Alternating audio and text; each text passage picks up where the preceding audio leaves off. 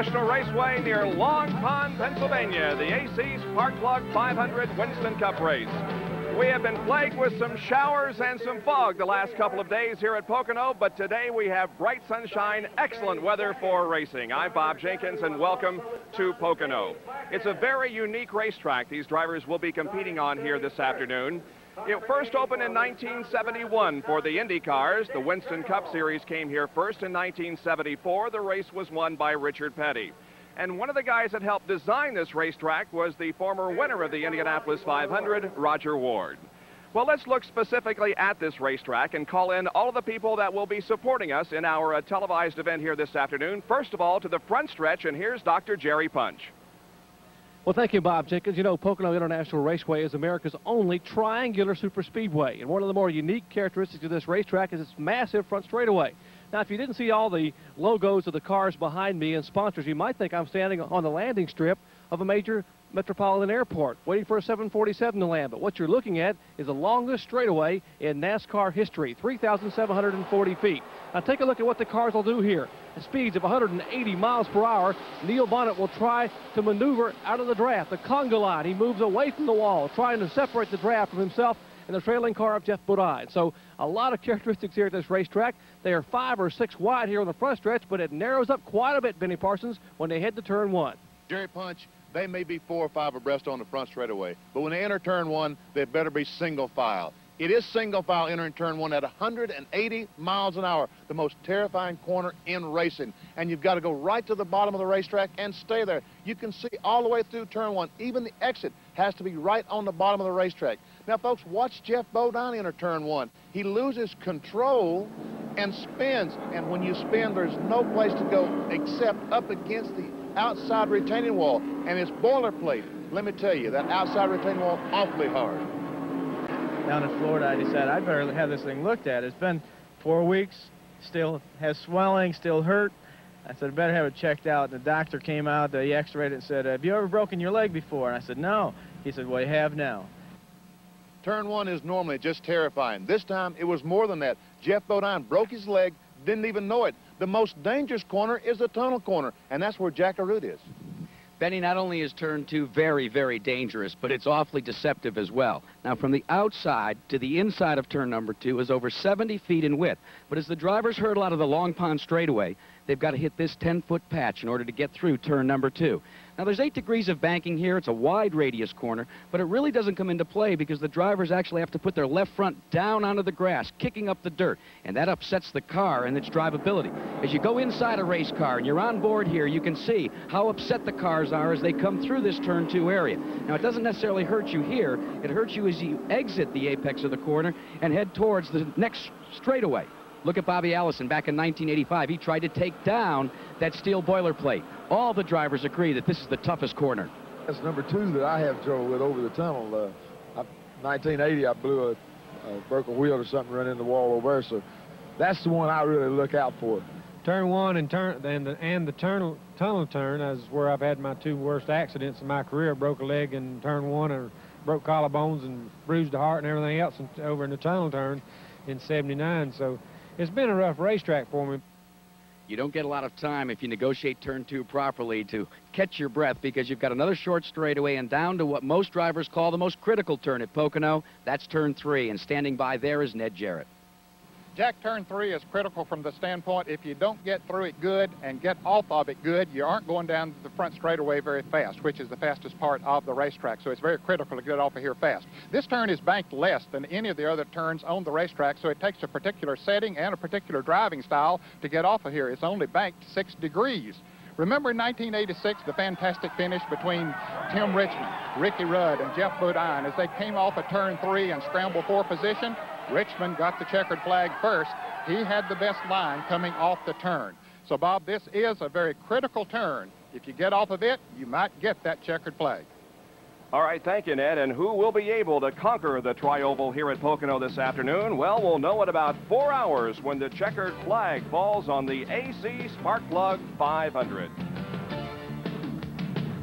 Our Speed World coverage is being brought to you by Quaker State Motor Oil. The big Q stands for quality. Always has, always will. by Ford and your Ford dealer. Have you driven a Ford lately? And by the Die-Hard battery, now with more power when you need it most. A stellar field of drivers are set to go for 200 laps in the AC Spark Plug 500. We'll be back with the starting lineup right after this.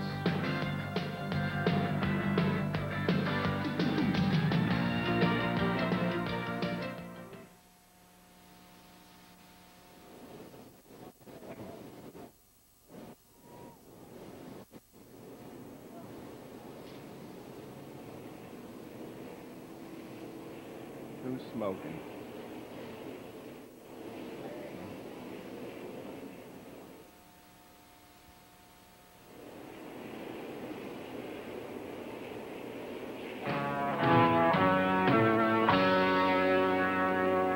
NASCAR Winston Cup racing today at Pocono International Raceway in the AC Spark Plug 500. Where is Pocono International Raceway? Where it's located in the northeastern portion of the state of Pennsylvania in the Pocono Mountains, south of Scranton and north of Allentown and Philadelphia. We have a couple of stories to report on here before the green flag drops. First of all, there is Larry Pearson, whose car is smoking badly, and he has pulled the car onto the apron of the racetrack. We'll see indeed if he will be able to make it around to the green flag. The second story involves Kyle Petty, and for that, let's go to Jerry Punch. Well, Bob, just moments ago, Kyle Petty's car went through inspection here in the garage area, and the car was supposed to be starting 11th on the grid. Now, they had qualified that peak unit in Pontiac in 11th spot. The NASCAR officials noticed the car seemed to be a little bit light as it came out off the scales. The car apparently lost some close to 40 pounds between the scales and the starting line. So they brought the car back in, and indeed it was light. So just in case the car didn't have any more weight loss, they decided to keep the car on the scales here until the entire field was cranked and rolling on the track. And now just let Kyle Petty pull back onto the racetrack, and he will have to start in the rear of the field as Kyle Petty got caught, I guess, a little bit with a little light car at the early part of this event. Bob? Well, those watching their weight here would take a lesson from that number 42 car. Lost 40 pounds somewhere. Let's take a look at the starting lineup for today's event. On the pole for the third time this year with an event record of 157.809 miles an hour, the Folgers Exxon AC Chevrolet, driven by Ken Schrader, car 25. Jeff Bodine, his teammate, starts outside in the number 5 Levi Garrett Exxon AC Chevrolet. Going to row number 2, it's Dale Earnhardt from Kannapolis, North Carolina in the GM Goodwrench Chevy, car number 3. And to his outside will be Alan Kulwicki, the best Ford qualifier, the Xerox Ford, car number 7, Alan from Greenfield, Wisconsin. In row number 3, it's Brett Bodine in the Motorcraft Ford. He's from Chemung, New York, not too far from Pocono, car number 15.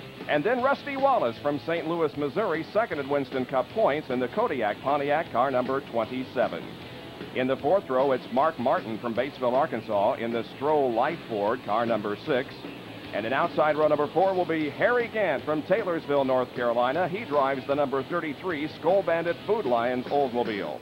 In the fifth row, it's Sterling Marlin from Columbia, Tennessee, in the Sunoco Ultra Oldsmobile, car number 94. Starting in 10th position will be from Bartow, Florida, Rick Wilson in the number 4 Kodak Delco Remy Oldsmobile. Going to row number 6 now, originally assigned to Kyle Petty in car number 42, Randall, North Carolina, the peak unit in Pontiac. And starting in 12th position will be Morgan Shepherd in car number 75, the Valvoline Pontiac. Morgan hails from Conover, North Carolina. In the 7th row, Larry Pearson in car number 16 and Bill Elliott in number 9, the 8th row, Greg Sachs and Lake Speed. In the 9th row for today's race will be Dale Jarrett and Ricky Rudd. Row number 10, Neil Bonnet and Derek Cope. In row number 11, it's Jimmy Spencer and Terry Labonte, who won a race here about 5 weeks ago. In the 12th row, Davey Allison and Darrell Waltrip. 13th row, Richard Petty and Joe Rutland. Row 14, Ernie Irvin and Michael Waltrip. In the 15th row, it's Bobby Hillin and Jim Sauter. 16th row, Dick Trickle and Dave Marcus. Jimmy Horton and Hut Strickland in row 17, Bob Schacht and Phil Parsons in row 18. In the 19th row to be Dick Johnson and Eddie Birchwell. In the 20th row, Terry Byers in the number 52 car of Jimmy Means. We have several new car and driver combinations that you will be seeing here this afternoon as the race progresses. Here's the number 48 car, the Tom Winkle machine, that will be driven by Greg Sachs. It's that, what do you call it, orange, yellow? I'm not sure exactly what color they call it, but anyway, it's brightly colored and will be driven by Greg Sachs. In the number 62 car that you see there, the white car, sponsored by Baja Boats, that's Joe Ruttman in the first time for that car this season. The number 44 car is the Bob Tullius machine. That will be handled by Jim Sauter. The car number is 44. Going on back through the field now, driving is Bob Shack, who is one of the ARCA veterans, who yesterday in competition in the ARCA race finished third. There is his number 04 Winston Cup car that he'll be competing in this afternoon. And one other car that is a little bit unfamiliar to most of you Winston Cup fans, the number 13 machine, Genesee Beer sponsorship, and the driver is Eddie Pierschwale. Let's go down to Jack LaRue for a pre-race report from pit road. Well, Larry Pearson had qualified so well on row number 7. See this right here? An oil line split. That accounted for all the smoke. They pumped all the oil out of the car. They're replacing this line right now. They're trying to get the job done in sufficient time to make up so that he can go back out on the racetrack and take up his position at the back of the field. A real disappointed crew here, led by Larry's father, David. Well, Larry had a good run here 5 weeks ago, finishing 9th, and he led during that event. But on pit road right now, as the field is approaching turn number 3, getting set for a start. In-car cameras today will be carried by Terry Labonte in car number 11. He, as I mentioned earlier, won the race here 5 weeks ago on this tri-oval. Also, we have an in-car camera today with Harry Gant in the number 33 Skoal machine. Harry gets set for the green flag, and number 94 Sterling Marlin also carrying an in-car camera for us today. Well, we had anticipated a green flag on that time around, but Harold Kinder says one more. Well, Larry Pearson has, Jack LaRue shown us that blowing oil line, and NASCAR is going to make sure that he can put oil on the racetrack. They have people out now cleaning up any oil that may be out there, because these cars going down in turn 1 side by side, there certainly doesn't need to be any oil there. Well, let's take a very quick break here before we get the green flag. We'll be back in just a moment, and the action will be underway. Stay with us.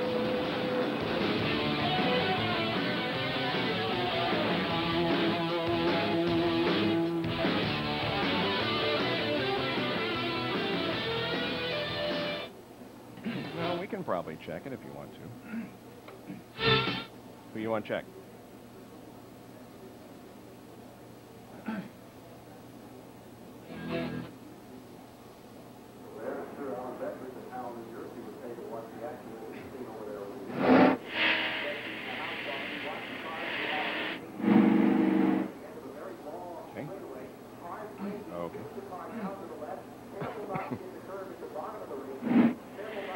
Not quite. Almost.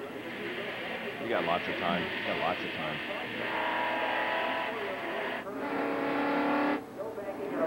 Give me a shot of Schrader. We'll talk about the Unocal thing. We'll see.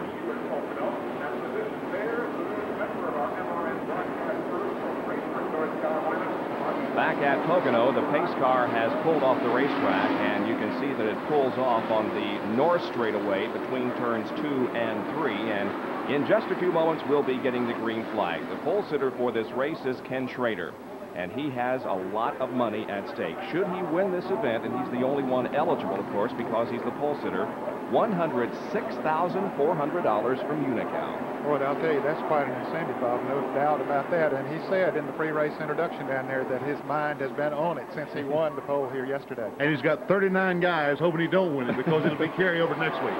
Here we go. The green flag is out, and the AC Spark Plug 500 is underway from Pocono International Raceway. Nice to have you with us on this Sunday afternoon. Settle back and enjoy the competition. Well, they didn't get 4 or 5 wide going down the front straightaway, as we have seen them sometime in the past, Bob, and we see them start to try to single out as they go into turn 1.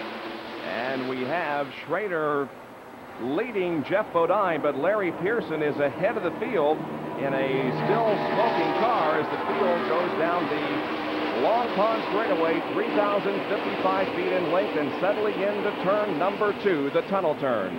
The field coming out of that corner onto the north straightaway. That is Ken Schrader in car number 25, leading Jeff Bodine in number 5. And in third position, we have Dale Earnhardt. Look at the scramble here as everyone is trying to avoid a slow car of Bill Elliott. Something is wrong with Elliott's car on the first lap. There's Dave Marcus going to the inside and getting the left side wheels off of the racetrack. Elliott is limping around the first to third turn and coming into the pits tough break for Bill Elliott on lap number 1. The field comes down and completes the lap with Schrader leading, and here's Elliott stopping in his pit. I bet he thinks he has a flat tire. They are going to the right side. He felt the car when he went into turn 2. He went high on the racetrack, so he said, guys, I got a flat tire, got to come in and get it changed. Let's go to Jerry Punch. They are changing right side tires on Bill Elliott's car. Dan Elliott whips the air hose around, and Bill is down and away. About 15 seconds of valuable time lost here. He will not lose a lap because the field had not come around yet, but a lot of valuable racetrack time lost for Bill Elliott. Unfortunate. Well, he won't lose a lap because it takes 60 seconds to make a lap around this racetrack, and the leader's unable to get back in time to lap Bill Elliott. So all he needs right now is a caution flag. He goes to the back of the field, but on the same lap. And here is Dale Earnhardt trying to pass Larry Pearson. The battle for third now is between Rusty Wallace in car number 27 and Earnhardt in number 3, as Schrader and Bodine continue to run first and second. But behind them, a real scramble for position. Wallace and Earnhardt, and then comes Alan Kulwicki in the 5th spot. You see how Dale Earnhardt was on the outside. He was two abreast going in the corner with Rusty Wallace. He had to back out of the accelerator and get to the bottom of the racetrack. Right now, especially, is no time to be going too wide into turn 1. Trouble over in turn 2 as they head into the tunnel turn. There's one car that really started smoking bad. He's up on the outside. I think it's Morgan Shepherd in car number 75. Well, let's go down to Jerry Punch and get the story on Bill Elliott. Jerry? Well, gentlemen, the problem all afternoon here and back in June and again today is cut tires. Now, back in June, we had a problem with tires getting cut here because of the gravel that is around the racetrack. And what we're going to try to show you here is the right front tire that came off the Bill Elliott car. Now, here's the right front tire, and this is the kind of gravel we're talking about. There's a small cut here in the tire. If you went down on the pace lap, apparently he ran over some gravel here, and the gravel cut the tire. It was leaking down, and he came in for that unscheduled stop. We'll see more and more of that throughout the afternoon. It's not a tire problem. It's actually the gravel that's on the bottom of the racetrack that the crews dig up as they go into turn 1 and 2. Bob, let me correct myself. That was Larry Pearson, not Morgan Shepherd, that had the problem on the back stretch. So Larry Pearson coming back into the pits once again after smoke erupting from his Chattanooga QG. It's still Ken Schrader leading Jeff Bodine. Now Rusty Wallace has moved to 3rd, and Dale Earnhardt back to 4th position.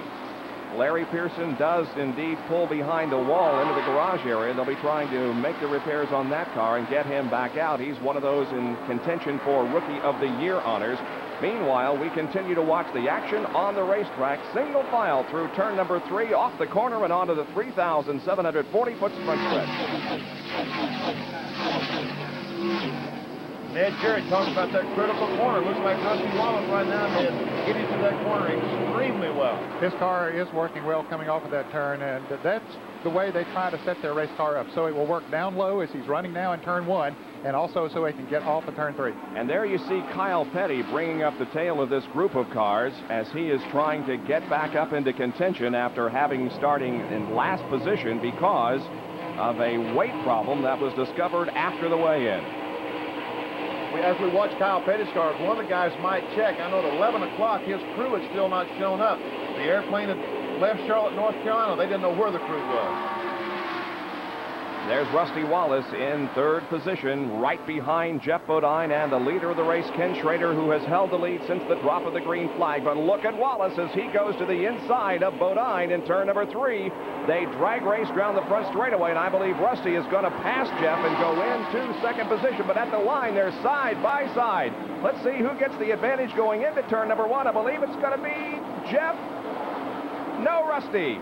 And Dale Earnhardt comes with him. Yeah, Earnhardt got behind him and picked up the draft there, which helped him to drive on by Jeff Bodine on straightaway. Drafting plays a big part here, particularly on the front straightaway. Rusty Wallace, that Kodiak Pontiac, looking awfully strong early on, but you know, he had one of the fastest cars here in June and blew a left front tire and almost knocked the fender off and did knock an oil line off, and they spent 2 or 3 laps repairing that. Otherwise, Rusty would have had a good finish. And here's Davey Allison racing side by side with the number 88 car of Jimmy Spencer. That's Ricky Rudd behind, and Terry Labonte, who won from 23rd starting position 5 weeks ago here at Pocono. He started today's race from 22nd position. I asked Terry this morning if his car was working as good as it did here a month ago when he won the race. He said, I can't quite tell. Said it's a little bit different. The track is a little different today. The temperature is different. He said he'll just have to wait till the race starts. Let's go to Jerry Punch for a report on Larry Pearson. Well, gentlemen, a tough break for the young second-generation driver, the Chattanooga Chute Buick. They had high hopes today. As we saw, they had a ruptured oil line, as Jack Arute reported earlier. And apparently when the oil came out, the oil pressure dropped so rapidly that it may have burned the bearings in the motor. They're going to go back there and look. Ricky Pearson, the crew chief, and Larry's older brother, the younger brother, says, hey, I think we're through for the day. So a tough break for the Pearson plant here at Pocono. Larry Pearson second in rookie points at the moment, behind Dick Trickle. And now we have Darrell Waltrip and Ricky Rudd going for position through the tunnel turn, and right behind Ricky is the 43 car of Richard Petty. Good battle there with those 4 cars. One of the Miller cars is at the car number 8 of Bobby Hill and trying to make a pass on Richard Petty. Hill into the inside of Richard as the cars approach turn number 3. Petty a little bit high through that third corner, but managing for the moment to hang on to that position. There you see Darrell Waltrip and Jimmy Spencer still side by side. Now Waltrip getting into turn number 1 ahead of Spencer, and Waltrip at the moment is in 18th, Spencer in 19th spot. Once again, we'll be seeing that all day. Guys trying to race the other fellows down the front straightaway and get position going in these corners. We keep saying they're one groove in the turn, and that's exactly what they are, one groove. Watch Wallace as he comes off that tunnel corner, looks on the inside of Schrader, and going to try to make a move into turn 3. Here's the battle for the lead, and Rusty takes it quite easily. It looked as if he just stood on the gas and blew right around Ken Schrader, so Rusty Wallace is going to be credited with leading lap number 8, and Schrader a little squirrely coming off the corner. I think he did get a little loose. I think Rusty stood on the gas, and I think Ken Schrader got off the gas a little bit and said, hey, this is no time to be out here on the outside racing coming off of this turn this early in the race, so he let him go. It is a long race, 500 miles, 200 laps, and look at this, 4 abreast down the straightaway into corner number 1. Let's see how things shake out. Jimmy Spencer moving in behind Ricky Rudd. Bobby Hillin is right there, and so is Richard Petty. What a can of worms that was. Wow, how in the world they all got back in single file is beyond me. This front stretch here at Pocono, we'll be watching it throughout the afternoon, but I'll tell you what, it leads to some of the greatest competition that you can see in Winston Cup racing. Here's the number 57 car of Hut Strickland on pit road with a problem. Good up on that car, so it looks like they're working on the ignition in the car number 57. 9 laps about to be completed with Rusty Wallace leading Ken Schrader and Dale Earnhardt at the AC Spark Plug 500.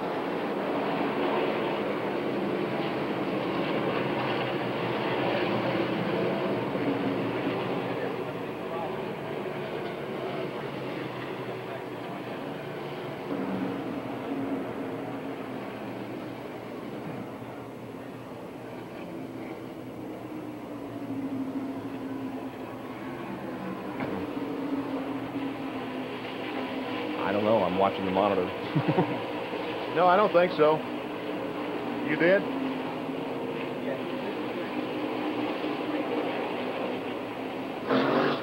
Benny? Yes. Yeah, Kyle Petty's got a full complement of crew. They got here at about 10:45, they said. Thank you, Jack.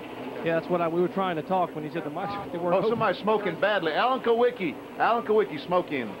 Okay. Yeah, I'm on my way. Caution. Okay. Right here, Kowicki.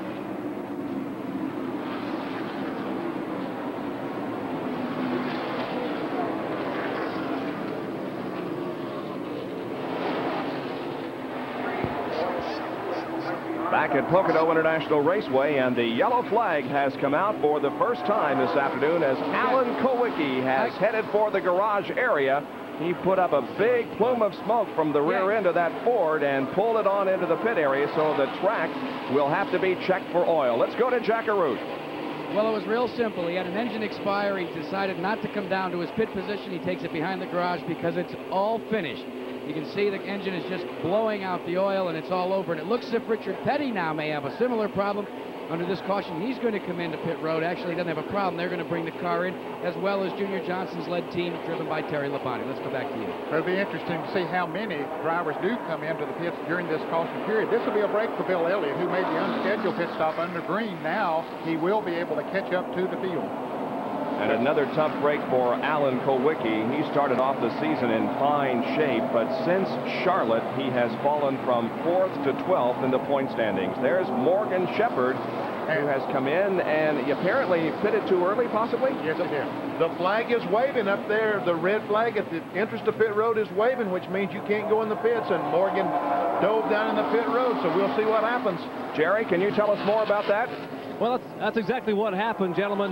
You know, I guess Morgan Shepherd, the way the track is made, turn 3, it's almost hard to see the flag that closes pit road, and Morgan was down in some traffic and veered around behind a car and came down pit road, but unfortunately, Butch Mock and Bob Rahilly, the 2 car owners, waved him on through. He will lose some valuable track position, but hopefully nothing else for pitting too early. So Morgan Shepherd back at the rear of the pack will come back in, as will most of the field next time by. Well, the leaders had not taken the caution flag, and so until they do and until the pace car comes out, the pits are closed. That's what's happened to Morgan Shepherd. We'll be right back.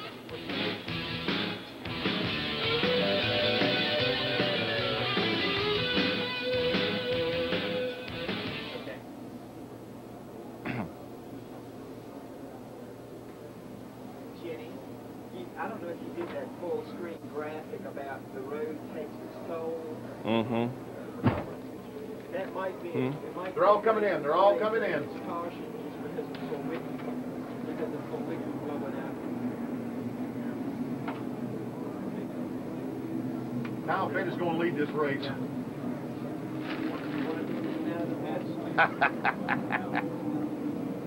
Well, not that lap he didn't. No. Because the leader got by first.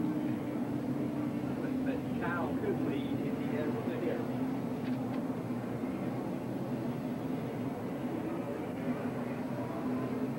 We didn't know they were going, Conrad. I mean, there's nothing we could do.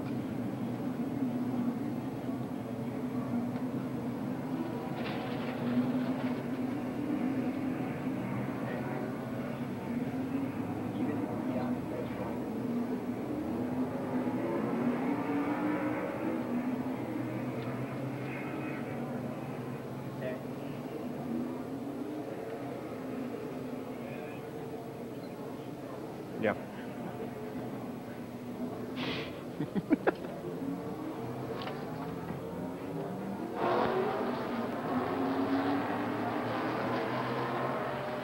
Thousands of race fans on hand here this afternoon from all over the country to watch the AC Sparkplug 500 Winston Cup race from Pocono International Raceway. We are under caution for the first time this afternoon.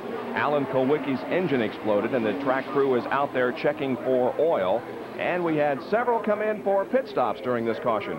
In fact, just about everybody came in for a pit stop, excepting Kyle Petty. Jimmy Means had made a green flag pit stop just before the caution came out. He's in the Alka-Seltzer Pontiac number 52 behind Kyle Petty. We see on the screen there now. But Kyle Petty, it looks like if he does not make a pit stop this time around, he'll lead this race starting from the rear. And we'll replay how it looked from Harry Gant's perspective when the engine let go on Alan Kulwicki's car. He could see that smoke to the right. There it is. And it looked like a little flame coming from the car. Alan gets it out of the groove, but the engine has expired on it. Gant goes by safely on the inside. That flame that we see, he has broken the block or the oil pan or something when the debris inside the engine starts flying around. The oil comes out and gets on the exhaust system of the car, and that's where the flame comes from. It looks bad, and it could be bad, I guess, but it's not as severe as it looks, really and truly. One more lap will be getting the green flag. Now, the Winston Cup guys are coming off a summer vacation, but after an 11,000-mile road trip, and look who benefited and lost because of that. Jeff Bodine was second in the points after Charlotte, currently is in 8th, and as we indicated a few moments ago, Kulwicki really took a nosedive, dropping from 4th to 12th in the point standings. On the other hand, Rusty Wallace benefited, moving to 2nd in points. Bill Elliott is up to 5th, and Ricky Rudd is up to 7th in the Winston Cup points. And there's Davey Allison on pit road. Yeah, he's back in the pits. He made a long pit stop when he came in the first time. You can see one of the crew members inside. Apparently, they're changing the ignition on the car to their alternate system. Didn't you think that's what they're doing? Well, all they're trying to do is duplicate Daytona. Remember, he made pit stops, the first Yeah. pit stops, and they all dove in the window, and they changed the boxes. He went on one to race. It worked so well, they're going to try it again. Sure, Yes. why not? And he isn't losing a lap here, of course, because the field is under caution, and so they're taking their time, perhaps, trying to get everything just right that may lead Davey to another win in Winston Cup racing. Tell you what, this looks a little severe because Yeah, it does. you know, the car is rolling now as we watch the rest of the field following the pace car across the tunnel corner. 13 laps are completed, and we will be going to green next time around. And there's Davey moving the Haviland Ford back out onto the racetrack. Kyle Petty is going to be the leader of this race when they take the green flag, and Dale Earnhardt second. Mark Martin will be shown in third, and Darrell Waltrip in fourth position. The pace car is off the track. Darrell Waltrip was 17th going into this caution flag. His crew, led by Jeff Hammond, evidently a fantastic job because now he's fourth spot. And Darrell and Michael Waltrip are asking for the prayers of race fans today. Their mom, Margaret Waltrip, suffered a stroke yesterday. She's resting comfortably in a hospital near her home in Owensboro, Kentucky. And he wanted to tell Connie, Carolyn, Bobby, and his dad, Leroy, he and Michael's going to be there as soon as this race is over. The green flag comes out on lap number 15, and we are back to competition. Kyle leads them down in the Peak Pontiac. Look at the scramble behind. Now, this is what we've been talking about. 5, 6 abreast down here as they head for corner number 1. But they better sift out because, as I said, there's Schrader right following Ernie Irvin. Well, Ken Schrader is currently in 16th position. He, of course, led the early laps, fell to second. And they're saying that Morgan Shepherd did break the rule of not passing before you got to the start-finish line. You can see the car number 75 of Abilene Pontiac. He's slowing down. Apparently, he has been told perhaps to come in for a stop-and-go penalty. Well, another tough break for Morgan Shepherd, who came on to pit road while they were closed and now will possibly be black flagged for jumping the start. And, of course, he is the guy who ran second to Davey Allison at the Daytona Pepsi 400 and missed the white flag and didn't make a run for the win on the last lap. Here is Kyle Petty leading Dale Earnhardt, Mark Martin, Darrell Waltrip, and then the number 21 car of Neil Bonnet. Look at that shot. Isn't that a great shot? You guys in the truck, that is fabulous. Down the front straightaway, 2-3 abreast. Morgan Shepherd is in the pits for that stop-and-go penalty. He won't lose a lap. He'll be able to get back out, but he'll be like Bill Ellie, be pretty far behind. And let's go down to Jack LaRue, who is with Kyle Petty's crew chief. Well, Ned Jarrett, Gary Nelson has had more than his share of problems so far here as Dale Earnhardt takes the lead away from. But going from last after your car went on an unsuspectable diet, now you're up front again. You know, how do you feel about that? Well, you know, we broke the rules. They caught us. We paid the price. So you're saying you actually cheated? Yes, we cheated. We got caught. we had to pay the penalty. Started in the back. Now we're out there with hot tires and less gas than the others. We're going to hang in there as best we can and hope it didn't hurt us too bad.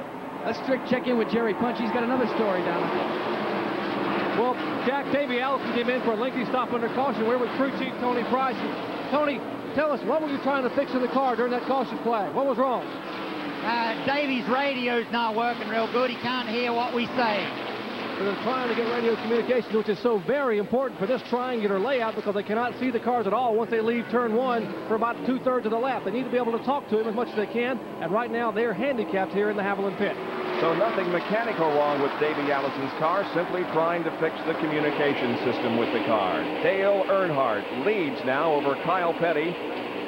And we saw Derek Cope just go a lap down. Derek was in the pits with the hood up on his car, and so he just went at least a lap down too. And look at this race. Oh, the scramble here for position. That's Rusty Wallace making a charge. Here comes Jeff Bodine in the yellow and white number 5 car. Mark Martin is there in the blue number 6, and that's Darrell Waltrip, of course, in the orange and yellow car number 17. Wow, they were 3 abreast going into turn 3 up there a little bit ago, and we know that don't work. Look at Schrader on the inside once again, down 2-3 deep on the inside, trying to get by some cars down the front straightaway. Boy, it appears as if Wallace has a very strong car here in the early going. He took the lead rather easily from Ken Schrader a while ago and seemed to come out of a cannon to go into second position, or third position now. We talked about Bill Elliott earlier. made an unscheduled pit stop. Of course, we said that the caution helped him to catch up to the field. However, he was late coming into the pits as a result of being at the rear of the field, and he's currently running in 22nd position. Battle for second spot. That's Wallace in 27 going inside of Kyle Petty in number 42, and Rusty has second spot. Now here comes Jeff Bodine in car number 5 to challenge for third as Dale Earnhardt in the GM Goodwrench Chevrolet number 3 leads this 500-mile race. Here's Bodine looking to the inside of Kyle Petty as they cross the stripe. Let's see who wins the race to turn number 1. Bodine on the inside will have third going into the first corner. And an unscheduled pit stop for Mark Martin in car number 6. He's got a tire problem. See the right side tires being changed on the Stroh Ford. Let's go to Jerry Punch. Unscheduled stop, as you said, Ned. Right side tires on the Stroh Ford. Now, you got to remember, when they came in under caution a minute ago, they're one of the only teams that did not change tires. They gassed and went. They're sort of a gas and go here in the pits. They are changing now the left side tires. Steve Bill and the crew getting him off the jack. The field now motoring around. Bob? He will be able to stay in the lead lap even though they made a 4-tire change, and we see Rusty Wallace has caught Dale Earnhardt. And Rusty moves to the inside and takes over the lead from Dale Earnhardt. Rusty looking very, very strong here in the first 19 laps of this 200-lap race. He now has the lead as Earnhardt falls back to second, and Jeff Bodine now will begin to challenge Dale Earnhardt for that second spot. And here comes Jeff to the inside, just like he did last lap in passing Kyle Petty, and let's see if he wins the race for, yes he does, Jeff Bodine moves into second.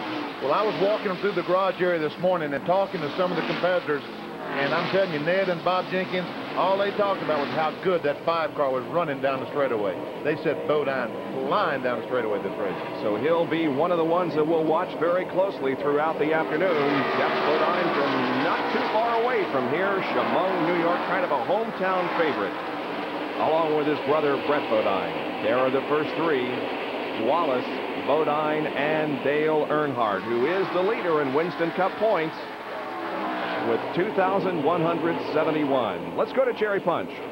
Now, we all saw Rusty Wallace just rocket by Dale Earnhardt a minute ago. You would think that Rusty would be quite pleased the way the car's running. Well, guess again, Rusty just radioed here to the crew and said, hey, the car's just not quite right. We need to change the stagger about a quarter of an inch more. The car will turn in the corners, but hey, I'll live with it for now. And they sort of chuckled back on the radio. You've got to be kidding me. The car's not right. Well, it's as good as any other one out there. Let's put it that way. I hope that they don't get it right. If they do, we're not going to have a race to talk about. He's just too used to perfection. Absolute perfection. Ricky Rudd and Rick Wilson here. Lake Speed is right behind in car number 83 as they contest positions.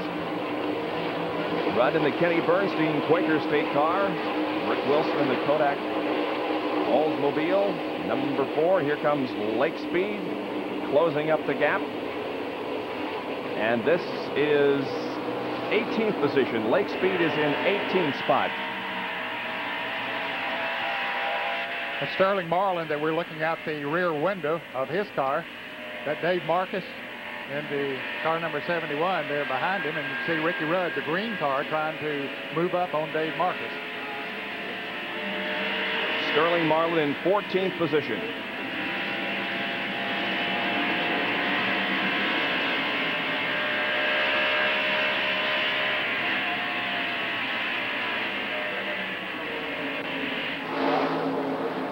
You're watching live coverage of Winston Cup racing here on ESPN this Sunday afternoon. We'll be back after this message.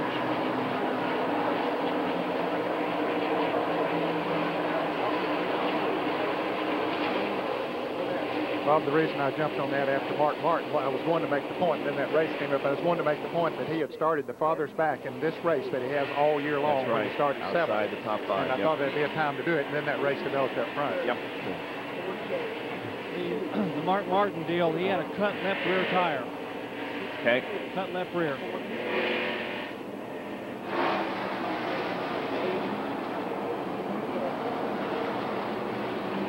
You got to give Harry Ginn a call, too. He's moved up to 3rd. Hey, Jeff? Yeah, I moved down to 3 and 33. Richard Petty coming in, guys.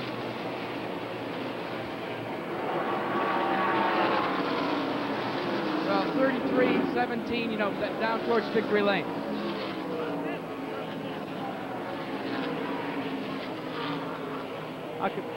gave him a kiss of death by talking about Kyle. I can comment on Richard. I'm headed down to Richard's pit, but I know.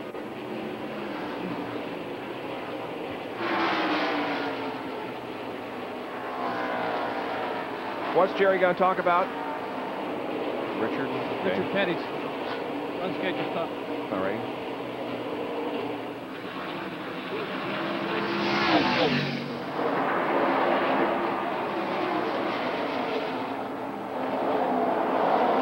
We have Rusty Wallace's Pontiac leading Jeff Bodine's Chevy in the 23rd lap of the 200 lap AC Sparkplug 500. Richard Petty's car is being pushed behind the wall. Jerry Punch, what's the story? Well, just moments ago, Richard came down pit road and the engine sounded awfully sour. It was sputtering and missing. They raised the hood and they slowly put the hood back down, and they will push the 7-time national champion back to the garage area, apparently the victim of an engine problem. Richard Petty, 2 times a winner here at Pocono, back in 1974, the very first Winston Cup race that was run here, and again in 1976. Jeff Bodine, as I said a moment ago, the engine's strong, but he's not only has a strong engine, he's getting through the turns extremely well. Got through the tunnel corner well, and a moment ago, the last lap, he came off this corner like he was shot out of a rocket. And look who's in 3rd position, a strong run from Harry Gant. Gant has moved up through the field, picked them off one by one, and has now moved up to 3rd. He likes this racetrack. He drives it well. We're looking out the windshield of Harry Gant right now. You can see how far the leaders are ahead of him, but he's zeroing in on them. Right down on the bottom of the racetrack, that left front, if it was touching the grass right now, Harry a little bit too wide there. Lost some time that time because you got to be right on the bottom of the racetrack down in 1 and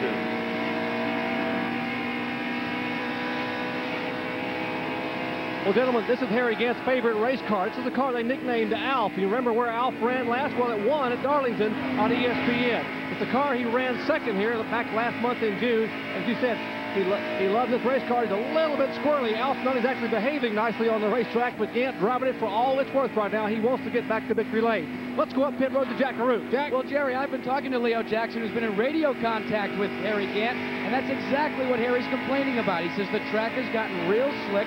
The car tends to slip and slide just a little bit. I asked them if they would make a change during the next pit stop, and they said it's really not that bad yet. It's just part and parcel to running here at Pocono. Great pictures from Harry Gant's in-car camera. Look at the groove he uses into turn number 1, way down to the bottom of the racetrack. There's a rather interesting story concerning the Harry Gant people in this race. His pilot, Mike Collier, has a 16-year-old daughter named Jeannie, who won the title of North Carolina High School Rodeo Queen and wanted very much to go to the Nationals in Colorado, but unfortunately money prevented that. Well, Harry Gant got together with Phil Parsons, Rick Wilson, Mike Waltrip, and Rusty Wallace. They all pitched in, and Jeannie and her mother are on their way to Colorado for the national finals. Phil Parsons donated some money for her to go out there? Unlike his brother would ever do, right? Here's Terry Labonte, the winner here at Pocono about a month ago with the number 21 car of Neil Bonnet. And Brett Bodine there, right, in 15. Yeah, Labonte started back in 22nd position. He's currently running in 8th. Similar to the way that he did it back here in June. He started way back in the pack and moved up through the field and did it that way again. 3 Fords all together. There we see Labonte, Neil Bonnet, and Brett Bodine. And that's out the back glass of the Budweiser car driven by Labonte.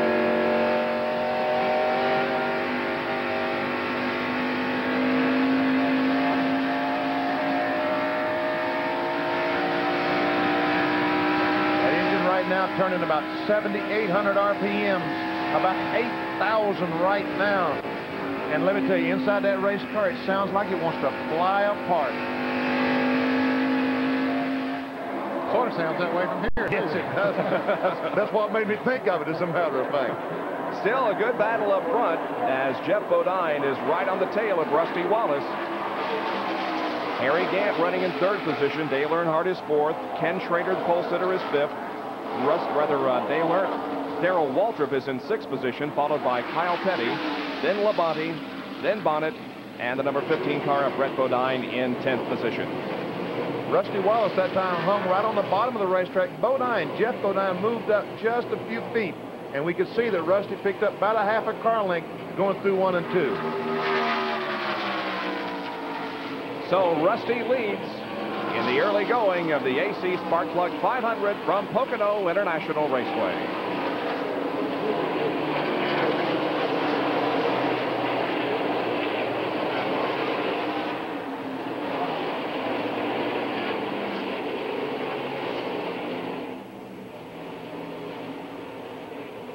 Okay. Yeah, don't you have a sound bite with Geoff Bodine saying he's leaving? Yeah. Now be a good time for that?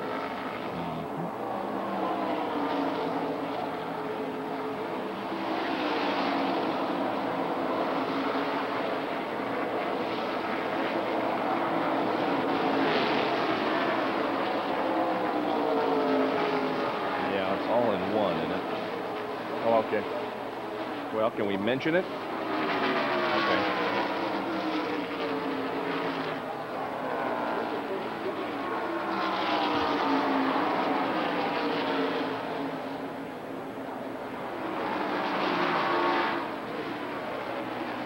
Back at Pocono International Raceway, and Geoff Bodine is making a bid for the lead. He pulls alongside Rusty Wallace, trying to take over the lead in turn number 3. Wallace to the outside and Bodine to the inside. Here they come down the long straightaway.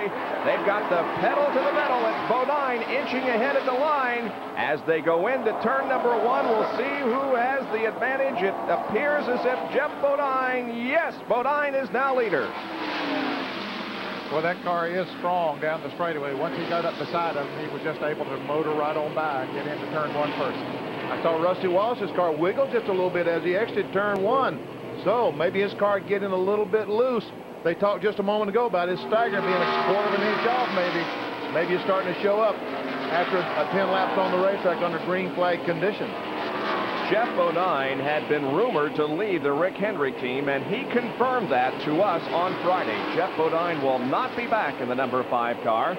He's not sure where he's going in 1990. He says his 2 most likely prospects at this time are Junior Johnson and the Kenny Bernstein team. Well, Bob, you know, I flew up here with Geoff Bodine on Daytona Beach over the weekend, and we were talking about his injured leg and a number of other things, and he did tell me, of course, as he told us, that he would not be back with the Levi Garrett team next year. As the caution has come on the racetrack and the cars will be making their way to pit road, Bodine's crew ready to bring him in after the pit road has been open. But you mentioned the 2 options he had. A number of crews have been looking at Bodine and would like to have him. Junior Johnson is one of those. We mentioned that Terry Labonte will not be back with the car number 11 next year. Labonte will be doing something else, possibly his own operation.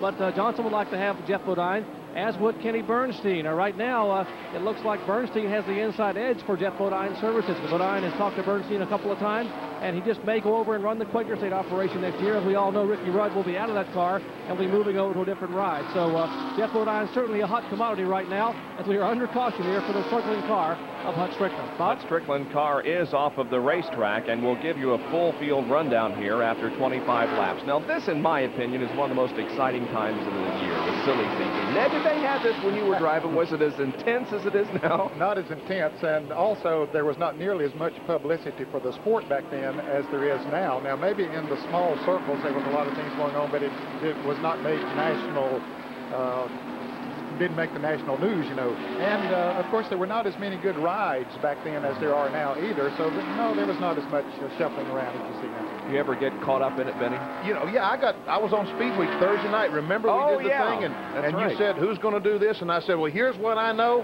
And I went down in the garage area, and you know what, Bob? I didn't have nothing right. Not one thing was right. But it's fun to speculate, and it's fun to hear all the rumors as the leaders come into pit road. Now look at the action on the pit road, as just about everybody, as a matter of fact, indeed, every single car has come in. Jerry Pudge is with Harry Gant's team. Well, actually, I'm down in the Geoff Bodine pit as Bodine and Rusty Wallace are pitting nose to tail here down on the pit road, and it looks like all the crew, you see Walter back in there as well, but all the crews will be changing 4 tires, right side tires and then left side tires. They're trying to get cars on and off as quickly as possible. Bodine's car down the way, Rusty Wallace leads. There'll be a drag race down pit road as Dale Earnhardt is flying to get by Rusty Wallace. It will be Bodine, Earnhardt, and then Wallace back to turn 1. Geoff is going to maintain his position in the pit area as the crew got him out first. Now here's Dale Earnhardt dropping into second position. So pit stops have been completed here with 31 laps on the board, and we'll be back with our live coverage right after this.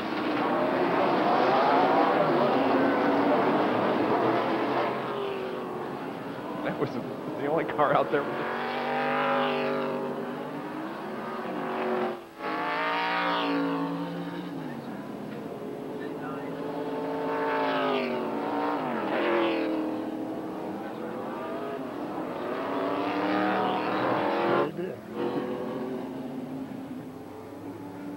They made a good about that time. The other time is 32 seconds. 31.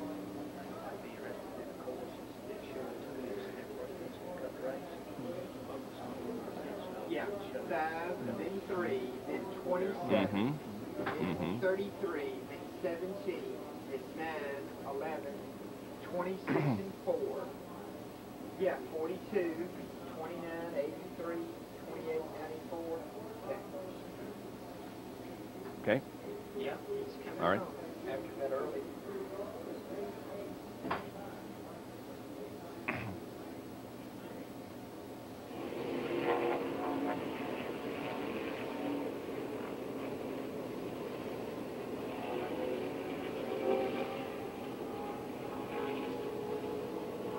We've talked before Winston Cup races, the importance of spotters. Well, there they are lined up on top of the grandstand watching their particular cars and telling their drivers what's going on the racetrack. Well, rarely does a driver dominate at one track the way Tim Richmond did here for a time.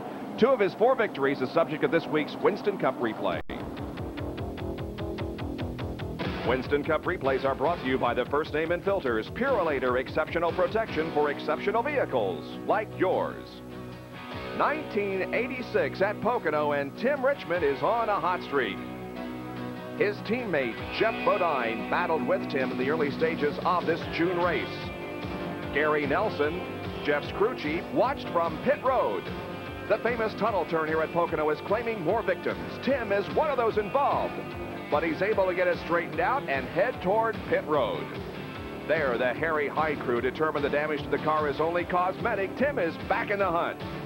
Turn 3, last lap. Richmond concerned with Bodine next to him, but to the inside making a run is Ricky Rudd in the Bud Moore car. The finish too close to call. Both Rudd and Richmond head to victory lane. NASCAR rules Tim the winner. 1987, Richmond coming back from a bout with pneumonia, battling with Terry Labonte. Despite transmission problems in the early going, Tim is going for another win. Here, taking the lead from Dale Earnhardt. Tim takes the checkered flag again, his 4th Pocono victory, making him the all-time Winston Cup winner at this racetrack. Well, some great highlights from Tim Richmond. And Tim, we know you're watching today at home, or actually in a hospital in South Florida. We know that you're recovering from a critical injury from a motorcycle accident a couple of months ago and a lengthy illness. A lot of people here wanted to say hello. Some of the old crew chiefs, Dennis Conner, Tim Brewer, and one here, Barry Dotson. Barry? Hello, Timmy. You know where I'm at. After all, you own this place. Just want to say hello. We're all with you. We know you've been sick. You've been real sick. Trying to get over an accident. We love you. My children love you. You've been an inspiration to them. We're going to try to win this race. If we do, it's for you, bud. God bless. Let's go to Jack Arute. Another man that had a lot to do with Tim Richmond and the great runs that he had is right here, Harry Hyde. And he's doing what he's so used to doing, like he did with Tim Richmond. He gave the go signal to his driver, Bobby Hillin. Your memories of Tim Richmond, they've got to be terrific, Harry. Well, there's nothing but good memories here about Tim Richmond. He come as near dominating this racetrack as anybody I've ever had here. And, of course, I hope wherever he's at, and I hope he's getting better, and I hope he feels good, and I hope he remembers this place like I do and remembers me like I remember him. There's a lot of us that would echo that because it's so very important, and they're racing here at Pocono much like Tim Richmond used to do. And from all of us here at ESPN, a get well to Tim Richmond. Now the green flag has come out, and we are back to racing on lap number 33, and that is Jeff Bodine in the yellow and white car on the left of your screen, who is leading the race. As they settle into turn number 3, once again, Dale Earnhardt in car number 3 takes second position. That's Rusty Wallace in third, then Harry Gant fourth.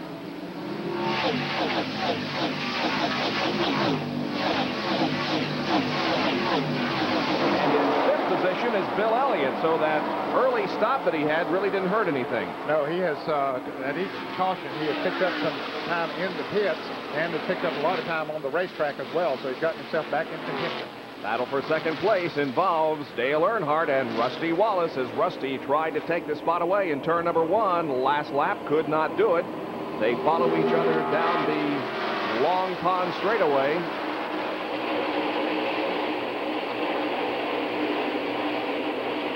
The 25 car driven by Ken Schrader. Look at the 3 abreast competition. Bodine and Michael Waltrip are right there with him. And now Wallace is taking second place from Dale Earnhardt. Wallace back to second.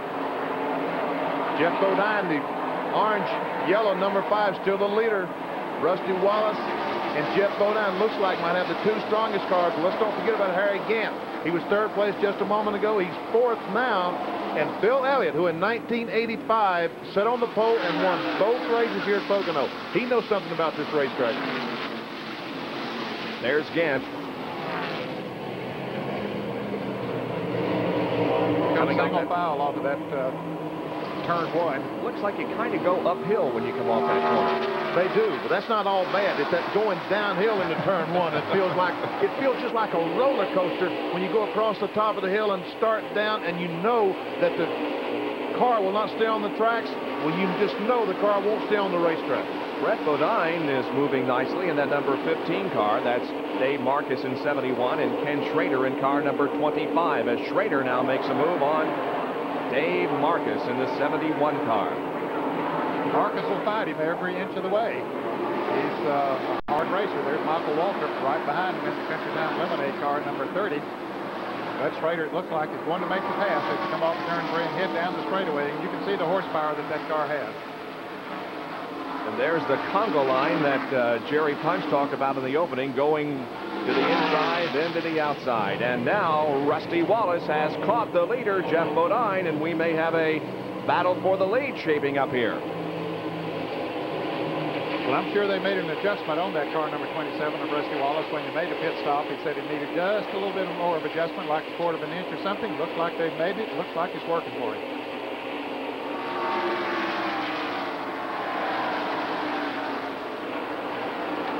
Both cars go right down next to the grass, but Rusty Wallace's car just able to take it right down to the bottom. He looks on the inside of Bodine. All the people stand up, and they come down the straightaway side by side. Oh, at the line, they're virtually side by side. Let's see what happens once again as they move into turn number 1. Rusty Wallace goes into the lead. He has that preferred spot, that preferred line right on the bottom of the racetrack. You have to stay down there. A guy on the outside has no choice but back off the throttle and give room. So Rusty Wallace goes into the lead once again. And Rusty Wallace, our question to him, does this racetrack require an aggressive style of driving? I don't think so. I mean, every racetrack requires aggressive driving. Driving a car as much as you feel comfortable and driving as hard as you can possibly can without abusing equipment, without getting in wrecks. Knock on wood, I've been very, very fortunate. I haven't wiped my cars out, and I can't remember when, you know, so I learned one point. I get too aggressive in other areas, but this is a track where you want to get aggressive across the tunnel turn because you can pass there. You want to get aggressive coming off the last turn. You want to get down in the ripples. You want to touch the grass with your left front tire, and you want to do all that stuff to make that track as small as you can. Some tracks you can get away with it, some you can't. Rusty Wallace has not had a particularly good record here at Pocono. He only has 3 top 10 finishes in 11 previous starts, and he has no wins at this racetrack, but certainly is looking good in this one. Well, he did exactly what he was talking about. Got her down on the riffle, got those left tires down there on the grass almost when he made that pass on Jeff Bodine. And we said at the top of the show, that's what they needed to do to get a good run off of that turn if you're going to pass someone, and he made it work. Bodine had worked the same situation on him earlier when he made the pass. Here's Davey Allison coming up through the pack with Lake Speed. Lake is currently running in the 12th position in the Bullseye Barbecue Sauce car. And there's Sterling Marlin right behind Davey Allison.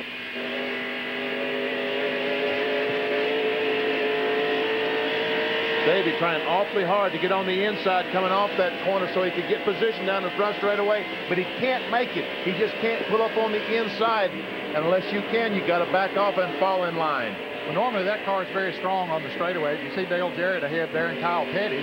They're running in 10th and 11th position. Ricky Rudd in the green car there running up there. Ricky's dropped back a few positions. He was up in 8th position, but Kyle Petty and Dale Jarrett both got by him. But Davis' car might not be running up to full song. We saw them working on it a little bit. Of course, they said they was working on radios. Here's Mark Martin coming into the picture, but he wasn't able to pass Lake Speed. Still hasn't been able to. Well, Ned, what they've done is it was a radio problem, as Jerry Punch alluded to. I checked with Robert Yates and Tony Price, and they said they changed every element of the radio system. Wouldn't you know, it was the final piece that they changed as Harry Gant begins to make a move for 3rd position. The final thing that they checked was the culprit in the radio as we watch some great side-by-side racing for that 3rd position. Indeed, Harry Gant to the inside and Dale Earnhardt to the outside. This time, Earnhardt holds on to that position. What a move that was. Whoa, folks, I'm telling you now, you just almost got to be prepared for that. Oh, wow, what a move Earnhardt made, because that's scary, because if Harry Gant just touches the left rear of Dale Earnhardt's car, Earnhardt is going to spin and go up that same boilerplate we saw Jeff Bodine in. He just turned to left and drove down into that turn. He's got a lot of confidence in that car. He really drove it hard down in the corner. Harry Gant, the winner at Darlington earlier this year. We'll be back in Darlington the first weekend of September. For the Heinz Southern 500. Here's Davey Allison to the inside of Ricky Rudd, and Mark Martin is also right there in car number 6. Yeah, Ricky Rudd's sort of backing up a little bit now, Bob. He was up there in 8th position not too long ago, but this is what, about the 11th, 12th, and 13th they're battling for there now.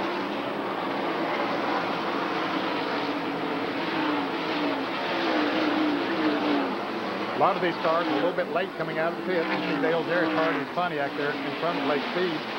Jarrett made a good pit stop. Let me give a call to Doug Williams and that crew. They went in running 18th and came out of the pits running 11th, so they made a very good pit stop.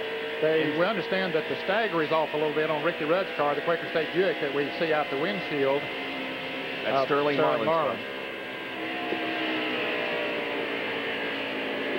Headed into the tunnel turn.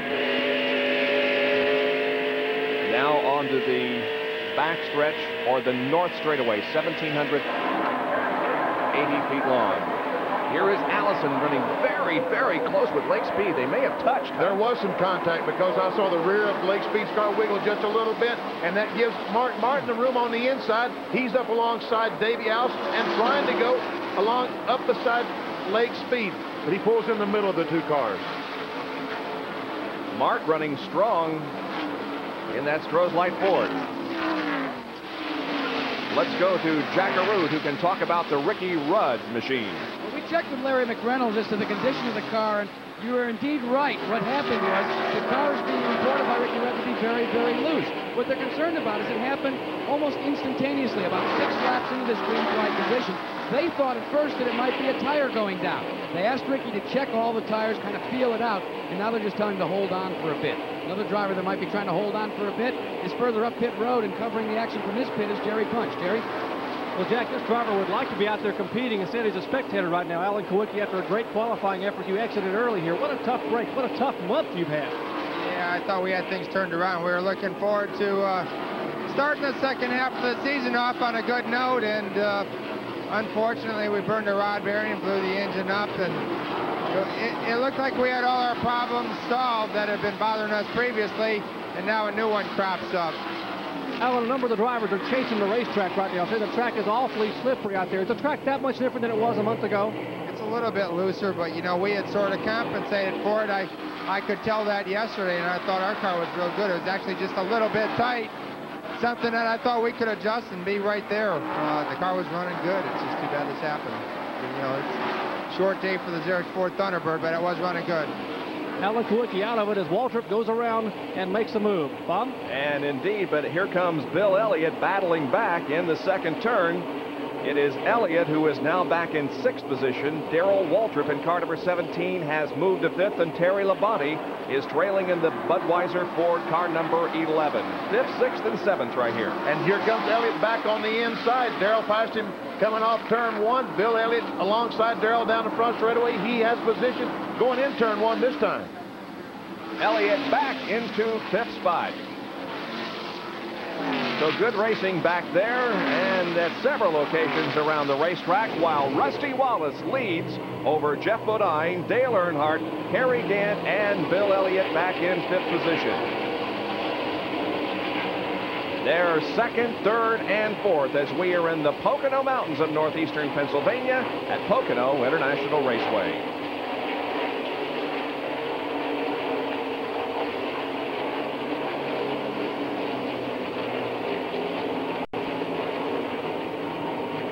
Uh-oh, Sterling done blowed up. Sterling just blowed. There's the caution.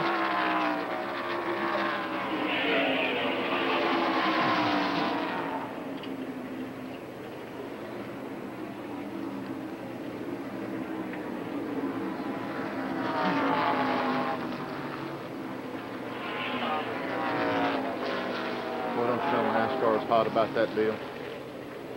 Is what? They're hot about that deal. Uh-huh.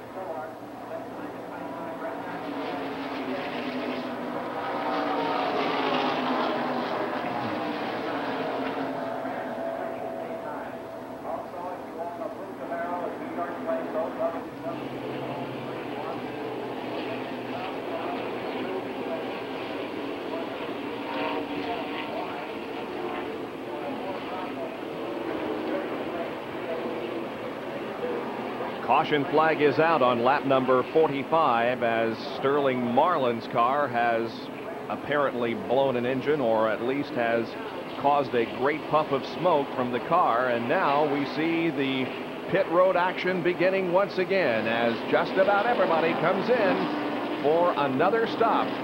Jerry Punch is in pit road. Rusty Wallace's Kodiak crew began to go to work on his car. Everybody on pit road.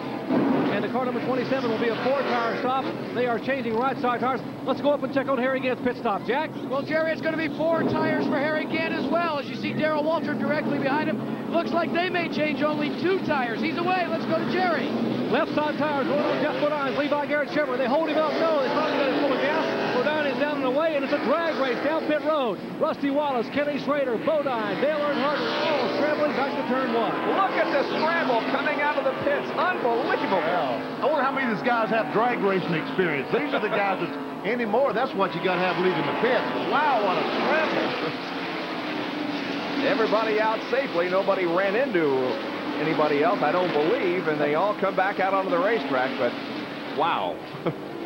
They're all mad at each other, though, because you beat me, you son of a gun. Now, here's the replay on why we are under caution. Sterling Marlin's number 94 car. Apparently, the engine let go on the Sunoco Oldsmobile number 94. You can see a lot of smoke coming from the car.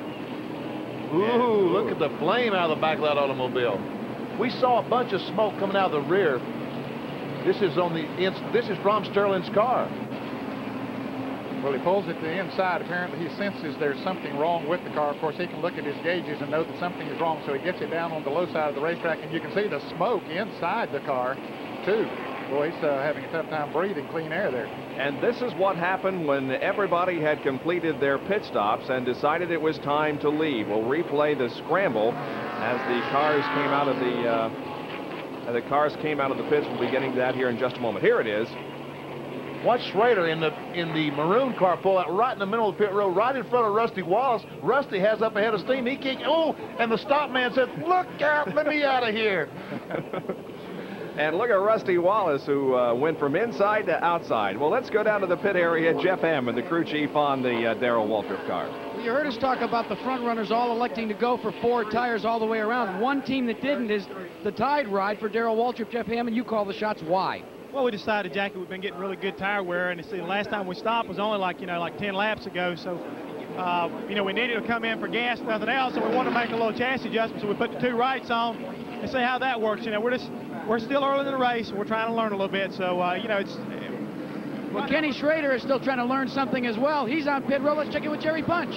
Well, they made a tire change, Jack and Ruth, and they came back in, and apparently they have a vibration in the car, so they will go ahead and put 2 more right-side tires on the car, and they will come back around and change left-side tires. When you get a vibrating car, Benny Parsons can elaborate, you don't want to take any chances. Not here at Pocono. You may have cut a tire, you may have a tire going down, or you may possibly have something wrong with the car, so you come back in and you change all 4 tires. That's apparently what Schrader is doing. The car won't roll. The car won't. Well, our track back this week is about shock absorbers. Gary Nelson, the crew chief, on Kyle Petty's Car Explains.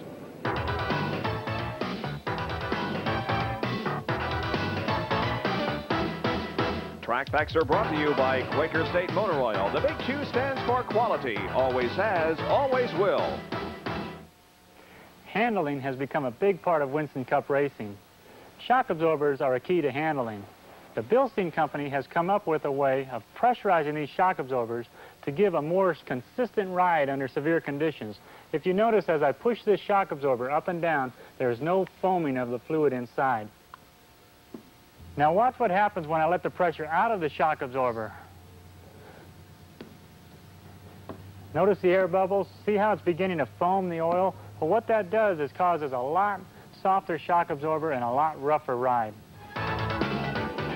An explanation of shock absorbers and obtaining the proper ride in Winston Cup competition. Well, we're just about to go back to race speeds. I guess Schrader made it out of the pits okay. Finally got the car rolling. Yeah, he got it growing and got out on the track, but it did stall momentarily with him, but I think he's caught up to the back of the field now, but he's got a long way to go to get back up towards the front.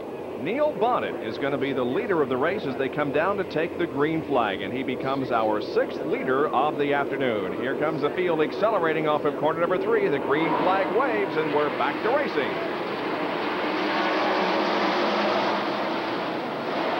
Of course, they're not supposed to pass until they cross that start-finish line, and you can see them start to move out once they cross that finish line. Well, I did Beatty's job for him that time, and they were all good boys. Nobody passed anybody.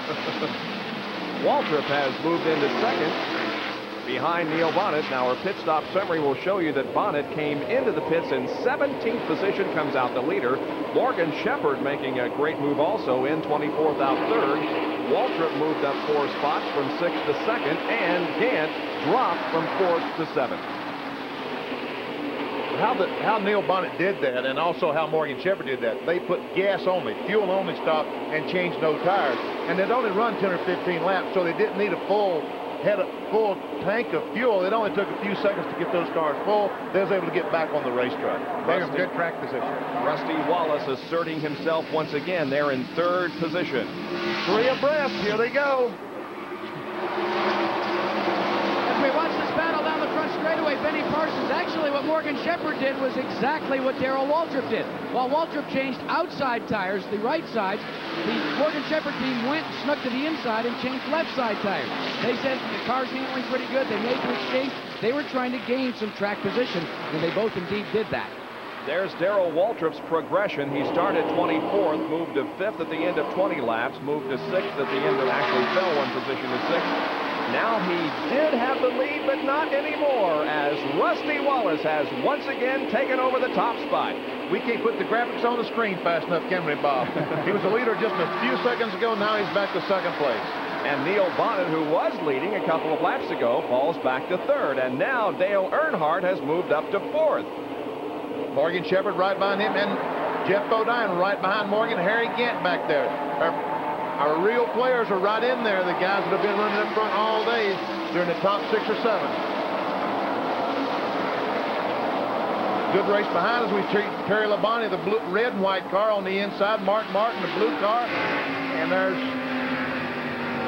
in-car camera from Terry Labonte as he is right beside Mark Martin. And just ahead is Brett Bodine in the Motorcraft Ford. Now Bodine begins to move. Jeff Bodine begins to make a move on Morgan Shepherd. And Bodine will take away the spot. Here comes Harry Gant at number 33. The number 48 car reported to be smoking and slowing down on the racetrack. That is the number 48 car driven by Greg Sachs from Mattituck, New York. That car is sponsored by Dinner Bell, and Bob, let me tell you, they got some mighty good samples. Great battle for third position. Dale Earnhardt working on Neil Varnon. Here they are, 3 abreast once again at the line. We're inside Harry Gant's car.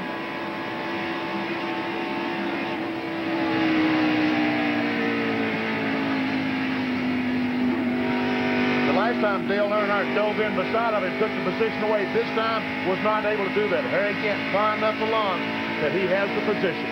Notice that Good Luck Jeannie on the right side of the dashboard. That's what we talked about a few minutes ago. The 16-year-old daughter of Gant's pilot, who's on her way to Colorado for the National Rodeo Championships. Now looking out the back glass of Harry Gant's machine to Dale Earnhardt, another.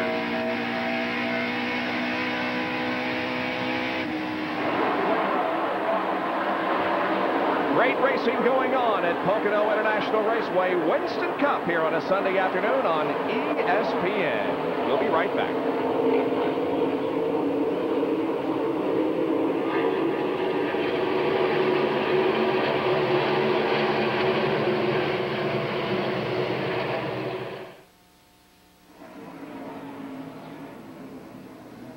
Conrad.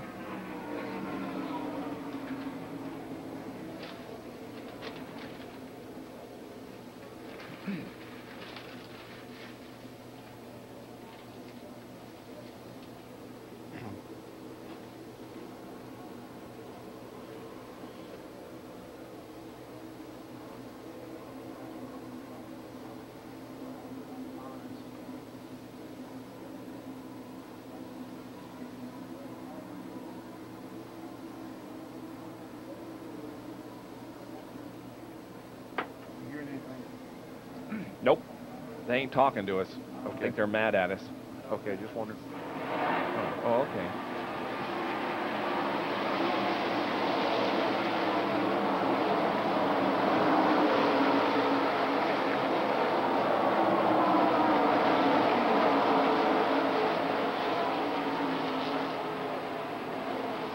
I wasn't wrong about Rusty on Speedweek, so was it?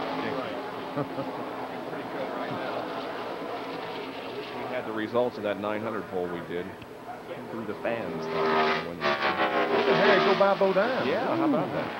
This is going to be tough. Yes, sir. Harry Gant may be the guy. It looks to me like the 27-33 got the best car.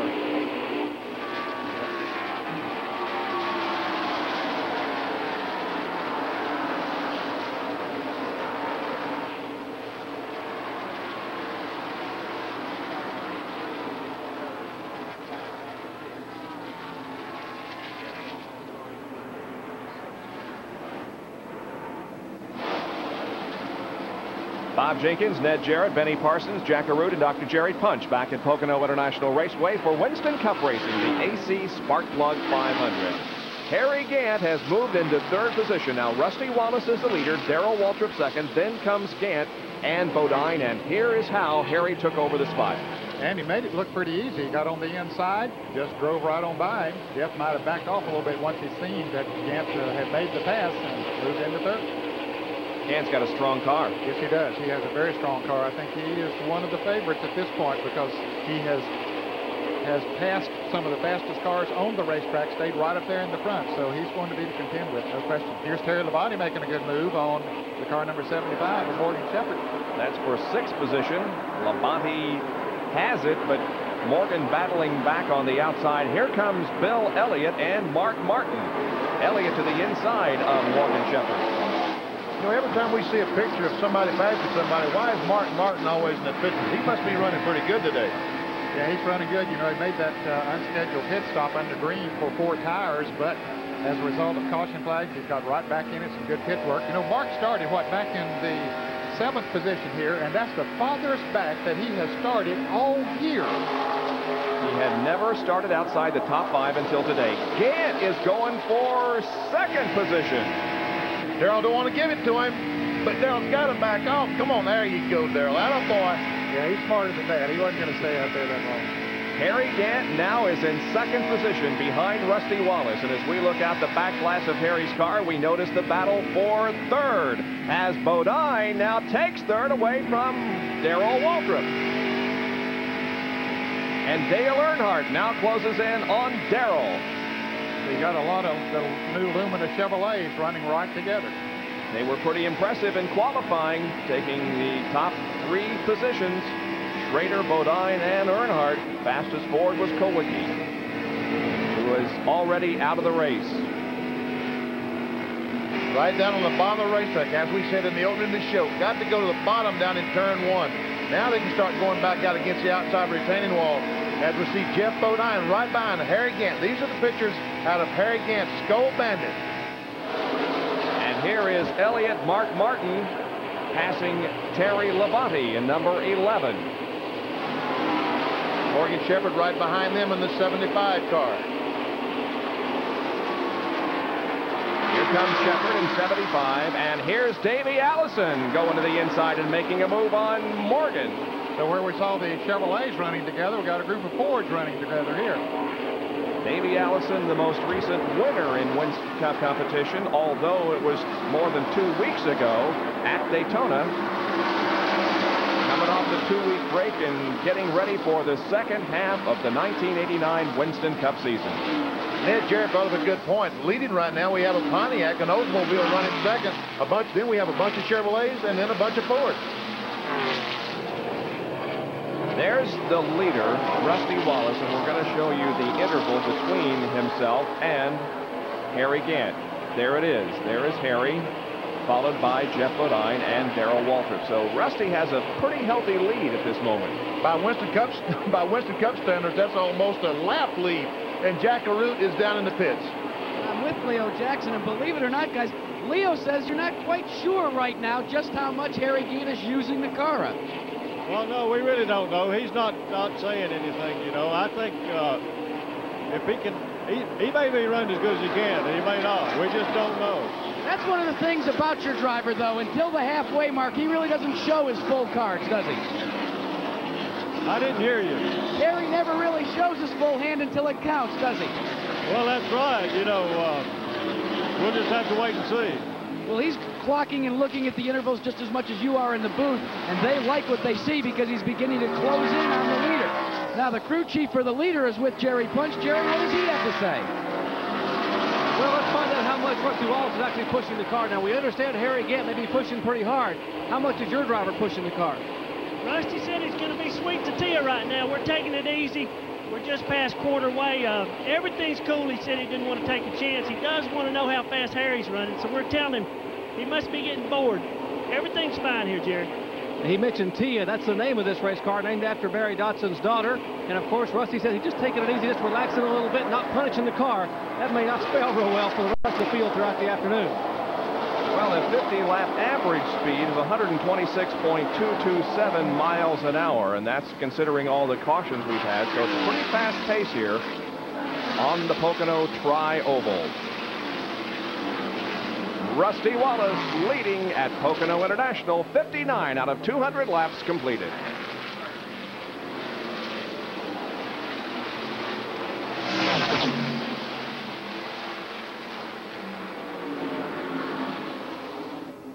Conrad, that picture that I was looking for a while ago, it has the Rusty Wallace car there with no gas man. And I just wanted to point out that all the men that are allowed to go across the wall are doing something, and they had to wait till somebody finished the job before they put gas in the car. Mm-hmm. Okay, bud. Okay, bud. Hey, I can give you a little bit as to maybe why Waltrip is falling back. Hey, Jerry, just for... Whoa, the blow-up job right in front of the leader. Cope. Yeah. What, Bob? Just for informational purposes, you don't need to go on the air with it, but I'd like to know for Speed Week how they got that 40 pounds out of the car. Okay. We're gonna give you 33, 17, and 9. We got 5 and 27. Yeah, Joe Ruttman had slowed down his car just a lap before. Boy, Conrad, you're having all kinds of good luck on these brakes, aren't you? Yeah. Yeah, they're going to come in. All of them go. I got forward. Okay.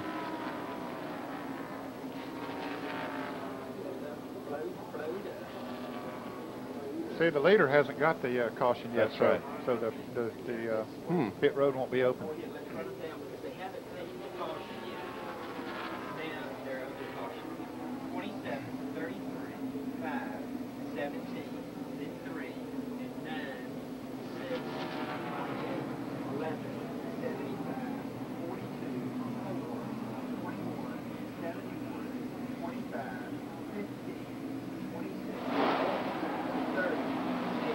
Yes, the cars are at reduced speed, and we are under another caution on this 2.5-mile trioval. Lap number 61 is the lap that the caution comes out. The number 62 car, one of those that had a problem. That's Joe Ruttman from Upland, California. But the major reason for the caution was Derry Cope in car number 10, as his car let out with a big puff of smoke down the straightaway right in front of the leader. Yes, it was. Rusty Wallace, who is the white car behind Derek Cope, as we see the smoke coming from his car. Rusty had to really have some anxious thoughts and anxious moments there, even though Derek did get the car down on the inside, and then he spins, and Rusty Wallace don't know if he's coming back up on the racetrack or not. And watch the water here. Well, he didn't quite make it to the mud puddle that he was about to run into. Well, folks, believe me, he hit a mud puddle and threw water up all over the racetrack. And that's another cause of alarm for the guys having to go through around the turn 1, because there was water on the speedway. 27 cars are on the lead lap. Let's go to Dr. Jerry Punch. A bit of humor from Rusty Wallace. He just radioed to his crew, said, I'm coming down pit road this time. I want 4 tires and a squeegee. I said, I need a mud remover. I got mud all over the windshield, and I can't see a lick. So here he comes off the track down pit road, and all the pit boards are out waiting for the cars to come in. A squadron of Winston Cup cars coming down pit road. Rusty Wallace will lead the charge. Harry Dodson, a big puff of mud right on the front of the windshield. They will go to the right side of the car. Right side tires going on the Kodiak Pontiac. Let's see how Harry gets doing with Jack LaRue. Well, Jerry, they're going to change all 4 all the way around again, as will Darrell Waltrip this time. They'll take 4 Goodyear tires on. The crew has finished the work on the right side. They're going to work on the left side. Let's check in with you at Jeff Bodine's pit. Likewise, left side tires going up with the Jeff Bodine car. They're holding the car to get all the fuel in the car. How about it? Darrell Waltrip also pitting up toward Jack LaRue. He gets out of the way as they again drag race down pit road. And it looks like, well, you call it, Bob Jenkins. Well, it's hard to call because here comes everybody, and they're scrambling for position once again. We can tell you that Ricky Rudd got out of the pits very, very quickly. Harry Gant also did. Here comes Rusty Wallace and Dale Jarrett and Terry Labonte and Morgan Shepherd.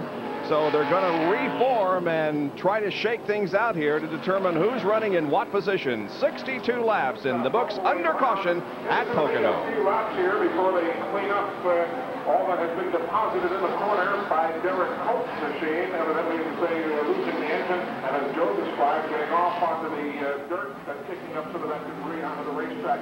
So while we have an opportunity, Frank Dixon has joined us here in the booth. Senior Sales Plans Development. Dale hit his jack man when he came here. He went all the way up over the hood. The guy just slid off, put the jack under the car, and went right back to work on it. Like nothing happened. Like nothing happened. Never missed a beat. Stop by the service at Dave Marcus got. Well, that was a great stop, and it's really good to see him running well with that. Who voices this, or whose is it? A lot of mileage out of here involved with Winston Cup Jerry racing. Punch. I guess you were the first Jerry? company that decided to change the packaging of one of their products to reflect the race car as opposed to the other way, the way it usually works. Yes, we did. This is our 3rd year involved in sponsoring days. And 2 years ago, when we worked the color scheme of the car, we liked it so much, we introduced a package with the silver blue color. Still under caution. Pace car leading the field around. We've just had a series of pit stops. We are yellow because Derek Cope blew an engine and did a half spin down into the infield grass in turn number 1. Well, when you see the cars come in for a pit stop, you notice that they're refueled. When they go out, you will sometimes see a little bit of fuel flow from the race car. With more on that, here's Dr. Jerry Bunch. Fuel efficiency is very important for all Winston Cup teams. And we saw this a couple of weeks ago where Mark Martin lost an opportunity to win at Daytona because he simply ran out of gas. Well, fuel efficiency is a combination of a number of factors. Not only how much fuel you burn in the car, but more importantly, how much you actually get in the car. And we've all seen pit stops where the gas man will dive over the pit wall and put that gas can right here in the fuel coupling. A lot of times, fuel will pour down the side of the car if he would happen to miss this coupling, and therefore they're losing a lot of valuable gas. Those cans only hold 11 gallons apiece. As the gas goes in, the air is forced out this vent tube here. This vent tube actually is a limiting factor. You can only put gas in as fast as you can get air out. Now, we've seen cars exit pit road after being fueled and jump off the jack, and suddenly it'll be a flow of fuel out this vent tube here. And fans at home are sitting and saying, hey, that guy just lost 1.5 gallons of gas out that little overflow tube in the back of the car. That can't be very efficient. Well, you're right, it isn't very efficient. So the teams devised a way of not losing extra fuel. They put a flapper valve, a small spring-loaded valve inside this vent tube so that when the car takes off down pit road, this valve will sling back, block off the opening, and therefore no gas will come out. Well, you say, well, if no gas comes out, then no air can come out either. So how can you fuel the car? Well, they had to figure out a way of doing that with that little flapper valve in place. What they decided to do was the catch can man, the man who catches the overflow, that holds this can, has a small rod welded inside his can, and he pushes the catch can inside. That rod will push down on the flapper valve, therefore keeping it open during the fueling and allowing air to come out very rapidly so that it doesn't slow the fueling of the car down. So a lot of teams have this rod inside their catch can to allow that valve to stay open. As you pull the catch can out and, of course, the rod out, the valve closes and it can go down pit road. Well, some teams have gone one step further. For example, Bill Elliott's crew have developed a system of valves inside the vent tube. As they pull the valve out, it's closed, of course, but as you push it in, you can fuel the car, and this little valve is open. As you pull it out, the valve is closed. The car can come off the jacks, go down pit road, and no gas will come out of the car. So an efficient way to fuel the car, an important part of fuel efficiency here in NASCAR. And something to look for while we are having pit stops during a race. Now, we'll summarize what happened during the most recent pit stops. Dave Marcus really made a major move, 14th to 1st. Ricky Rudd came in 17th, is now in 2nd position. Jeff Bodine stayed in 3rd, and Rusty Wallace fell from 1st to 9th. So Marcus will be leading them as we go back to green in just a couple of more laps. We're live at Pocono International Raceway near Long Pond, Pennsylvania.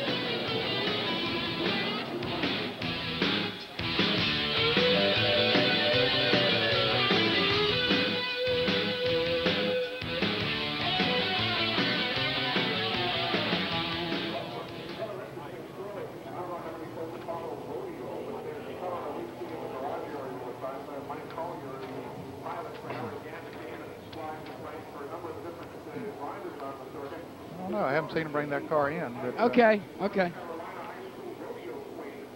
There it is, Ned. Okay. I would say a lap and a half.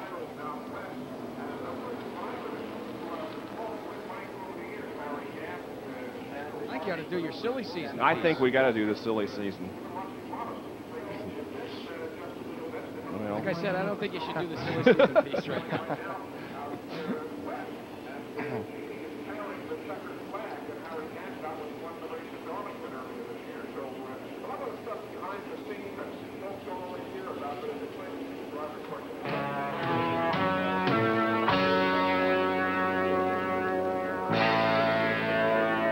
NASCAR Winston Cup Racing from Pocono International Raceway, the AC Sparkplug 500. We're 64 laps into the race, and we'd like to remind you that right after our coverage of this event at 4:30 Eastern Time, we'll have the Davis Cup, USA versus West Germany from Munich. As the last time the U.S. won the Davis Cup was back in 1982. The last time they were in the finals was 1984. Follow the progress. Join us at 4:30 this afternoon Eastern Time for the U.S. and West Germany Davis Cup competition. Now the top 5 at this point. Dave Marcus is the leader. Ricky Rudd running in second. Jeff Bodine is third. Dale Earnhardt fourth. And Kyle Petty is in 5th position with 65 laps completed and 1 more to green. Of course, the reason for this caution was when Derek Cope apparently blew an engine going into turn 1. Took a while to clean it up, get his car back into the garage area, and you can see the drivers sort of working their cars back and forth to seat those tires. And Ricky Rudd did not change any tires. We saw him just before we went on break back and forth to make sure that he didn't have a flat tire. If he did, he was going to make a pit stop then. Ricky Rudd gambling that the tires he had on was good enough to stay in front of these guys. Several cars have shown that they're running pretty good here in the first 65 laps. Who would you say is the best at this point? I would say Wallace, certainly. Gant is running very well. Bodine is, and several others.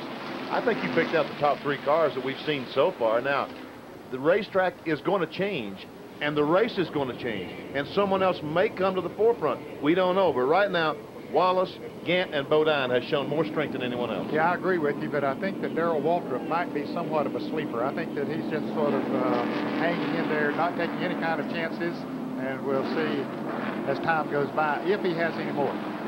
Let's go to Jerry Punch for a medical update.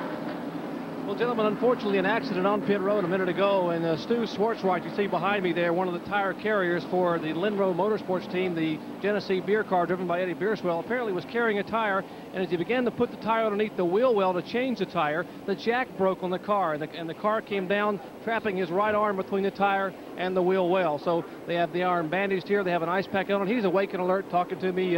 He's a little bit embarrassed that the accident happened. Of course, jacks will break, and they're going to go and take him to the infield care center and probably take him off for a couple of x-rays. An unfortunate accident here on pit road, and the ambulance is on its way to take him to the care center. Gentlemen? All right, it is being held up there and not being permitted to go on to pit road itself because we are just about to go back to green and racing conditions. There's Harold Kinder, upper left of your screen, displaying the green flag, and on the 67th lap, the speeds pick up once again. Well, Dave Marcus hangs on as he goes down into turn 1. Ricky Rudd not able to do anything with him.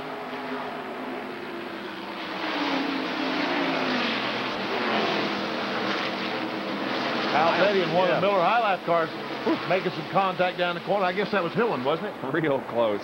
Bodine makes a move to the inside on Rudd. Jeff going for second position into turn number 2. He's got it. Earnhardt back there going on the inside of Darrell Waltrip. He has 4th spot. Waltrip back to 5th. Marcus leads. That black car, Dale Earnhardt. The orange and white car, Darrell Waltrip. Look at Waltrip. He's going to look on the inside of Earnhardt. Fighting back. Now watch Jeff Bodine close in on Dave Marcus for the lead. And here's Earnhardt going to the inside of Ricky Rudd for 3rd. And here comes Darrell Waltrip right behind him. And Rusty Wallace is going to be dragging off Waltrip. I don't know. I can't keep up. Jeff Bodine is going to go into the lead into turn 1. Dave Marcus. And you can see those guys that didn't change tires, Ricky Rudd in particular, his car is not staying down at the bottom of the racetrack, and they're just driving on by. Here comes Earnhardt, right behind Marcus. Oh, is he close? He is just literally inches from behind. Oh, that's yards. Looked like inches as they came off the corner. Ricky Rudd was second. He's losing positions rapidly as here comes Mark Martin and Davey Allison and Bill Elliott. Yeah, Rudd's car just won't stay down on the inside. Here is Earnhardt moving around Dave Marcus, who had a similar situation. His car is not sticking as well down on the inside either. Talking about Dave Marcus, car number 71, with he doesn't have fresh rubber on it. Those that do can stay down on the inside.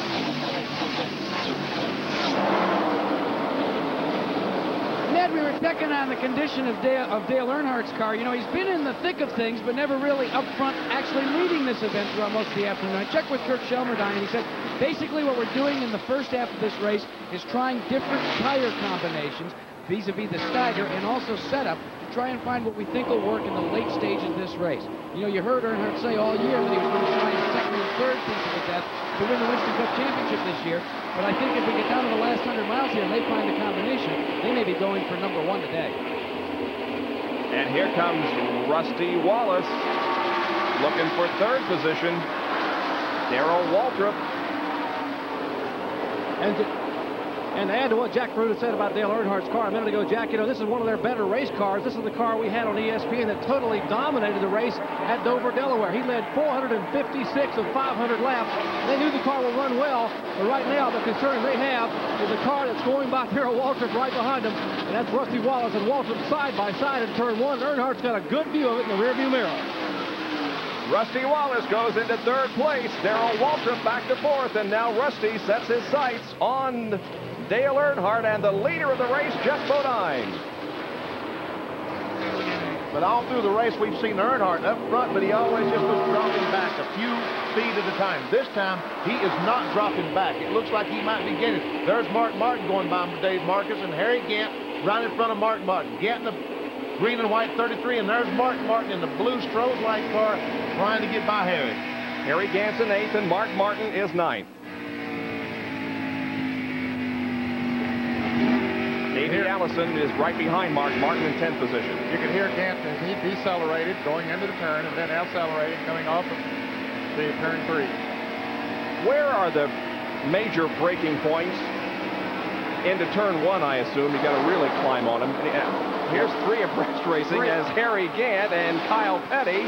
Well, they better get on their brakes going into that. You're right there. Right then was a heavy braking spot because I'm telling you, somebody had to find some brakes in a hurry. Do you brake also going into 2 and 3? In 2 and 3, but turn 1 is the most critical place. You're going so much faster when you get through the turn. Here's Neil Bonney making a move in car number 21. Going down on the inside, passing 2 cars, Lake Speed and car number 83 and the green car number 26 of Ricky Rudd. Let's go to the pits and Jack Root. Ned, talking to Larry McReynolds here, we think we may have discovered one of the reasons why Ricky Rudd is backing up. Larry, you didn't change tires that last time. No, you know, we've been changing tires all day, and we hadn't been going forward by doing it, so we said, well, we'll just roll the dice one time. We'd only run about 12 laps on our tires. Stay out there and see if we can't better ourselves track position-wise, but that wasn't a hot ticket, so hopefully we'll get a caution here in a minute. We ain't got the chassis going our way. Maybe we'll just keep fine-tuning on it today and find it, just try to survive this thing. Well, he's mired back in 22nd place right now, but you know, that's an element about the racing here in Winston Cup divisions that we very seldom really talk about or concentrate on. Is not only the drivers giving it their all, but the mental game down here on pit road when the crew chiefs have to work with their drivers and try and come up with the winning combination. Well, Ricky Rudd's best Pocono finish was second back in 1986 in this race.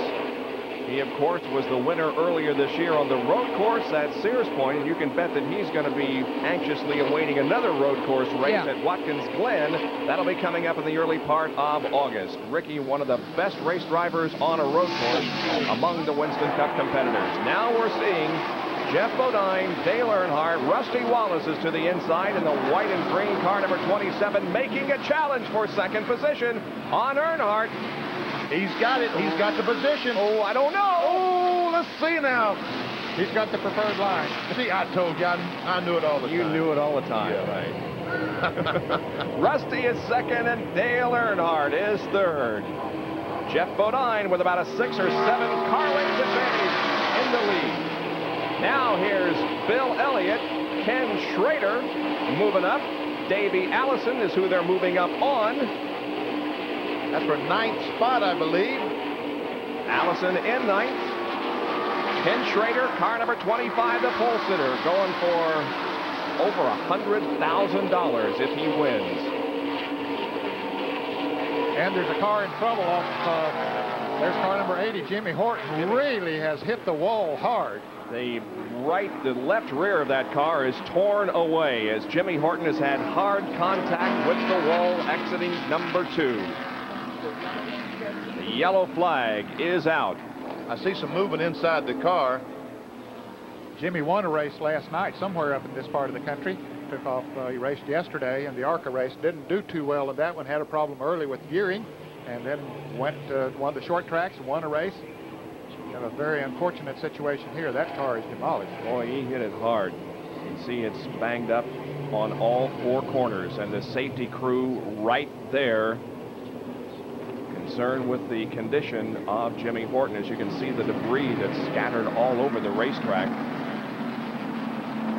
That was Flemington, New Jersey. Someone tells me that Jimmy won the race last night. And I tell you, you'll have to admit, folks, that NASCAR is doing a much better job getting the safety equipment to these fellows once they have a problem, because used to, it just seemed like, oh, there's Jimmy walking away, just walking away from the car. That's good news. Good to see that. It sure is. Jimmy Horton climbs out of the car and is in good shape walking to the ambulance. And from the looks of the car, that is very, very good news, because he obviously had very, very hard contact with that boilerplate wall exiting corner number 2. So Jimmy Horton will take a ride to the infield medical center and be checked over, but things appear to be in very, very good condition. Jimmy Horton from Hamilton, New Jersey, in the Miles Concrete Pontiac.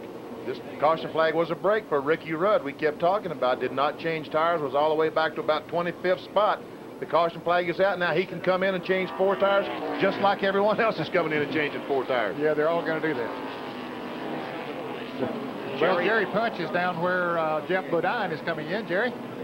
Well, Jeff Bodine brings the Levi Garrett Chevrolet to a halt, and Waddell Wilson and the crew will go to work cleaning the windshield and changing those right side tires. Remember, Bodine has that broken left leg, has a lot of trouble getting the car off pit road, clutching and jacking. Let's go up to Jack Arute and Dale Earnhardt's pit. Jack? Well, Jerry, they've completed the work on the right side, and Earnhardt's Flying Aces have gone to work on the lefts now. They've just about completed the work there. How about your end? Well, Bodine's car moving away, as is Rusty Wallace's car, and he will drag race again down pit road. It looks like it will be Jeff Bodine, Rusty Wallace, Dale Earnhardt, and a bevy of cars now down toward turn 1. There's a lot of smoke as cars trying to make their way back onto the racetrack.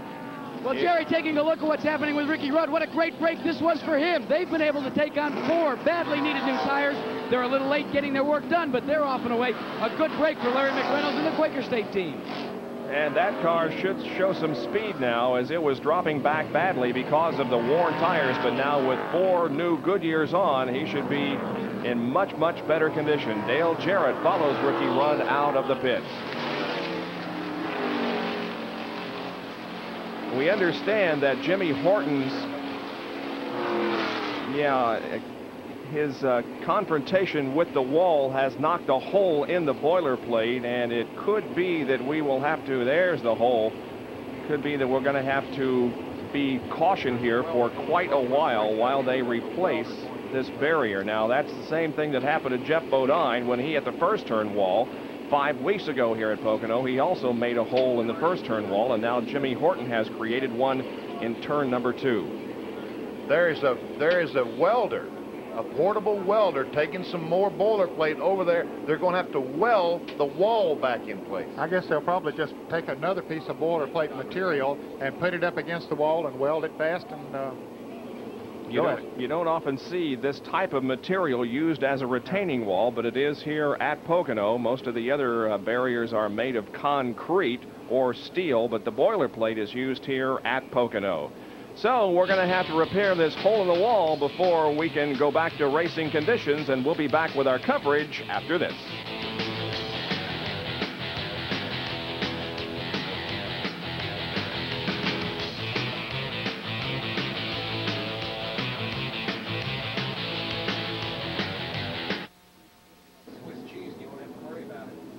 That's ridiculous.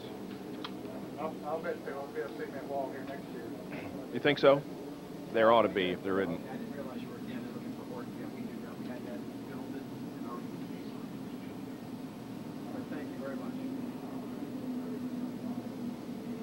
What are you looking for? Well, you see, the gas man don't go to the car because the tire man has to take the tires around, drop them off before the gas man can go to the car. You know, there's only so many, the point I'm trying to make is there's so many people across the wall, and changing 4 tires, the gas man can't go out until somebody else comes back. Yeah. They fudged a little bit there, so that's not really a good point because that's fudging. Okay. See, you see, well, there we see the gas man, but that's the point I was trying to make is that the tire man, somebody has to come back before the gas man can go out. Okay. An estimate of 5 minutes. That NASCAR said 5 minutes. Yeah, right. Yeah. They'll probably just lay a piece of boilerplate against that thing and just weld it on each end. Yeah. Okay, Jeff, something about the car. They're on tape, right? Jackson, check on car 2.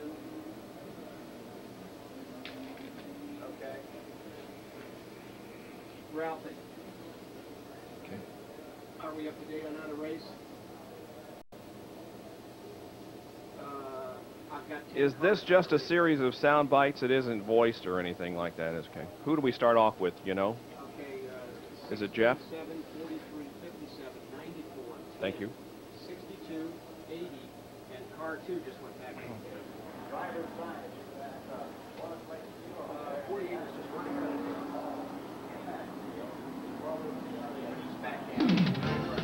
From the mountains of northeastern Pennsylvania, Pocono International Raceway, Winston Cup racing on this Sunday afternoon, the AC Spark Plug 500. Our Speed World coverage is being brought to you by new Right Guard Sport Stick from Gillette, antiperspirant and deodorant. Anything less would be uncivilized. By the First Name and Filters, Purolator exceptional protection for exceptional vehicles like yours. And by Dodge Cars and Trucks. On the street or off the road, it's the new spirit of Dodge. Under caution at Pocono International Raceway because of an accident involving Jimmy Horton, and they're going to have to repair the wall before we can go back to green. Now, Bobby Hillen is the leader of this race, and this is the first time that Hillen has ever led at Pocono. His progression, 29th at the start, 16th at the end of 40 laps, running 7th at the end of 60, and here on lap number 75, he finds himself in the lead, but we again are under the caution. We've had 11 lead changes among 8 different drivers so far, and we're not quite halfway through this event. Jenkins, we got big problems now. Oh, not quite as bad as a deer, but it's a rabbit. Yeah. Some drivers are reporting a rabbit on the racetrack.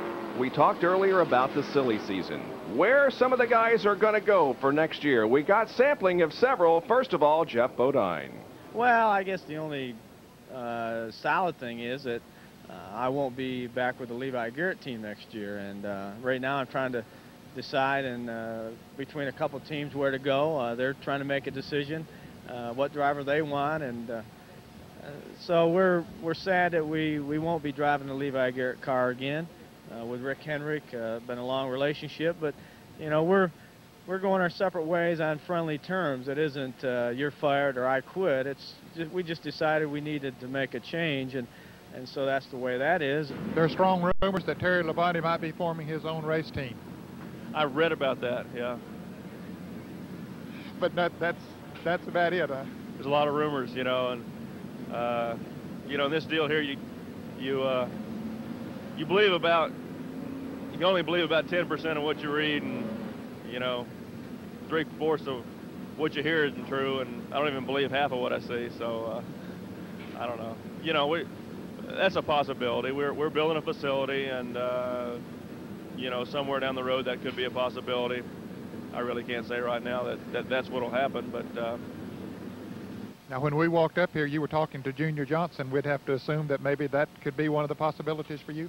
Well, I think everyone knows that Terry Labonte's leaving that team, so yeah, Junior's looking for a driver and Budweiser's looking for a driver, and so that is one option. The Kenny Bernstein car is another option.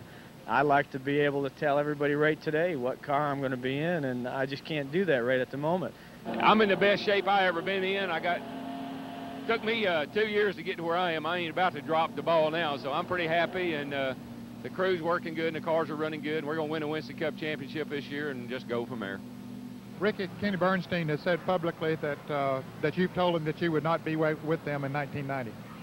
Well, you know, that's right. I'm not going to be back with these guys. You know, they've given 110%. They've worked real hard, but I felt it was just time to move on. And as far as where I'm going next year, we really haven't signed any contracts. Nothing's in writing as of yet. But I would say in the next couple of weeks, probably we'll have an announcement as far as my plans for the 1990 season. Rumors are floating around about 1990.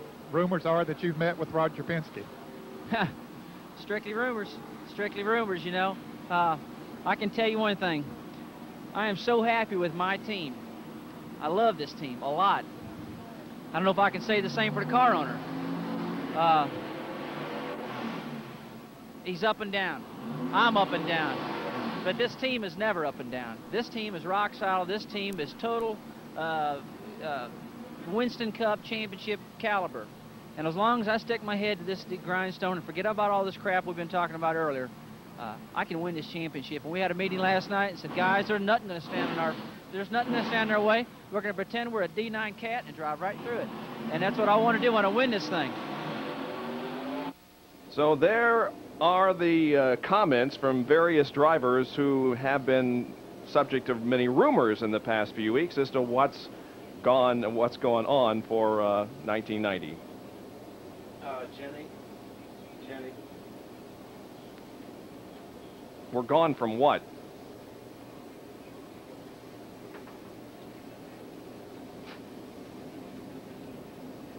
Jenny. Oh, that's great. Oh, that's wonderful. Yeah, technical difficulty, right. I knew it would be. That's a good idea. Let's go in the hole. Oh, there he is. I don't want to see this little thing killed. Come on.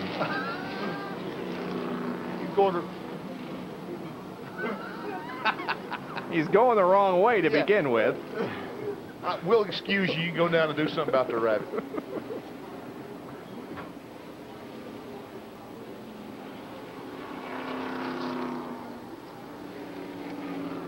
Under caution here at Pocono for two reasons. They're repairing the wall, and we also have a jackrabbit on the racetrack right under the eagle. That's quite a shot there, isn't it? It looks like the eagle's ready to land on top of the rabbit and take him away, and NASCAR is hoping it would.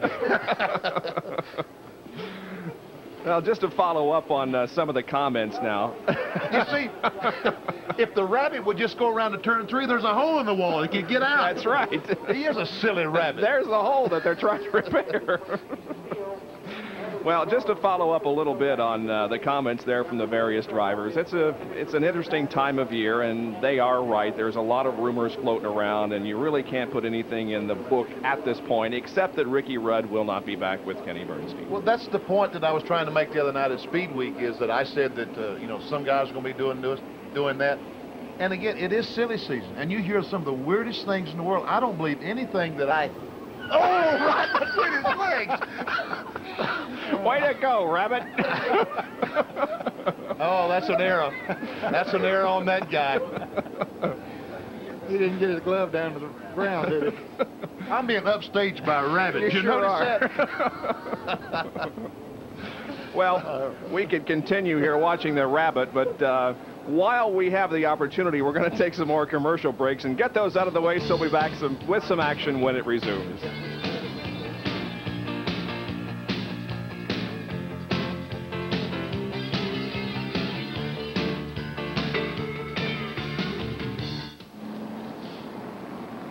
Okay, the wall is pretty much fixed. Now they're going to deal with the rabbit.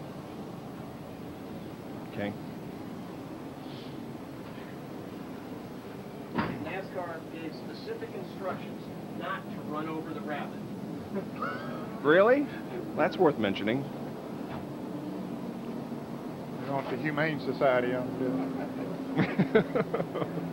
Yeah, we'll have the SPCA all over us. Who was the president that killed the rabbit, that they wrote up to the press? Jimmy Carter? Oh, I think it was Lyndon Johnson, wasn't it?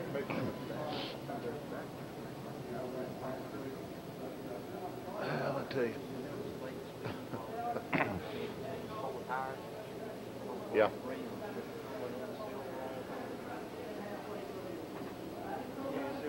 We're back at Pocono, where one of our problems has been corrected. There is what was a hole in the wall that has been repaired now with the help of a welder and some new boilerplate. Bob, look at that spot right. That's where the tire hit that wall and stopped. Now, when they do that, that's an awfully hard impact. Made a big imprint. And there is the number 8 car of Bobby Hill. And the lap leaders, Ken Schrader, Rusty Wallace has led, so has Kyle Petty, Jeff Bodine, and Dale Earnhardt. And 3 others have also led this race in the first 79 laps: Neil Bonnet, Dave Marcus, and Bobby Hillen. Out of race, Larry Pearson, Alan Kowicki, Richard Petty, Hut Strickland, and Sterling Marlin. Also Derek Cope, Joe Ruttman, Jimmy Horton, and Ernie Irvin. Horton was the one that hit the wall over there in turn number 2. There was a huge round of applause here on the main straightaway, the most I've heard today for anything that's going on in the track. What happened, All Benny? right, they caught the rabbit. Right. Here, watch this now. Watch this right between. I love it. Now let's see how they catch him. They're going to hem him in here. Here he comes. He's going to reach down. The rabbit was tired. The rabbit simply wore out. But you know, NASCAR gave Look at it, boy, right. the NASCARs gave the track workers specific instructions not to kill the thing and try to capture it live and release it someplace outside the racetrack. Well, I'm glad Folks, we got you see everything when you watch a stock car race, I'm telling you. One more lap to green. Well, we wondered if any drivers might come in and top off the fuel tank since they've gone a long time under caution, and Rick Wilson is one driver who did come in, and a couple of others down pit road that came in. They were back towards the back of the pack. Dick Johnson was one of those, and Dave Marcus, and Eddie Beersfall. Well, Benny didn't have to go far when he found a place to show us what his hat of the week is. Here's Benny.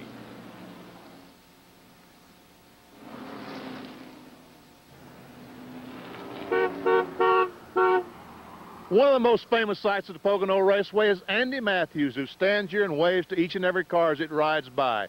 So earlier in the year, when we started doing the Hat of the Week piece, I said, I need a hat that's very similar to the one that Andy is wearing. And guess what? Bill and John Greco from Warminster, Pennsylvania, sent me the hat that I'm wearing. And then a couple of weeks later, I received this hat in the mail. And I got to mention this hat because, folks, it came from my sister, Patty Sievert, in Anchorage, Alaska. And these are the hats of the week. But Friday night in Talladega, Alabama, there's going to be a fan appreciation night, and that's where the hats are going. So they're going to have an auction sale. You folks can go by and bid lots of money and have a good time in Talladega, Alabama. Benny's hat of the week, and I got to let you know something, friends. That wasn't the one and only take that Benny did doing that. On one of the ones that we couldn't use, he mispronounced the name of his sister. Isn't that right? No, I said Patty. It took me 3 times to get Patty out, that's all. Well, let's go down to Chackaroot, who's with Jimmy Horton, who was involved in that accident up in turn number 2. And he just got checked out in the infield care center, Bob. And Jimmy, you're okay, but tell us what happened up there. You hit the wall a ton. Well, I just kind of made a mistake getting in that tunnel turn. I got a little loose, and I made, I guess, a rookie mistake. I overcorrected for it and got the car facing the wrong way and just slammed in the wall. A tough break for Jimmy Horton, but there's still plenty of competition on trackside as the green flag is displayed, gentlemen. Indeed, we are back under racing conditions on lap number 82. Bobby Hillen leads him down. Terry Labonte running second, and Brett Bodine is third.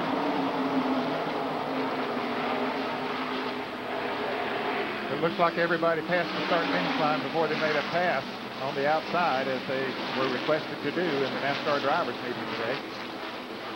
This is a strange group up front. These are cars that we haven't seen leading the race. Well, Neil Bonnet's car, the blue and white car in the very back, we've seen them leading the field. We've seen Ken Schrader, who sat on the pole. But Morgan Shepherd going back on the outside. I don't know if he just got caught out there or he has a problem. He might have a flat tire. He's slowing down quite a bit, trying to get to the inside.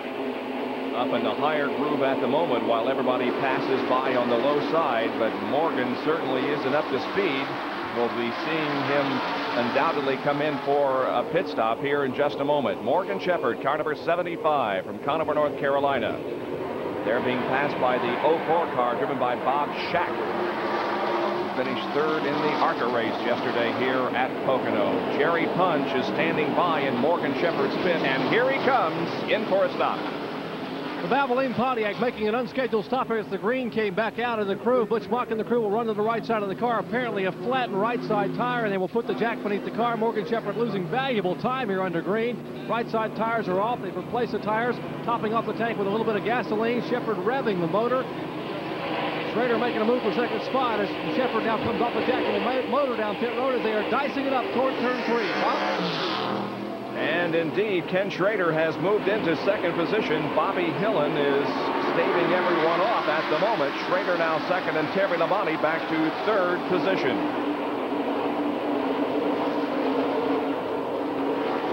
That bright orange car there, number 48, is driven by Greg Sachs. And he has made an unscheduled pit stop. He is some laps down right in the middle of that group of cars. Oh, we have a car up against the wall. Eddie Birchwhale slides right by our camera, which is located on the wall just out of corner number 3. And somebody else was also involved. Red car. And I can't make out the number yet. It's car number Dick Johnson. 38. Yep. Dick Johnson, the Australian. As a matter of fact, he just won the 1989 Australian Touring Car Championship. And now comes over to run a few Winston Cup races. But Eddie Birchwhale's car number 13 is against the wall in turn number 4. The caution is being waved frantically by Harold Kinder. They have not taken the yellow flag yet. And they're going to have Birchwhale's car to contend with as it's just off. Oh, we're going to have a crash over there in turn 3 with the leaders because there's safety cars sitting in the middle of the racetrack and the cars are all bunched up. They haven't taken the caution flag yet. Yeah, they're going to get slowed down now, and it's, yeah, you can see the track workers out there frantically waving them down to the inside of the racetrack. Jeff Bodine is going to cross the stripe first and be the leader. I expect NASCAR is going to have something to say to a few crew chiefs to pass along to their drivers on that situation. You know, that's not against the rules, but there's kind of a gentleman's rule that you don't pass unless it's for to keep someone the lap down. Let's take a look at it once again. You'll watch Birchwhale now come sliding high off of turn number 3 and get into the fence. There it is. You can see him hit the wall and then spin around the other way. The back end almost off the ground as it comes around. And you can see the damage to the right rear quarter panel. And here's another angle. Watch the upper portion of your screen. There's the contact. Hit it pretty hard backwards. Sure looks like he did. It looks like that he and Dick Johnson might have had some contact, which caused him to spin. It's hard to say. We really can't tell from the shots. Damage to the right front of Dick Johnson's red coat, car number 38. Well, apparently NASCAR is going to have a conversation with Waddell Wilson, right, Jerry? Well, as you alluded to, a number of crew chiefs here were talking to their drivers, and as you mentioned, they wanted to get the drivers to slow down a little bit, but they had not taken the caution flag yet, so they weren't aware that the safety crew were on the track, and there is a little bit of a discussion going on, and what Waddell is basically telling them is that, hey, our drivers hadn't taken the yellow flag yet. They don't mean to run back that quickly, but they're all running for position, and we'll notify them to make sure next time if you let us know the safety truck's going to be out there, we'll try to get them slowed down. So I think it's a double involvement here. NASCAR is trying to get the safety crews on the track as quickly as possible to attend to the cars that crashed up there, and the crews are trying to get their cars slowed down, but it's so far to the back straightaway, it's hard to get communication. We mentioned already some of the crews don't have radio communication with their drivers, so they're trying again to reinforce the fact that they just slow down as quickly as possible. And here is Bobby Hillin now making an entry on the pit road. Hillin will take that Miller High Life Buick down as Harry Hyde and the crew now will go to work on that car. He is the only car among the leaders that made an entry on the pit road. Jeff Bodine, Schrader, and the remainder of the team will stay behind the pace car as they are going to the right side of the Bobby Hillin car now. The tires are off, replacing those right side tires and adding fuel to the car. So Hillin will take advantage of this yellow flag. The right side tires are on. They rush around to the left side of the car as they have gas still going in the car. And it looks like Hillin will get complete service as he is on the left side now getting left side tires. So four tire change for Bobby Hillin, who was the leader prior to the yellow flag. He is still on pit road. Now pulling away, Dick Johnson there pitted just ahead of him as Johnson was involved in that Eddie Birchwhale crash there in turn number 3. So another caution is over Pocono International Raceway, our 6th of the afternoon. Over 100,000 people on hand here at Pocono.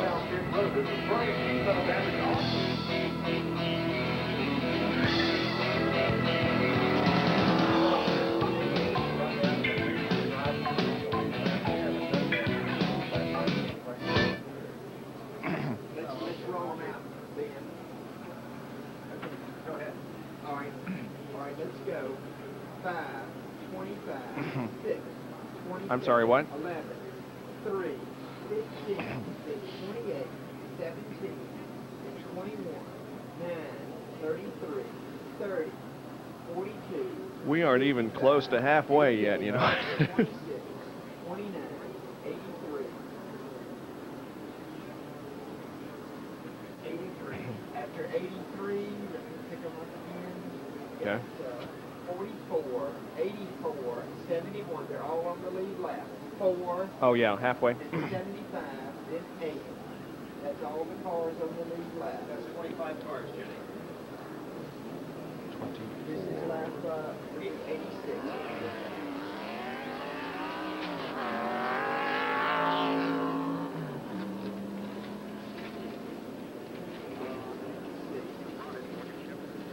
He's talking about Morgan, right? One to go. One to go.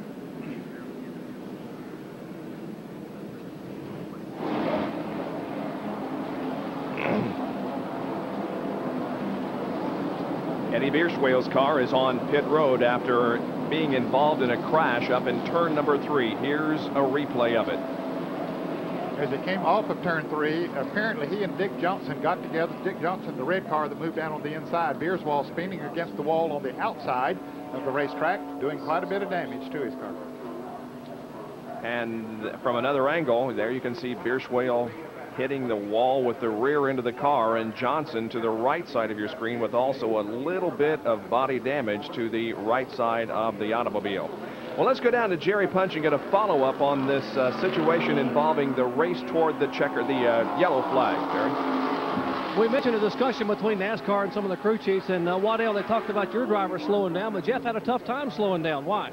Well, Jeff momentarily slowed down, but then he looked in his mirror and seen Rusty and the other guys coming up on him, and, you know, we're coming to the halfway point, and there's a lot of money up. So then Jeff took off again and trying to protect himself, so, you know, he was wrong but right. So, you know, I hope it doesn't happen like that again. And we don't want to race like that, but sometimes we get forced to do things like that. They're about 13 laps away from $10,000 of Gillette right guard halfway money, so Jeff Bodine is protecting his position. Let's go up pit road to Jackaroo. Well, Jerry, as you know, it can be real intense down in here on pit road oftentimes, but sometimes there's a place for a little levity as well. Morgan Shepherd, who's had a great run thus far, although he's mired back in the back 20 right now, has lost the knob to his gear shift while he's been going out here during restarts. So Bob Rahilly and the crew, trying to get their sponsor plug in here, have fashioned a brand new gear shift. On the next pit stop, they're going to put it in, and so they don't make a mistake, they labeled it. Top goes on first. These guys are a little weird sometimes. Let's go back up to you. Morgan running in 24th position as we get set to go back to racing. Jeff Bodine is out front. Ken Schrader is second. Mark Martin third. Rusty Wallace fourth. Terry Labonte is fifth. Dale Earnhardt sixth in line. Brett Bodine seventh. Davey Allison eighth. Darrell Waltrip ninth. And Neil Bonnet in 10th position as the speeds pick up toward turn number 1. So the guys who started up front are still up front. In reverse order, though. Schrader started from pole. Jeff Bodine started second. Right now, Bodine is first and Schrader is second. But here comes Mark Martin and Rusty Wallace putting a lot of pressure on both of those Chevy Luminas. And Rusty Wallace now sets his sights on third position and passes Mark Martin with ease. Rusty Wallace is now third. 26 drivers still on the lead lap as we near the halfway mark. And I think they told Rusty Wallace there's $10,000 up at halfway because he certainly is running like it. They made a presentation to him in pre-race ceremonies for leading at Michigan a few weeks ago, getting the $10,000. The 5th time this year that he's done that, he said, I've got your $50,000 so far. He said, I'm going to try to collect every bit of money that you put up the rest of the year. He's won all the money this year from Gillette? He's run 5, but wow. Ken Schrader won it at Dover. Remember when he and Earnhardt kind of tangled a little bit? I remember that very well, yes. And there have been others as well, but Rusty Wallace has won more than anyone else. Rusty Wallace has moved to second with about 10 laps before we award $10,000, the right guard halfway challenge, indicating the 250 miles completed. Who was Rusty signaling to? Did you see his hand go out the window? Oh, did you see him drive in that corner? Unbelievable. That car is really working. Looked like his brakes failed almost. He went in the corner so hard. Wow. Now we watch him down the north straightaway. Once again, Wallace pulls right up on the rear bumper of that number 5 car. Rusty Wallace is looking for the lead. Out of corner number 3, he'll stay right behind Jeff Bodine for the long trip down this straightaway. That's not because he wanted to, just simply because Bodine had a good line off the corner. He accelerated very well. Rusty wasn't able to get alongside of him.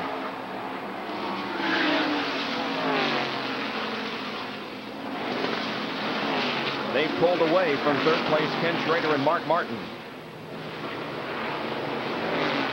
Gary Labonte running in 5th place. You can barely see his car. And the picture here's 3rd and 4th. Ken Schrader in 3rd. Mark Martin in 4th place. Rusty closing in once again in the tunnel turn. He'll take a run at Jeff Bodine once again as we watch the battle for 3rd position. Ken Schrader and Mark Martin. Here's Wallace. Looking inside once again. He knows that's where he needs to make his move. Get a good run off of that turn. Get some momentum going down the straightaway. Didn't have enough that time. As Ned talked about in the very beginning of the program, you've got to have the right line coming off of turn number 3 or it upsets for the almost the entire lap. You see, we saw Dale Earnhardt back on the inside. There he is. He's got by Perry Labonte. He's now in 5th spot. Bodine, Wallace, Schrader, Martin, then Earnhardt, and Labonte, your top 6.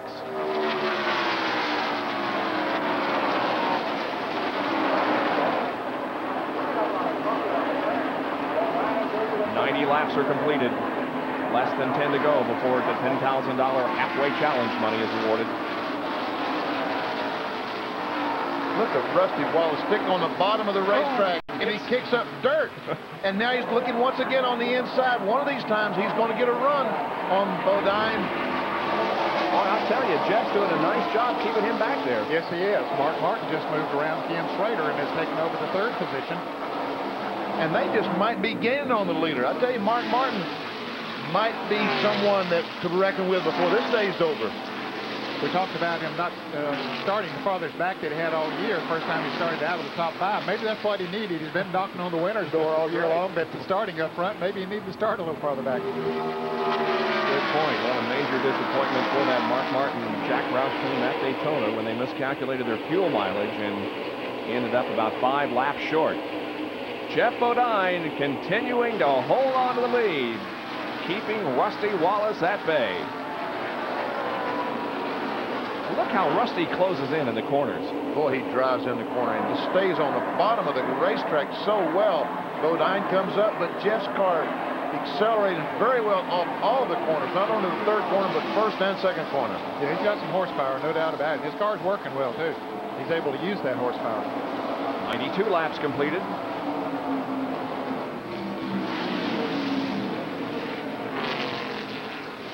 But Mark Martin looks like he might have gained another car length or 2 that lap. And look at this scramble for position back here. Jimmy Spencer involved, so is Neil Bonnet, Morgan Shepherd, Dale Jarrett, Rick Wilson. They get strung out in a single file formation, but man, as they came down the straightaway, it was a scramble. There's Dick Johnson in the number 38 red car that is showing some damage on the right front corner. Rick Wilson goes up underneath Dale Jarrett across the tunnel corner. Dale backs off. They go through single file. Now here comes Neil Bonnet. Ooh, right on the exhaust pipe of Jimmy Spencer. I think he had a run on Neil Bonnet or Jimmy Spencer, but he saw the slow car there and was concerned that he wasn't able to get back. All right, here the way things stand up front. Now Mark Martin is right there on the back bumper of Rusty Wallace. And Bob, it's just been a case of having patience for Mark Martin and his Steve Neal-led team from the Jack Roush stable. Martin, you know, had that tire that went down. I just talked to Steve Neal, and he said basically what we were was a little bit out of sync. We've tried to hold our own, and the little bit of racing that we saw between Jeff Bodine and Rusty Wallace was the slight advantage that was needed for Mark Martin to close and make it a 3-car battle for the lead, Jerry Punch. You know, Mark Martin's car that he has here is the car he's won 2 poles with this year. He won a pole at Dover and at Darlington. In fact, this car had not started off the front row in all 6 races it's run in. But what happened earlier in the week, they took the car back and they cut it in half. They cut the rear steer off the car, the rear steer front snout, and put a front snout on the car. So Martin did not qualify as well. We said when the track gets a little bit slipperier toward the halfway point, I'm going to be there in the hunt. And I guess he predicted awfully right, because right now he's rushing in on Wallace and Bodine. He appears to be set up very well for race conditions as opposed to qualifying. He is right here in the thick of things as we now are less than 6 laps away from the halfway point. It's still Jeff Bodine, Rusty Wallace, and Mark Martin. Wallace looking to the inside, coming off the first corner down the long pond straightaway. Still not able to make the move. He drops in behind Jeff. Boy, this is exciting. 5.5 laps to go. Now Wallace has to not only drive offensively, he has to drive defensively as Mark Martin moves up on him, but he's got the offense going. And there it is. Rusty Wallace makes the move going into turn number 3. Rusty has the lead now as we come up on lap number 95, and Mark Martin is looking for second position. He and Jeff Bodine trade some paint off the third corner. They come. Rusty, or rather Mark, almost lost it. Look squirrely coming off the corner, and it's a drag race in a dead heat of the line. Don't get so excited, Jenkins. When you saw him slip, you forgot who he was, didn't you? And there is Martin now going into second position. Jeff Bodine is back to third. Now let's see if he can run Rusty Wallace down. He only has just a few more laps before that $10,000 comes up. But he had run the pair down, but now Rusty has pulled away a little bit after he took the lead. It may be that once Rusty Wallace got by Jeff Bodine, he could run a little bit faster than he could following Jeff Bodine, and therefore Mark Martin may not be able to catch him. We'll see. Yeah, Jeff might have been holding Rusty up a little bit.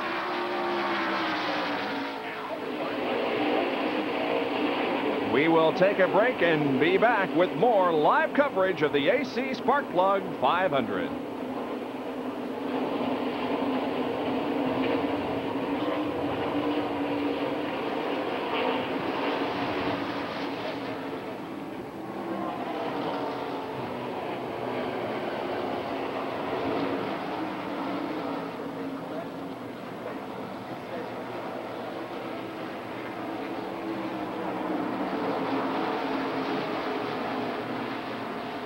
Tell you what, track position is everything, isn't it? Yeah. And poor Harry Gant got mired back there.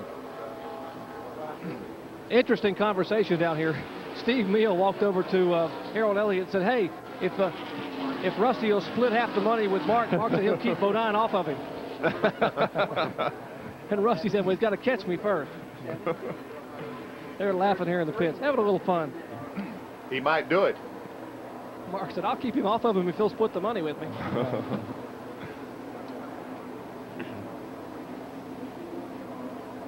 Is the scoreboard right? Is that lap 97? 97 right now. 3 to go, okay.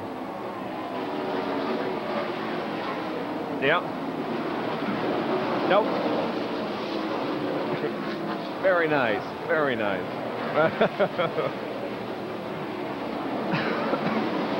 Man, that was wonderful here. Man.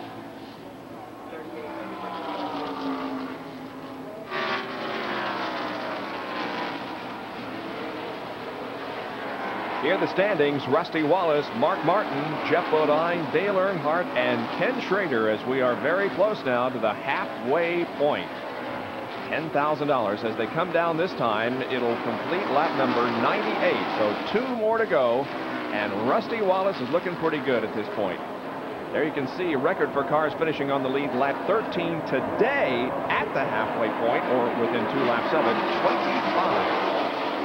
I think Mark Martin's looking pretty good because he's gained. He was about 15 car lengths back just a little bit ago. He's 7 or 8 car lengths back now. He might have enough to catch Rusty. Let's see. Boy, he's sticking on the bottom of the racetrack down in turn 1. Car looks awfully good at this point of the race. Looks like he's closing in on Rusty. Down the Long Pond straightaway. It looks like about 5 car lengths, doesn't it? Yeah, 5 or 6, something like that. He's got a lap and a half. He can do wonders in that. Oh, yeah. A lot of time to go. I don't think you can catch him, though, in that time of passing. Oh, come on, Ned. Okay. Well, that's just an opinion. I don't either, Ned. I really don't. I think Rusty's got this thing wrapped up. Let's go to Jack Arute, who's with Steve Meal, the crew chief on the Mark Martin car. Now just a little over a lap to go, Jack, before the halfway challenge. And Bob, let's find out, just maybe from someone that might know. Has Mark said anything? Can he catch Rusty for that $10,000 at the halfway mark? Hey, he hadn't said anything, and he's real busy, so I wasn't going to ask him. But we run pretty good from the start. We had a flat tire under the green. It took this long to get us back in sync. But my guys worked all night, 2 nights this week, trying to get this race car fixed how we wanted it fixed to bring it up here. We worked real hard on it the past 2 days, and I think Mark has got what he needs in him now. We might could even win the race, but Rusty is awful stout. Well, Rusty may be awfully stout, but Mark Martin is also diving right down into the dirt trying to gain that position. Okay, we got a half a lap to go now as Wallace leads Mark Martin over the tunnel turn. Mark closing in. Ooh, got awful high coming out of the corner. I like to hit my head on this wall. I was trying to keep him out of that wall and almost crashed myself. Let's go to Jerry very quickly as they are very close now to $10,000. Here they come out of the third corner, Jerry. They are watching here in the Kodiak pits, watching and applauding as Rusty Wallace now makes his way out of turn 3 and will come down and get the halfway cross flag for $10,000. And let's get a quick comment from Barry Dotson here in the pits. Barry, did Rusty show his hand there? Did he show all he had? I don't know. He said, let me know when it's 5-2, you know, and I did. The next thing I knew, he came off the corner leading. So he's doing a good job. I just told him, I said, you earned it, you deserve it. Can't say enough for him. He's driving his heart out. Everybody's chasing Rusty Wallace, who has just made himself and the crew $10,000 richer. Bob? All right, and so $10,000, the right guard halfway challenge money goes to Rusty Wallace in car number 27. So that may have told us something, guys. If he asked Barry to tell him when there's 5 laps, it appears as if Rusty just took the lead at will. Could be. There's Dale Jarrett. Looks like, did he have a problem then? I think the right rear tire has blown on that car. The whole side, the right rear quarter panel was blown off of it as he went down the front straightaway here. So Dale will be trying to get that Hardee's Pontiac back to the pits. Yeah, on the other side of the race car, there's quite a hole over the right rear tire, and Dale came down the straightaway at reduced speed, and some of the drivers had to take evasive action to avoid running into him, but he appears to be now on his way successfully to pit road as Mark Martin is still challenging Rusty Wallace for the lead. Just past the halfway point of the AC Sparkplug 500 here at Pocono International Raceway. Back with more of our live action after this.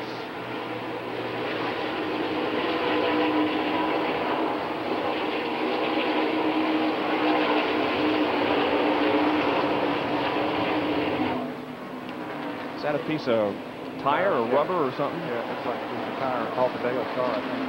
Oh, okay. Well, it's right in front of the flag. Yeah, it is, right below Harold. Dale's going to go a lap down. There's Mark. Mark's going to get him. Rusty probably doesn't really care at this point.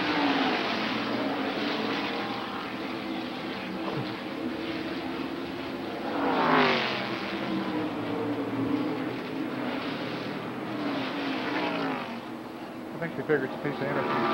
Yep. But it's not. It's a piece of tire.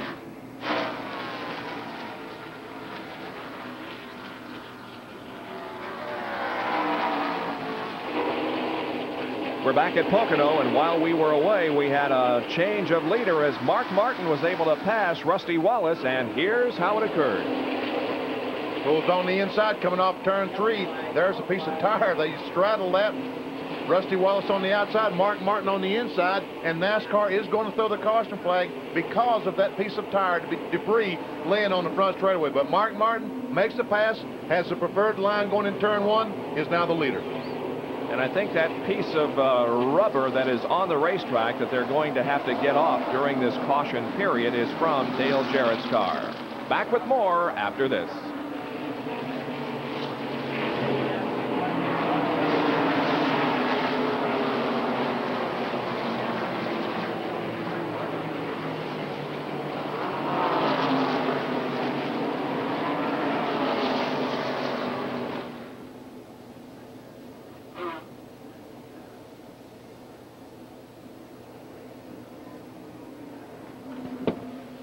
Where you going, Benny? Benny's going to the bathroom again, satellite viewers.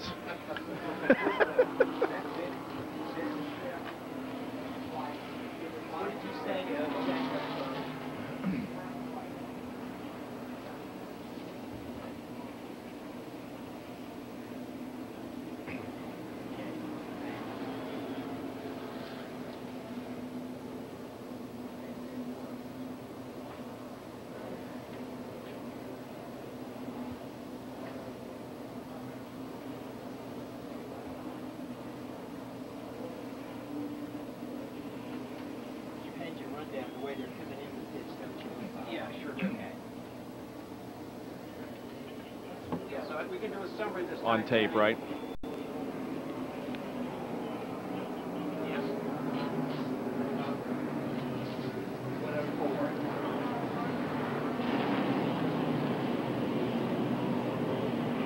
Time for more pit stops as the caution is out. Jack Arute is on pit road. Mark Martin has brought his car down. The leader has completed his work on the right front Jerry Punch. What about Rusty Wallace? Already right side tires on the Kodiak Pontiac. They're to the left side of this car, changing left side tires. How about it, Jack? How's Mark Martin? This is a great confrontation side by side. Martin has completed the work. He is off and away. He's going to drag race Jeff Bodine down the end of pit road. Boy, all three of those guys just blasted out of the pit area, it seemed, at the same instant, and Jeff Bodine comes out ahead of Mark Martin and Rusty Wallace. He won the race coming out of there. Neil Bonnet again making a good pit stop with the Wood Brothers and the Citgo Ford. He came out behind the Bodine, but Waddell Wilson and the crew and the Levi Garrett Chevrolet did a good pit stop for Jeff Bodine. Always like to take our commercial breaks and pay some bills while there is limited activity on the racetrack, and so that's what we're going to do again as the field is behind the pace car once again. That's Ernie Irvin there in car number 2, and Jimmy Means, the car is immediately behind the NASCAR pace car. So we'll take another break and be right back with more.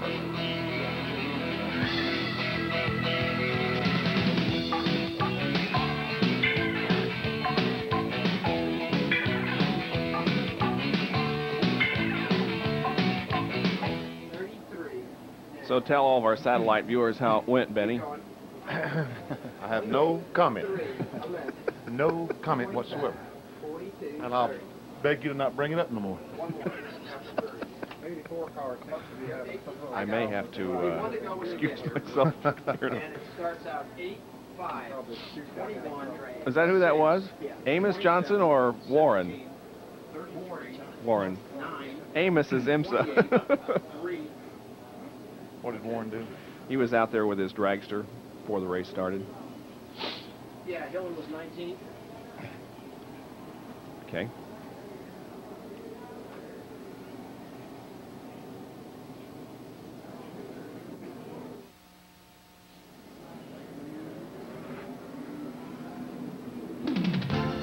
Welcome back to Pocono International Raceway in Pennsylvania. Today, live NASCAR Winston Cup Racing, the AC Sparkplug 500.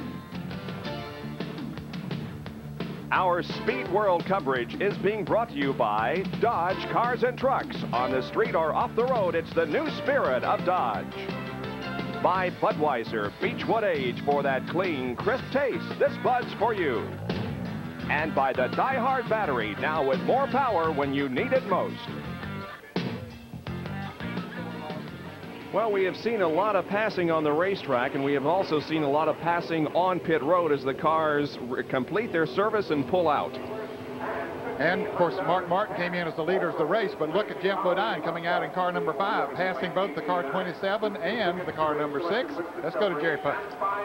Well, Ned, what gave Bodine an opportunity to be able to race those guys down pit road and take the lead as we go back to green here in just a moment was the fact that his crew changed 4 tires, added 2 cans of gasoline in 20.8 seconds. Now, that's an outstanding job by Waddell Wilson, Joey Knuckles, the Levi Garrett crew. They were jumping and high-fiving here in the pits because they've been wanting to beat this Kodiak crew out of the pits all day. They haven't quite been able to do it, but this time when it really counted, they beat them out of the pits because they had to, because they came in behind them, and it gave Bodine the opportunity to race them down pit road and be up front when the green comes out. All right, let's take a look now at our pit stop summary and show you who gained and who lost. Bobby Hillen was the big winner in 19th out in the lead. Jeff Bodine picked up 1 spot. Rusty Wallace lost 4, and Neil Bonnet, another big gainer, in 16th and out 3rd. Well, there again, track position means so much in Winston Cup racing anymore because of the parity that's distributed all the way through the field. The cars are so equal that if you can gain a second or gain 4 or 5 seconds in the pits, it's a lot easier than trying to do it on the racetrack. There are only 4 cars that are on the racetrack that are a lap down. They include Dale Jarrett in number 29. Dick Johnson is also a lap down. Make that Dick Trickle is a lap down. Dick Johnson also, and the 06 car of Terry Byers. Another Australian is not on the lead lap. 2 Australians in this race, Dick Johnson and Terry Byers. As the green flag comes out, and back to racing we go. Bobby Hillen got a good jump there on the restart, so he managed to hold the lead as he went into turn 1. Jeff Bodine, of course, running in 2nd place, stalking him off of turn 2. Second time this afternoon that Bobby Hillen has led this race. Although in 14 previous Pocono starts, Bobby has only had one top 10 finish. And he's only had one top 10 finish so far in 1989. That was at Charlotte in the Coca-Cola World 600. He finished in 9th position. Here comes Bodine closing in, though. He may make a bid for the lead here going into turn number 3. Bobby holds him off. Good move on Bobby Hillen's part. Dove down to the bottom of the racetrack and has the lead. Bodine looks on the inside and gets him off turn 3. Oh! I saw somebody get up against the wall. Whew. The Congo line that Jerry Punch talked about earlier in the show, there it is, back and forth down that long 3,700-foot straightaway. Yeah, Earnhardt did make contact with the wall coming off of 3. I thought I saw it and it didn't cause any major problems, but Earnhardt did scrape the boilerplate off of 3. Now Bodine looking for the lead once again. Here comes Rusty Wallace behind Jeff, and Mark Martin's also right there. Jeff Bodine will pass Bobby Hillin going into turn number 2. Now Rusty Wallace is third there in line behind Jeff Bodine and Bobby Hillin, and Rusty will undoubtedly make a move on Bobby here on the North Straightaway. Wallace moving into second now, and Mark Martin comes right along. Apparently Hillin didn't take on tires, and he's not able to keep his car down on the inside as well as those who have on the newer tires. Scramble for position here involving the number 11 car of Terry Labonte, Davey Allison, also Ken Schrader, our pole sitter. This is for 11th, 12th, and 13th. As I said a moment ago, there's a great deal of parity in Winston Cup racing. Their pole sitter back racing for 10th spot and has a race on his hand for that position. Meanwhile, back up front, Jeff Bodine, the yellow car, the white car, Rusty Wallace running second, the blue car, Mark Martin. He's third. Bobby Hillin, the 8th, is fourth, and there's Darrell Waltrip, the Tide Chevrolet number 17 in 5th place.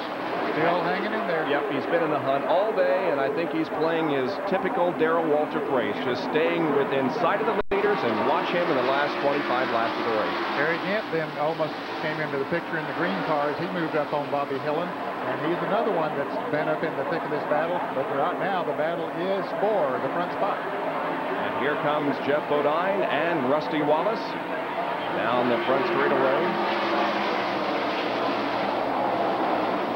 This front straightaway has been used as a drag strip previously, and before the race, Warren Johnson brought out his pro stock dragster and took a run down the front straightaway, but right now it is a Winston Cup racetrack. Some of these guys wish they had some of his power when they come off that flat turn 3, that corner that's so critical to get around in this racetrack. And you just need all the power you can get. Don't they wish they had another 100 horsepower? Jeff Bodine did win one of the races last year here at Pocono. And look at this, 3 abreast. It is Ricky Rudd, Michael Waltrip, Rick Wilson, Morgan Shepherd, and Kyle Petty. 3 of those guys are very close friends. Michael Waltrip, Rick Wilson, and Kyle Petty. Very good. Oh, Rusty Wallace in the grass coming off turn 3. Now, these two might not be quite as close to friends as those you were talking about. No, and look how much it cost Rusty in speed, because Mark Martin is looking the inside of it. He might take second place away. Let's see if he does as they go into turn number 1. Mark Martin to the inside, and yes, indeed, Mark goes into second. Rusty Wallace is in third. Oh, and Mark Martin gets the left side wheels off the racetrack. Kicks up a little dirt, and that's where we saw some flat tires early on in the race. That's where those flat tires come from. When we see these cars kick up dirt, sometimes there's small stones in that dirt. They kick them up on the racetrack, and the cars behind them, when they run across them, those little stones will puncture a tire. I think Rusty Wallace has something to prove here, that he's got a better car than Mark Martin and may be looking to take back that second position.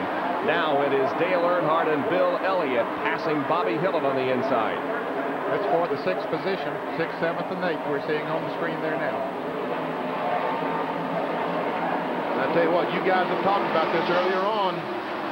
There we see Dale Earnhardt, the black 3, number 9, the red and white car, Bill Elliott. Elliott looking on the inside of Earnhardt, but look, you guys have kept talking about it. There's Darrell Waltrip, the orange car, 4th place, and he's gaining. How did you know this? Well, I've just been watching him. Oh, look at this. It's Bill Elliott and Dale Earnhardt go in side by side. You guys told me earlier you can't run 2 abreast through there, but they did. But they did. Well, if anybody can do it, it's Dale Earnhardt. Now, if they go through the... No, okay. I thought if they went through the tunnel corner side by side, we was going to be seeing a trick. Probably a wreck. Yeah, or a wreck, one or the other. Back up front, meanwhile. Oh, Ricky Rudd has a problem. Looks like a wheel bearing. Looks like maybe a left front wheel bearing or a brake rotor or something. It doesn't look like an engine problem, does it, Ned? No, it doesn't. It looks like it's coming from that left front, and Rudd is pulling it off the track. Here's for the lead, Mark Martin. He's got a habit of the line. Mark Martin is in the lead.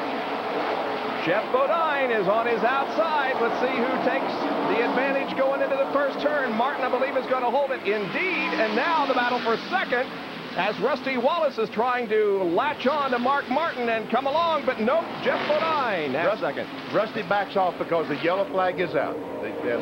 You know, a little bit ago we had some racing back to the line, and NASCAR told the guys, don't do that anymore. That time we saw Rusty Wallace, as soon as he realized the caution was out, back off and take third position. Good move by Rusty Wallace.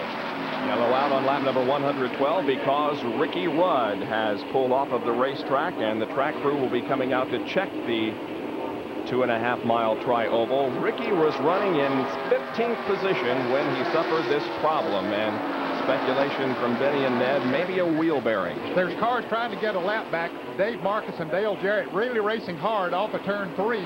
Here comes Dale Jarrett down on the inside of Darrell Waltrip. Here they come, trying to pass the leaders, trying to get back in the lead lap. Are they going to be able to make it? No, I don't think so. Mark Martin's going to hold them off. They saw what was happening. I guess the crew members told them. They passed a bunch of them, but not enough.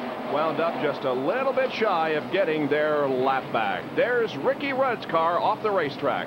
We'll be back in a moment.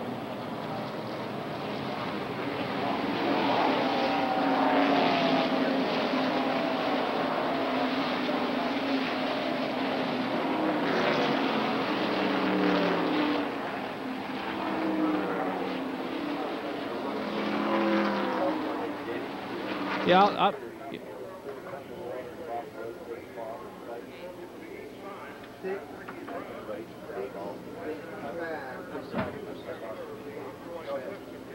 okay, yeah, I'm with Larry McReynolds, yeah. Okay.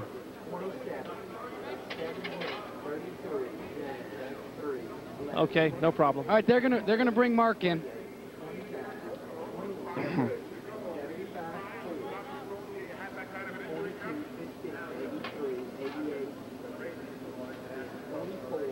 And find out where Darrell Waltrip came from. Right.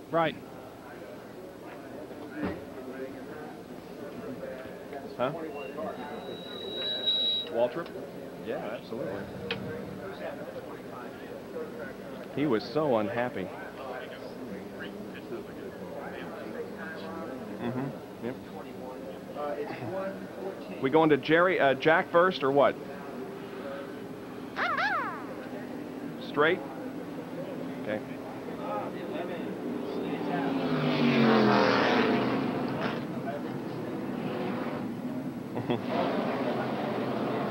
It'll be a bad pit stop if you do.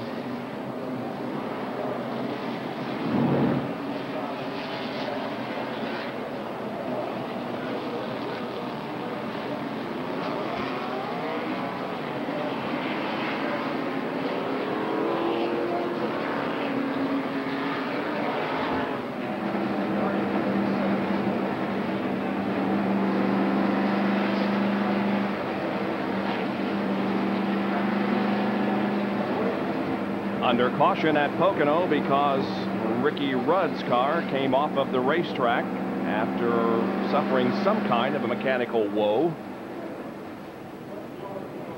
And we can find out perhaps what went wrong with that car as we go to Jerry Punch, who's with Larry McReynolds. Well, Larry's the crew chief, and Larry, apparently from looking around, they're packing up all the pit equipment. It must be terminal. What happened? Well, we lost an engine, Jerry. You know, it's been that kind of day. We've been twisting jack boats, changing stagger.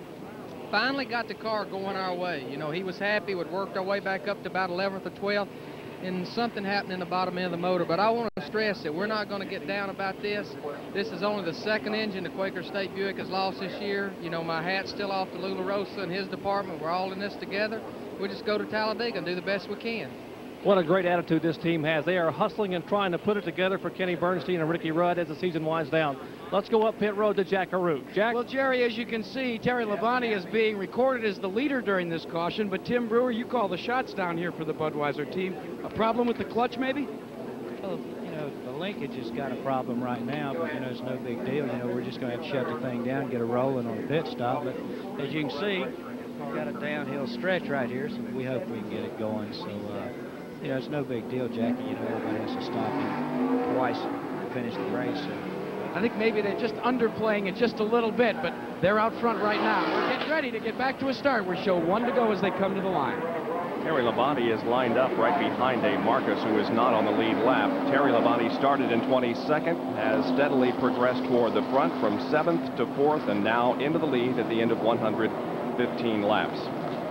And let's take a look. Here's car number 44, the Bob Tullius car. First time for that team ever. Jim Sauter driving the car. Bob Tullius, a famous road racer, and that car is running currently in 4th position. So the new team done a great job here today. And I tell you, Tullius said he's looked around. He had a lot of applicants for drivers, a lot of applications for drivers. He wanted a mature driver. And I really and truly believe he made an excellent choice in Jim Sauter, because he is a mature driver. He's in his mid-40s.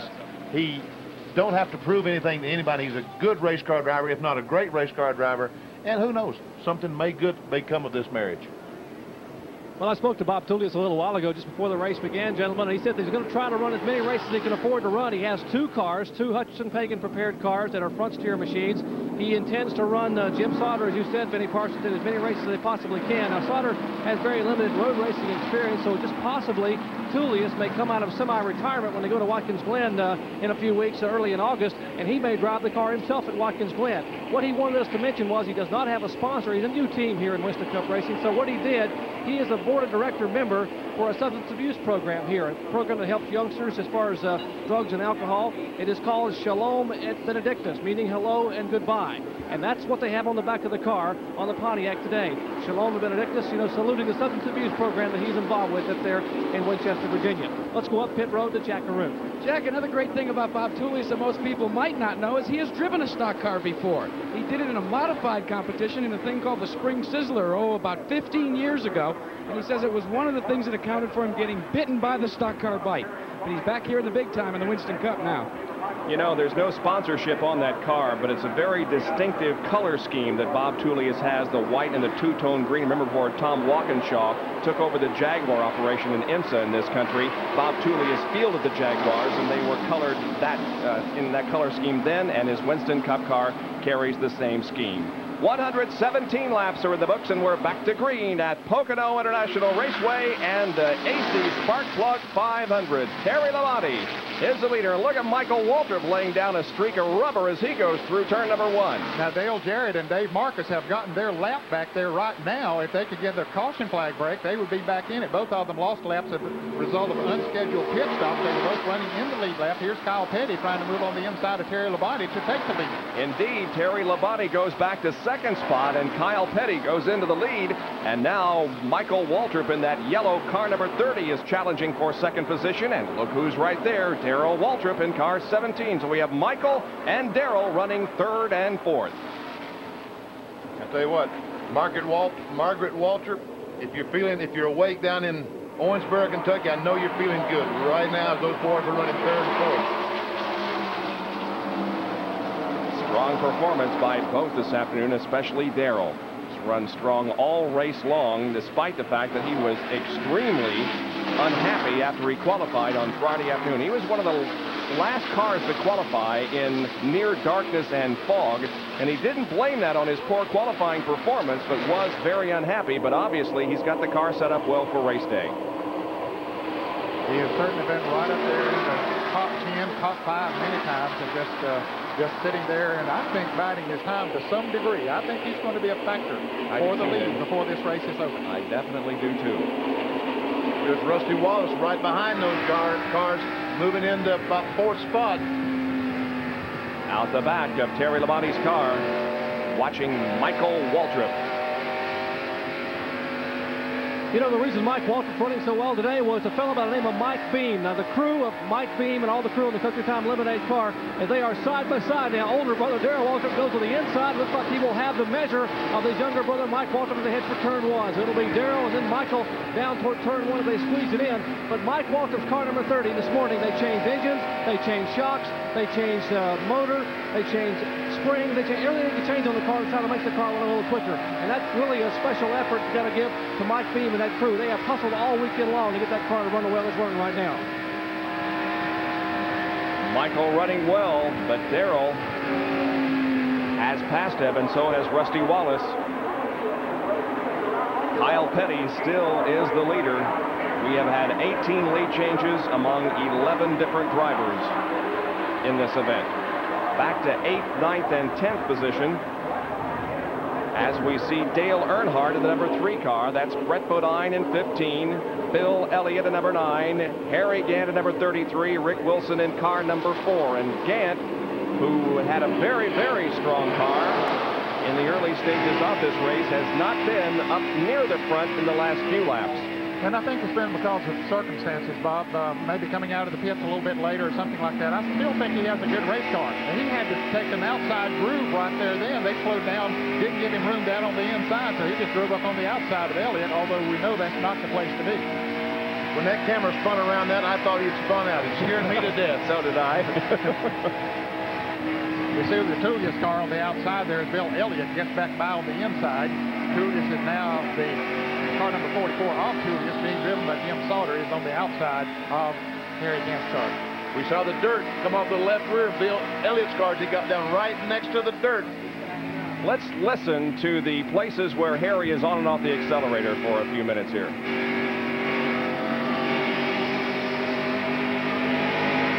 Rusty Wallace is coming in for a pit stop. Jerry Punch is in his pits. Let's see what happens. Well, gentlemen, Rusty is being victimized by the same problem that helped hurt Bill Elliott earlier today. Apparently, he has cut a tire down, possibly a right rear tire. They have the right side jack up on the car, and they take the right side tires off. Looks like the right rear tire may have been going down. The tires are on, and they will come around and now change left side tires. So they want to make sure they get the right tire at the right time. It takes enough time here to run a lap under green. They can hustle here and get 4 tire changes and not lose a lap. But they are really trying to hustle. The car now still on the jack. The May car puts the lugs in the left front. He is down and away, heading for turn 1. That was a good, smart move on them to go ahead and change all 4 tires while they were in there. As quick as that pit crew is, they can do it, still stay in the lead lap. He was going to be completely out of the draft, away from the other cars anyway, and the only thing that's going to help him is a caution flag, so he's going to be out in front of the leaders, so he's going to be okay. You see the leaders coming off of turn 3 as Rusty's going into turn 1. Almost a full straightaway behind now, but Rusty Wallace does remain on the lead lap as Kyle Petty leads this gaggle of cars down the front straightaway. Labonte is second. Waltrip is in third. And who knows who's in third? Well, I tell you, Kyle Petty is pulling away from Terry Labonte and Darrell Waltrip right now. He's looking very strong in that Gary Nelson prepared automobile. I tell you what, we might not be talking enough about Kyle Petty because we might have a winner on our hands. Look at Dale Earnhardt, the black 3 followed by the red and white 9 of Bill Elliott. Michael Waltrip being passed by Jeff Bodine. Michael in the yellow 30. Morgan Shepherd getting caught on the outside. Bill Elliott will move on the inside of him. Here comes Brett Bodine in the 15 to join the group. Bill Elliott and Morgan Shepherd are side by side, headed for number 3. And Bill Elliott will get the best of that battle because he has the preferred line coming off the turn. Earnhardt and Michael Waltrip.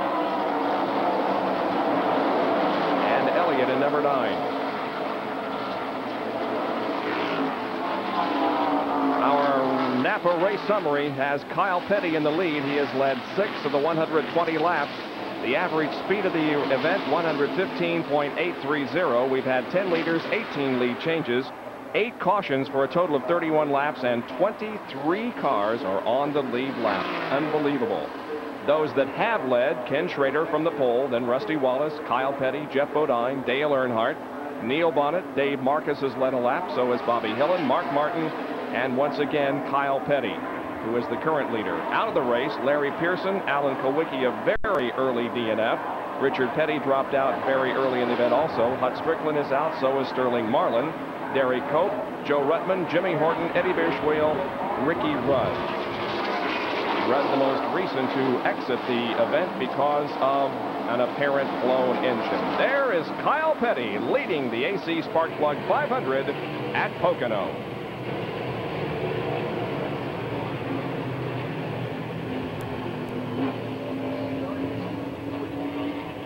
Yeah, we got to remind people of that. His deal there at the beginning of the race.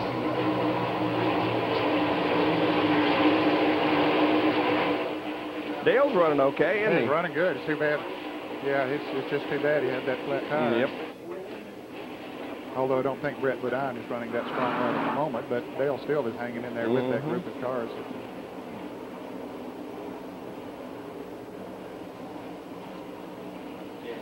I think it'd be good. I think there's a number of cars that have run good that we really haven't talked about today.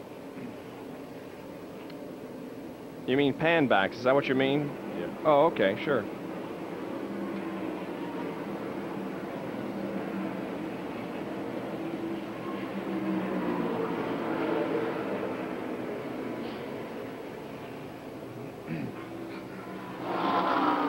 Hello. Yeah. You think? I just mentioned we got a VO on Kyle Petty when you get a chance. Are you going to explain what they did, Jerry, or do we need to go into that for this 40-pound deal? Not at all. Okay. All right. I'm sorry. I was talking to Barry Dotson. What did you say? Are you going to explain how they tried to cheat, or is that important at this moment? I don't know specifically how they did it. All right.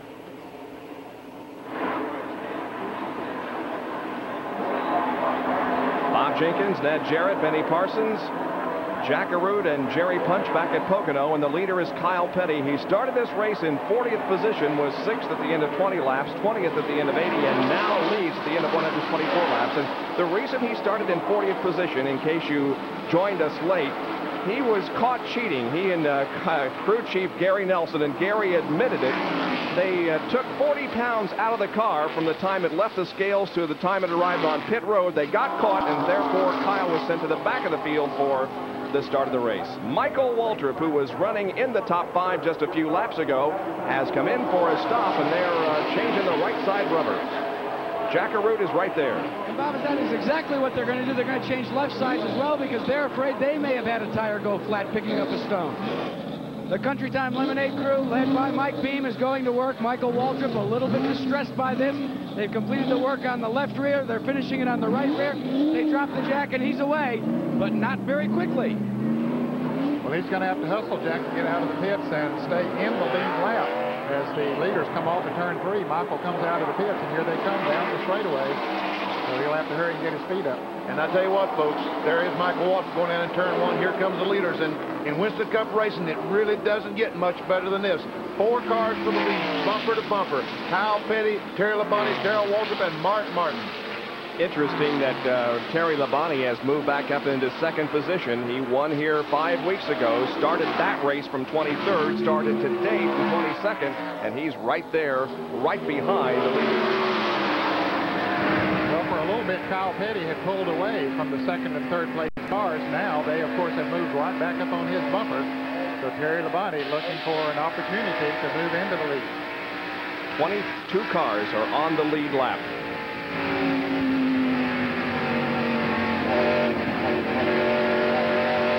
You can hear that Terry Labonte was not getting fully back in the gas when he decelerated, and then was Michael Waltrip coming back into the pits once again. He has gone down a lap, so Michael Waltrip having problems here in the Country Time Lemonade car. Jack Arute is there. Jack, what's going on there? Well, Ned, he was complaining of a rattle, and they thought it might have been a tire. Then they thought it might have been this bolt that fell out when he came up on the jet. But now they come back in because they're going to look to the rear because they think it's either a clutch or it possibly could be back in the rear end area. The crew going to work, they're going to look at the axle because they think that might be indeed what it is. He might have snapped an axle here. And trouble. Oh, we have a car upside down, rolling down the racetrack. That's the number 48 car, driven by Greg Sachs. Looks like Lake Speed. Lake Speed also involved.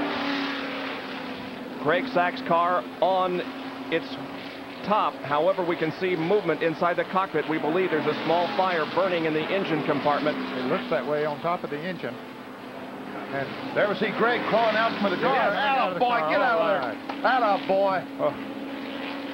So that's always good to see the driver come out after a crash of that sort. He doesn't have a helmet on. Well, he had to take it off because of the radio. Climb out. Now he wants to go back. Help Lake Speed to see if Lake's okay. Checking on him. He pulled his helmet off to because the radio. In turn number 1, and again, we're going to be delayed considerably because the wall has given away once again. Wow. Okay, let's take a look at what did happen. As he went into turn 1, he was on the outside. It looks like Lake Speed might have lost an engine. At least he lost the car, and Greg hit him, and they both head to that wall. Greg Sachs hit it hard with the right front, and then the car gets upset and starts rolling over as they come down off of the wall. Barrel rolling. Look how high it goes into the air, comes back down. Oh, over and over God, again. for Winston Cup cars and how strong they are. Look at that thing. You can see the fire, Benny, under the hood of the car, and then it rests back on the top. And as we saw, then Greg Sachs was able to crawl out of there. The fire was he broke the carburetor when all those tumbles, and the fuel in the carburetor came out and ignited. That was not a big fire, but let's hope that Lake Speed can jump out of there just as quickly as Greg Sachs did. Greg Sachs is quite concerned about Lake Speed, and Lake has not come out of that car, and Greg is there standing beside it. We'll have a real-time replay, and this will give you an indication of exactly how hard the car hit. You can see Lake Speed's car number 83 down on the inside as he lost speed. He really hit that wall hard. Every race car driver that retires from racing and quits racing ought to come up and watch some race from inside the TV booth, because you'd never go back to it. That's for doggone sure. It's a lot different up here. It really is. It's a different ball game up here, folks, than it inside those cars. Kyle Petty is coming into the pits, and Jack Arute will report on this stop. The Felix Sabatis team, led by Gary Nelson, is awaiting the positioning of Kyle Petty's peak antifreeze unit in number 42. He has come to a stop. Now they're going to go to the work, as usual, on the outside tires first, while one crew member is exchanging the lug nuts on the inside tires. They're cleaning the windshield. Kyle having a fine run this afternoon. They are now bringing the jack beneath it. Now with Darrell Waltrip as Jerry Punch. What is he doing, Jerry?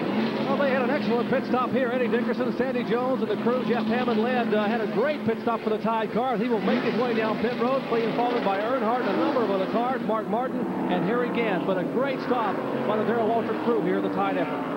And here they come out of the pits. And you see them come out of the pits subdued.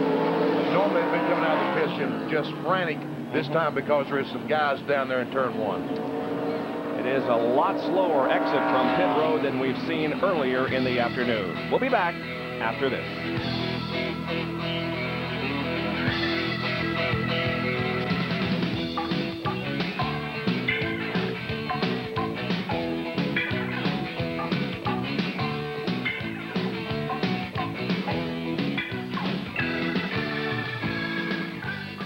Well, it's a little ridiculous. I mean, really. Lake Speed's talking on the radio. The crew chief, so apparently he is conscious, but complaining of pain in his shoulder. Is what this kid caused. I got that. 129.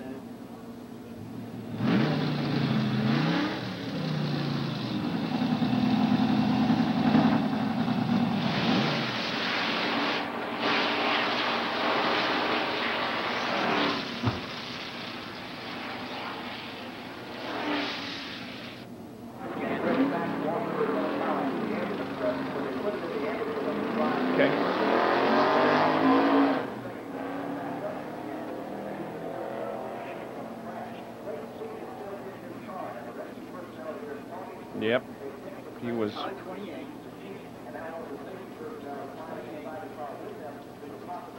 Who is our leader? Davey.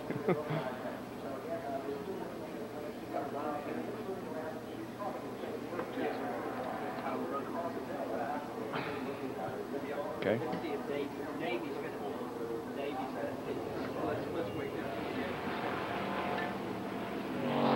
Back at Pocono, where the yellow remains on because of the crash down in turn number 1. Davey Allison, number 28, the Haviland Ford, was leading, but now he comes in for a pit stop as they go to work on the right side of that car, checking over the tires and filling it full of fuel. What are they doing, Vinny? Something's wrong. I don't know what in the world they're doing, but something is wrong. I don't know. We'll have to get somebody over there to check, because I can't imagine what they're trying to figure out. Well, it might be, Benny, that they're looking. He's run through a lot of debris down there as he goes by Bill Elliott, who's also in the pits, and we'll get back to that in a moment. But he run through a lot of debris down there. They might have been really checking those tires to be sure that they didn't have any metal in them or anything of that nature. Bill Elliott is in the pits in the Coors Ford number 9, and it looks like they're trying to raise the hood on his car as we see the cars go by all the safety equipment down in turn 1 where the accident was.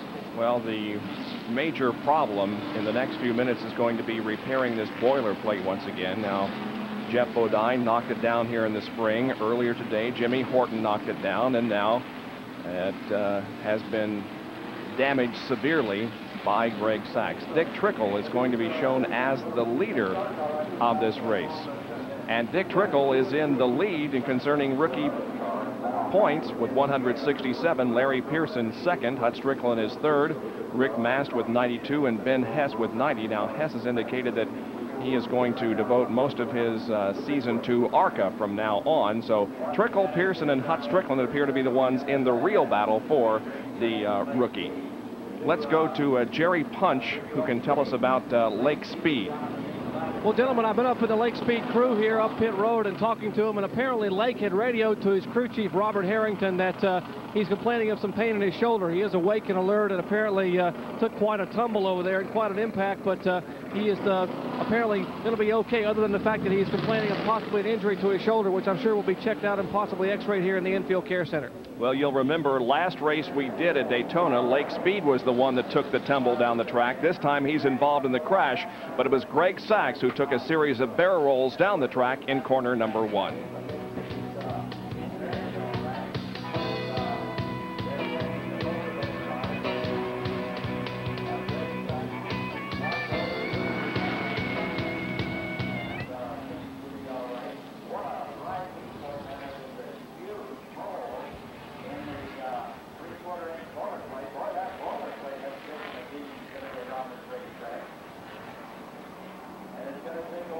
Hello. Hey. Yeah. Hello. Right. And the reason Davey didn't come in is he stayed out to lead a lap and then came in and took his time in the pits.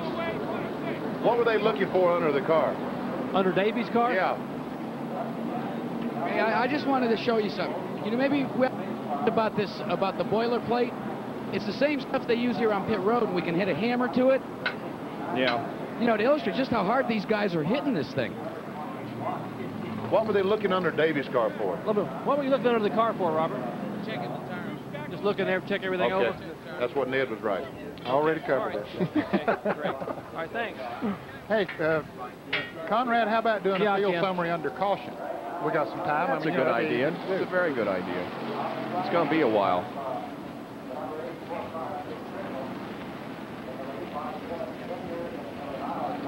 Okay.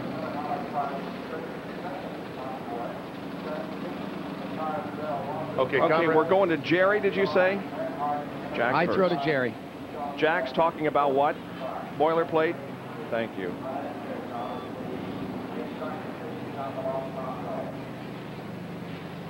Okay. Yeah, good. I'm going to update Davey Allison, right? Okay. How much time we got?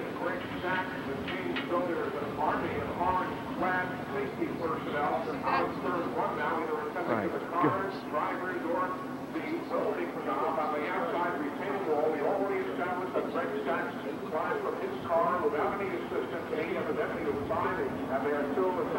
Lake Speed is out of the car and is being placed in the ambulance, but as Jerry Punch indicated, he is complaining of a sore shoulder, but apparently not seriously injured. Now, we're going to replay this once again and try to make a determination as to whether maybe Lake was nudged by the 44 car. Well, it's very hard to tell because the 44 car is far enough behind him that it didn't look like that they touched, but Lake did go down to the inside, and then you could see he already locked his brakes, and that's when Greg Sachs hit him and carried both of them right up in to that boilerplate wall. What happened when Greg Sachs lost the car, the rear end went out going down in turn one, he corrected for that problem. He turned back into the slide. And he turned the car, when it came back, he couldn't save it the second time. It came back to the right and right in the side of the Greg Sachs car. And here is Greg crawling out of the car just a few moments after it landed. And Greg is okay, but what a ride he took. And Pocono race officials. And let's watch him. He goes down to help Lake Speed. He sees that he's okay. His car has stopped burning, and he looks in to see how Lake Speed is. Let's go down to Jack Arute on pit road. You know, we've seen 2 accidents now, and we've alluded to 3 here where they've said we've knocked a hole in the boilerplate. Well, it's the same sort of boilerplate that borders pit road here to keep us safe. Now, it's pretty thick, and it's pretty solid. So imagine, if you will, hurtling down at about 175 miles an hour and blowing a hole through almost a half-inch thick piece of boilerplate. These guys are really wrecking their race cars. Let's check in with Jerry Punch, who's got some more information on Davey Allison's pit stop. Well, gentlemen, we saw Davey Allison not come in when everyone made their pit stops. He stayed out on the racetrack. Then he came in and had a lengthy stop. Why the different strategy, Robert? Well, the reason we were in here so long, we stayed out to lead a lap to get her 5 points. And then when we came in just to put fuel in it, we didn't want to change tires because there's been so many cautions. We've gone through about 10, 12 sets of tires, and we want to save, you know, the best sets of tires for later on in the race. So the stop sign's out at the end of pit road. So we just took our time, let the car roll, looked the tires all the way around real good, and, you know, everything's fine. The car is just a couple tenths slower than we'd like for it to be. That's Robert Yates, the car owner, and one of the crew chiefs here, along with Tony Price and Davey Allison Pit, just taking their time, checking things out, and getting ready for the stretch run of the checkered flag. Gentlemen? Got 68 laps to go as Greg Sachs's car is being loaded onto the flatbed, and they're not riding it. They're simply putting it onto the flatbed upside down. Trickle, Hillen, Waltrip, Earnhardt, and Bodine are the top 5. Then it's Kyle Petty, Mark Martin, Terry Labonte, Rick Wilson, and Morgan Shepherd. Running 11th through 15th, Gant, Spencer, Parsons, Wallace, and Schrader. And 16 through 20, Schrader, Davey Allison, Bill Elliott, Brett Bodine, and Neil Bonnet.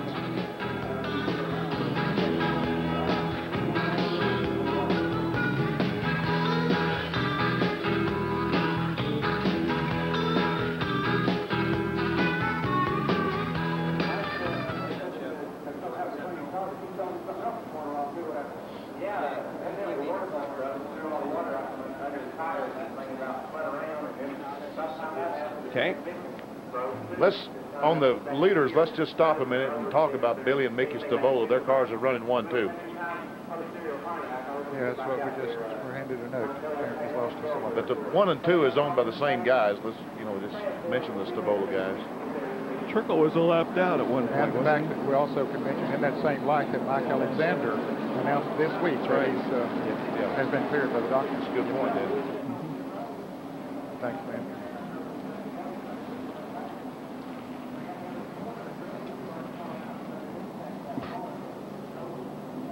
Don't give Mike Wells nothing.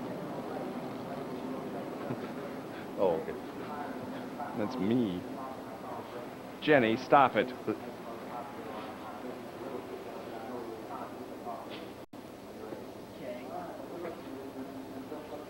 Yes. Yes.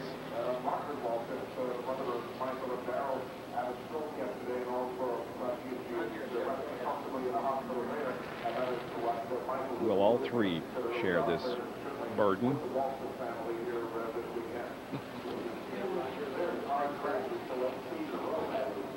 When we get back to racing in green flag conditions, if we get a good race going, the fans never sit down here. They never sit down. You know?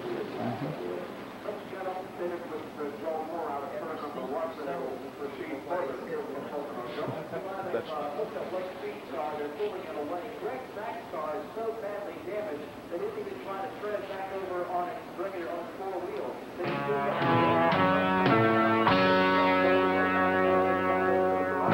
NASCAR race racing at Pocono International Raceway, the AC Spark Plug 500, and we are very happy to be here for the first time in about 4 years to televise a Winston Cup race. Well, next Sunday here on ESPN at noon Eastern Time, we'll have same-day delayed coverage of the German Grand Prix from Hockenheim Ring.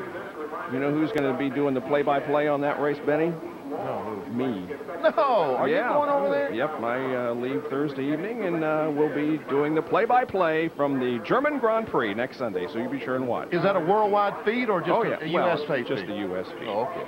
There's Greg Sachs' car, and you can see the incredible amount of punishment that thing took as it barrel rolled down the first turn area. And here it is once again. He and Lake Speed get together, they hit and go straight in the retaining wall. It gives just enough that Greg Sachs gets on top of it, starts rolling on the racetrack. Look how high he was, 4 or 5, 10 feet high, I don't know. Was a little fire under the hood. As you say, it probably broke the carburetor off as it hit the pavement. And of course the fire went out quickly, and now they're bringing what's left of the dinner bell Food Line Pontiac. He is okay, and Lake Speed has been taken to the infield hospital for a checkup. Now let's show you the cars that are on the track and talk a little bit about each one of them. The leader of the race is Dick Trickle, and at one point he was very close to being a lap down. And Dick Trickle did so well while we were on the short tracks, and not that he hasn't been doing real well since then, but certainly the short tracks are his forte. But here on the super speedway, he's looking very good. I think two things hurt Dick Trickle. Number one, we went to the bigger racetracks. The last 6 weeks, we've only run the bigger racetracks and road courses. And plus, there we see the 8 car right behind him. That's his team car. Plus, when the Hoosier tire went away and we left with only one tire, they have become a little bit harder. And that lends to help the older, more experienced drivers, Winston Cup drivers. Let's say quickly that Mike Alexander, who was driving that car when Dick Trickle got the ride, apparently was examined this week by a doctor and has given him the okay to go back to racing. We don't know how long it might be if indeed Mike Alexander does race again on the Winston Cup circuit this year, but he was driving the car number 84 before Dick Trickle got the the Stavola brothers have first and second with Dick Trickle in the lead, and second place the number 8 car of Bobby Hillen. Third place is Darrell Waltrip in car number 17. And I guess we've said a great deal about Darrell today, but once again, hello to his mom down in Owensboro, Kentucky, who Darrell said he's very concerned because he's concerned that the family wasn't telling he and Michael everything that was going on, but he's very concerned. Right behind Darrell Waltrip, the Black 3, Dale Earnhardt, the Winston Cup champion, the 3-time champion, and the leader of the Winston Cup points at this stage of the season in 1989. Has a 124-point advantage on second place Rusty Wallace as the second half of the 1989 season begins here today at Pocono. Continuing our pan backs, here's a guy that's run very, very strong all day long. He started from second position, has led many laps. Jeff Bodine now finds himself in 5th. Former winner here at Pocono. And continuing on back as we check out the rest of the field. Next in line is Kyle Petty, penalized before the race began for a weight violation. The car somehow lost 40 pounds between the time it left the scales and ended up on pit road, so he was placed in 40th position to begin the race, but has led, and Kyle certainly in contention for the win at this point. And his crew was late getting here. Felix Sabatas told me down in the garage area he might have to be the jackman. Thank God his crew showed up because Kyle Petty would be laps down by now. Behind Kyle Petty is Mark Martin in the Stroh-Light Ford prepared by Jack Roush. Mark Martin in 7th position right now, another one that has looked very, very strong all race long, and this team would certainly like to find a victory after it eluded him at the Daytona Pepsi 400. You know, I talked to Mark Martin just before he climbed in the race car this morning, and he really was intense. The entire crew felt not only disappointed, but somewhat embarrassed by what happened at Daytona. And, of course, the fact that it happened on ESPN on national television didn't help matters much. They took the race car that they have here, the car they took to Dover, Delaware last week and ran 700 miles testing the car, took it back to the shop and cut it in half to redo it. Now Rusty Wallace coming in, looks like they're going to top the tank off on that car as Harold Elliott and the crew will walk out and put some gas in the car. Now gas only, they're topping these tanks off. Likewise, the Brett Bodine car is in, as is Neil Bonnet. So a number of cars lucky to come in here.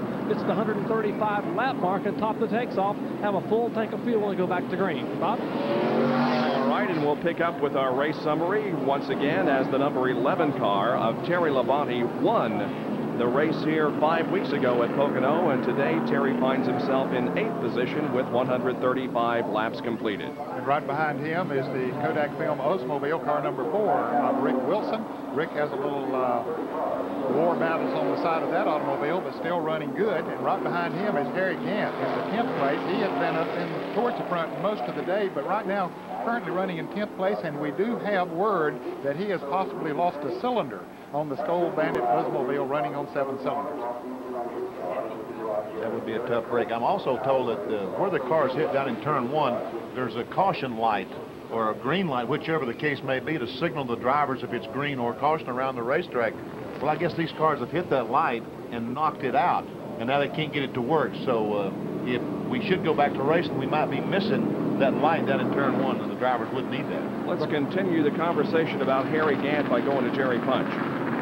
Well, Ned, you were speculating exactly as we were on the pits that maybe something was wrong with Harry Gant. Let's get a voice comment from his car owner here, Leo Jackson. Leo, the car not running quite like he wanted to run in the past. The car hadn't been running as well lately as it was in the early laps. Do you have an engine problem, possibly a cylinder problem? Well, I don't think so. We just had some bad pit stops and just kind of, you know, hadn't really got him up front lately. I think the car's okay. So they're hoping to get back up front, and Harry will punish the car running hard like he did early on. So that's maybe some good news that Harry Gant may not have lost a cylinder. Gentlemen?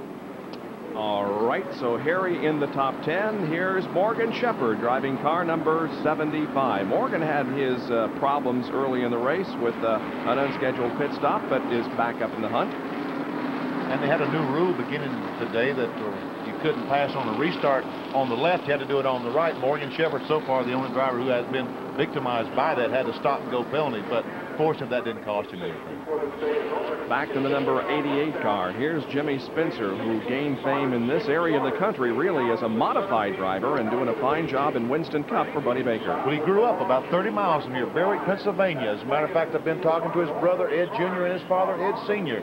They run a junkyard, salvage yard, about in Berwick, about 30, 40 miles from here. So he would love to have a good day here. You can talk about your bro here. Hey, there's old Phil. But I tell you, he had a terrible starting spot. But I've noticed today he's been up close, 10th in the 10th place a few times. He's what now? 13th. 13th, so that's quite a gain. 23 spots. Good run going for Phil. He does have a good run going. Right behind him is Kenny Schrader, the fellow who started on the pole. He is in the 14th position in the Folgers Coffee Chevrolet. Of course, now a lot of this is as a result of pit stops that have been made during this caution period. One point I've been wanting to make all race and haven't been able to do it. You know, we've come off, what, 20 days in which there has been no Winston Cup race, couple of weekends off. Ken Schrader participated in some kind of a race event 18 of those 20 days, and he won several of them. I thought it was interesting that he won the pole for this race. Does it mean that staying sharp and doing that is a benefit, or does that have anything to do with it? Well, I feel it feels like that Richard Broom and Dennis Conner had more time to work on the race car. Okay. Yep. Yeah, they did their homework. They had the car for it. Right. And for more on that, let's go to Jerry Punch. Take a listen to Kenny Schrader's schedule this weekend, just this weekend alone. Now, Friday night, he raced up in Malta, New York at the Albany-Saratoga Speedway and won. Last night, he was in Flemington, New Jersey for a dirt modified race. He finished 5th there. We may have already mentioned Jimmy Horton won that race. Now, tonight, following this Pocono event, he is supposed to be in Hagerstown, Maryland for a dirt late model race. And coming up Tuesday night of this week, he will be in Farmington, Missouri for a dirt late model, the Red Baron Shootout, which he will quite coincidentally make his debut as a promoter. Now he's a driver, a car owner, and now a promoter, so a pretty busy guy, Kenny Schrader. It has been all kinds of racing cars that he has been racing in during this 20-day break. There's Jim Sauter in car number 44, the Bob Tullius-owned machine in its Winston Cup debut. He's running in 15th place. And right behind him is Bill Elliott in car number 9. We mentioned a moment ago that he was in the pits about to raise the hood. They were just checking the car over. He apparently is okay. Back of Bill Elliott.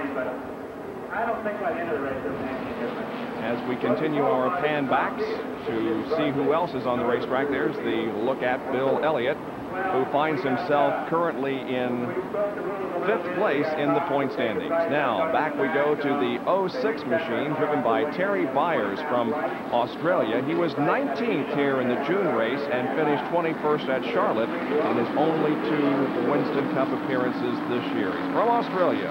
One lap down, and here's Rusty Wallace, who has been in and out of the pits.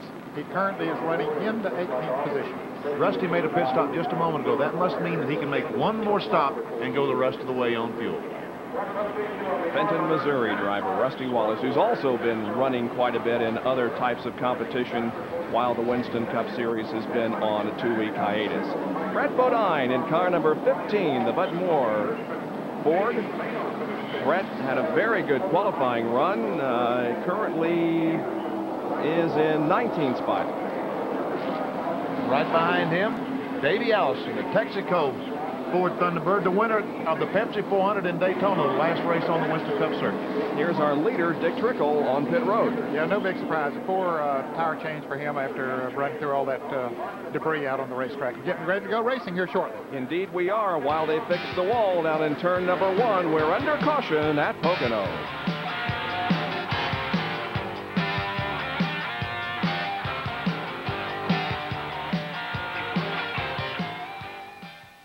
Is this a long break?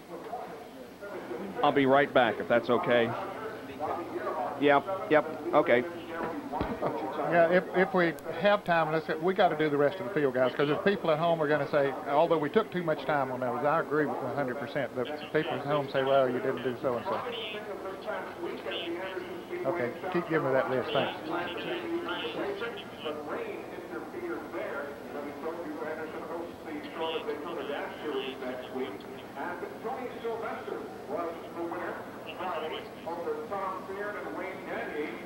Hey, Benny, can we tell the story about the party at the Spencer's deal Friday night?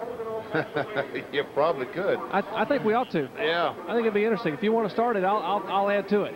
Okay, we need to run through the rundown. If we have time, we'll get into that. Okay, great. And those 5 cars are the only ones that we haven't talked about.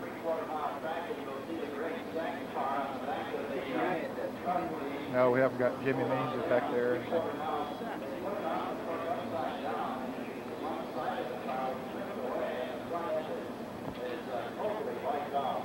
There'll be 1 to go, Jimmy, when you get back. 1 to go. 1 to go. Well, let's...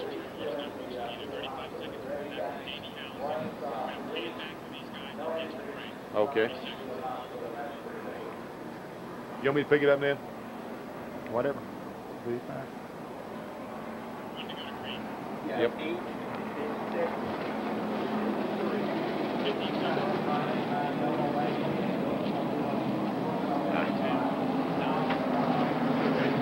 Going to pick it up?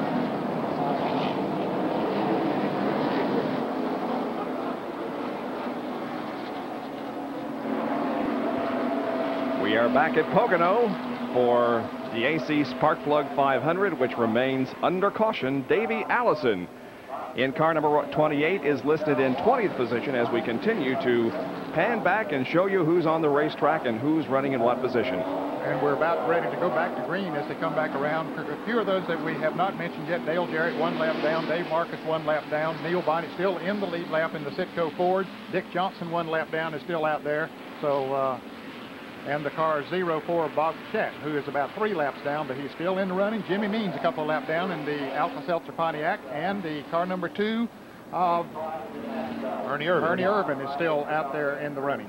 Ernie Irvin had an unscheduled stop. As a matter of fact, he went to the garage area and spent some time in the garage area, but he's back on the racetrack. So the field gets lined up for the restart here in just a few moments. They didn't get the, I've been told they did not get the light fixed down in turn 1, but NASCAR has sent an official down with a yellow flag. Now, Jenkins, how'd you like to have that job? I hope he gets double pay for hazard duty on that deal. I'm telling you. Man. I hope he don't stand behind that same spot those guys a little bit ago. No kidding. Well, the crash we're referring to involved Greg Sachs and Lake Speed, and Sachs hit the wall very hard and took several tumbles down the racetrack. He climbed out okay. Lake Speed is being checked over in the infield care center. However, it isn't a serious situation, at least as far as we have been able to determine. Dr. Jerry Punch, of course, will keep an eye on that situation for us. Well, we're just about to go back to racing, and we will do so on lap number 139. So we still have 61 more laps to go in this 500-miler at Pocono. We'll watch as the field comes down to receive the green flag. Bobby Hillin is the car out front with Darrell Waltrip in second position. Dale Earnhardt is third. Geoff Bodine in fourth as they begin to go 4 and 5 wide down the straightaway, headed for turn number 1. But look how quickly they try to get back in single file once they hit turn 1. Dale Jarrett there, the third car in line. He's a lap down. Ironhead Dale Earnhardt is signaling to him, isn't he? Yeah, I think so. He said, get out of the way, boy, let me by. Dale really has been running good after he lost the lap. The whole right rear quarter panel is gone off of the Hardee's Pontiac. When the tire blew out, that caused him to get a lap down. It blew the side out of the race car, but he's been running pretty decent since then. But he won't hold him up. He'll let him go. Earnhardt's a little faster, so he moves to the high side and lets him go. Here comes Dale to the inside. Dale Earnhardt to the inside of Dale Jarrett.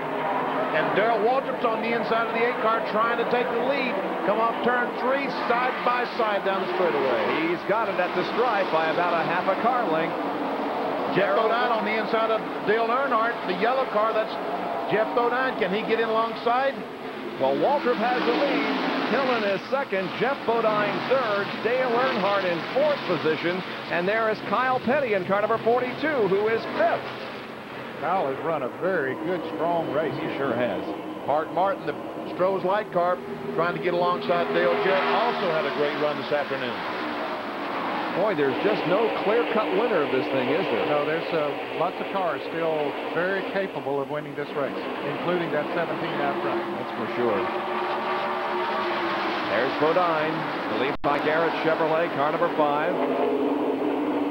2 of the Rick Hendrick cars are in the top 3. Then the Chevy Lumina driven by Dale Earnhardt. Now a scramble behind as Kyle Petty got a little high there. Dale Jarrett went back by him down on the inside. Kyle, I don't know if he's got a problem or what, but several cars moving by Kyle Petty on the inside as they go down the front straightaway, including Morgan Shepherd and Rick Wilson. So Kyle may have a problem, or maybe just got a little loose coming out of the corner. We had mentioned that Neil Bonnet was in the lead lap. He was running, I think, 20th. There's 20 cars still in the lead lap. Neil apparently has lost a cylinder. He's running slow back behind the whole pack of cars. We'll just say that for the Neil Bonnet team. Oh, Rick Wilson making a charge here, and there is Mark Martin in the number 6 and Terry Labonte in the number 11. When Kyle Petty had his problem just a moment ago, it got Mark Martin all messed up. He got behind some slower cars, and he lost 4 or 5 spots. Rusty Wallace moving up, passing Kyle Petty. Now Darrell Waltrip has opened up a little bit of a lead. Here's Jack Arute with a comment on Kyle Petty. Well, Bob, I asked Gary Nelson if he had reported Kyle Petty, that is, if he'd had any sort of a problem. He said no, he's been mum on. And he said that basically when a driver is mum. Well, obviously a problem with Jack's mic, so we'll try to get the repairs on that made and go back for that report a little bit later from Jack Arute. Now Ken Schrader and Rusty Wallace are nose to tail. They really were nose to tail. They were just inches apart, but Schrader able to pull Rusty Wallace just a few feet down that back straightaway. Boy, look how quickly they come up on Jimmy Spencer, but he couldn't make the move down on the inside. Schrader really had to back off to keep from running all over Spencer. That put Rusty Wallace right back on the bumper off Ken Schrader. This is for 11th position. Jimmy Spencer is in 10th. The battle between Ken Schrader and Rusty Wallace is for 11th. Schrader, once again, eligible for over $100,000 in bonus money from Unocal if he can win this race after taking the pole on Saturday morning here at Pocono. Schrader moved by on the inside of Spencer, took that spot away. Rusty Wallace not able to get by. Spencer looks on the inside. Wallace comes up. He's going to try Jimmy down the back straightaway. Wallace moving to the inside of Spencer on Long Pond Straight. Here comes Kyle Petty in car number 42. Well, let's go back to Jack Arute and see if we can get that report. Jack?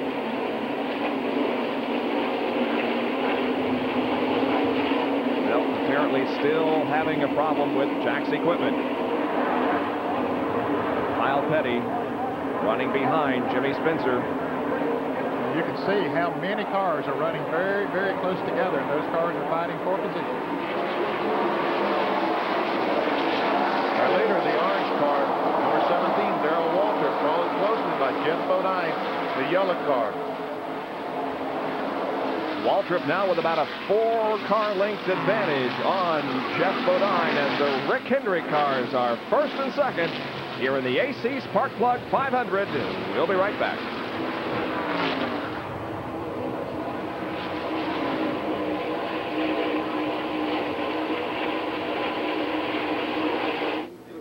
Mine's open.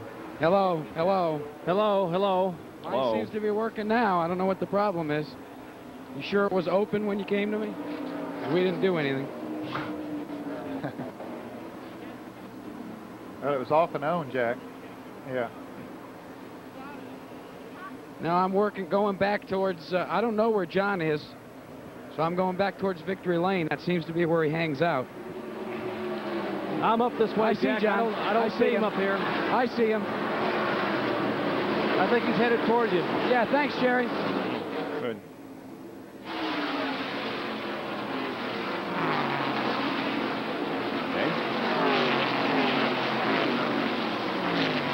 I think Dick Trickle's running on about 7 cylinders now. Sounds like it.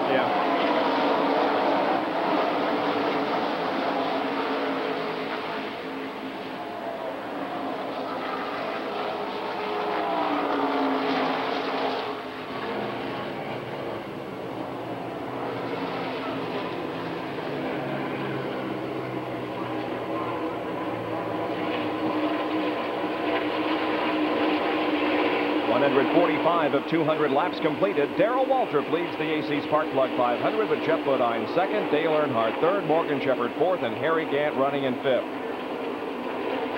There are Darrell Waltrip and Jeff Bodine. Here are the cars that have dropped out of competition. Larry Pearson, Alan Kowicki, Richard Petty, Hut Strickland, Sterling Marlin. Also out, Derek Cope, Joe Ruttman, Jimmy Horton because of a crash. He's okay. Eddie Birch Whalen, Ricky Rudd. Greg Sachs and Lake Speed were involved in a terrific accident down in turn number 1 in which Greg Sachs barrel rolled down the racetrack. Both of them are okay. Michael Waltrip has also dropped out of competition. Jerry Punch with a comment on our leader, Darrell Waltrip. Gentlemen, you have to wonder about Darrell Waltrip's concentration a little bit today, given the fact that he was awakened at early wee hours this morning with the information we've already mentioned about his mother, Margaret, with that stroke she had, and now in intensive care in Owensboro, Kentucky.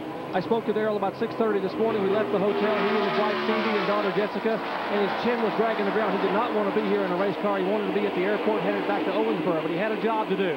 Just before he climbed in the car, just before the race began, he put a call into the hospital. And what I was told just a moment ago was that he was told that his mother was awake and alert. They were going to sedate her so she could get some rest. They're going to keep her informed throughout the day about what's happening with the race. And I got to believe that Margaret and Leroy and the people back there at the hospital are going to be pretty happy with what Darrell's doing right now. Darrell's trying to hang on to the lead, but apparently Bodine is making a move. Indeed he is on the front straightaway on the inside. Jeff Bodine is making the move, and certainly all of our best wishes to Darrell and Michael's mom. But Jeff Bodine has taken over the lead from Darrell, and another lead change. And look at Dale Earnhardt, that Goodwrench Chevrolet right behind, right on Darrell Waltrip's bumper. 3 cars, 3 Chevrolets, bumper to bumper. We have had 23 lead changes, and we've still got 60 laps to go. 13 different leaders. Here's Harry Gant and Rusty Wallace. And from out back of Harry's car, you can see Rusty moving to the inside and passing rather easily, it appeared. Gant quickly gets back down to the inside of the racetrack after Rusty was able to get by, and he said, maybe I can just draft this fellow on up towards the front a little bit. He's not that far behind, and he said, maybe I can just pick up the draft and ride up to the front. Harry Gant, 7th spot. Not able to get back to the front. Mark Martin looks on the inside of the Morgan Shepherd car. He's not able to get by. There are Darrell Waltrip and Dale Earnhardt running in 2nd and 3rd position as they chase Jeff Bodine. Morgan Shepherd is back there in the Valvoline Pontiac. Bodine has been able to pull away just a little bit from Darrell Waltrip after he made the pass.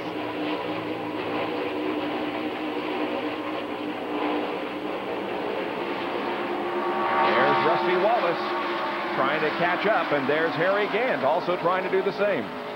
Well, Rusty has pulled away, and here's Mark Martin trying to move on the inside of Morgan Shepherd, and that is for position. Oh, Morgan way up high on the racetrack as Mark Martin tries to go into 4th, and he does. Mark Martin goes to 4th, Morgan Shepherd at 5th, and we've got 50 more circuits to go. I'll tell you something, that Stroh's Light T-Bird running extremely well today. Oh, Terry Labonte, down pit road, unscheduled pit stop for the Budweiser Ford. Tim Brewer and the Junior Johnson crew will go to work on the Budweiser Ford for Terry Labonte. He stops. Well, we're just watching from the inside and the outside. He must have had a flat tire. They're going to the right side of the Budweiser Ford. He can do that. Here's Rusty Wallace taking another position, moving around Morgan Shepherd as Terry Labonte gets that service. He's still in the pits while we watch this race out on the racetrack. Now Terry Labonte has moved away, so he will stay in the lead lap as Rusty Wallace makes the march towards the front. Here's Labonte coming back out of the pits. Well, Ned, the reason they had such a problem getting him restarted after they exchanged the tires, remember, he has a clutch problem. The clutch is given out, so they have to stop the car and actually push start to get it going again. Well, that makes it tough, especially on a green flag pit stop. That's right, because he's going to start in high gear, and they got to push him off, and it's a very slow process getting the car back to top speed. Watching Morgan Shepherd in car number 75 and Harry Gant in number 33 as they battle for 6th position. Morgan Shepherd has been one of those that we haven't talked a whole lot about this afternoon, but now we find him in the top 5. You're right. Yep, he was black flagged, as Benny mentioned earlier, for jumping the flag and made an unscheduled pit stop for tires, but has fought his way back. He's done a great job. We're inside Harry Gant's car, and we're watching Morgan Shepherd just ahead in the Valvoline Pontiac. Look at the car dance through the corner, and the car getting a little bit high, exiting the corner, and Harry Gant looking for the opportunity to go into 6th place. We'll be right back.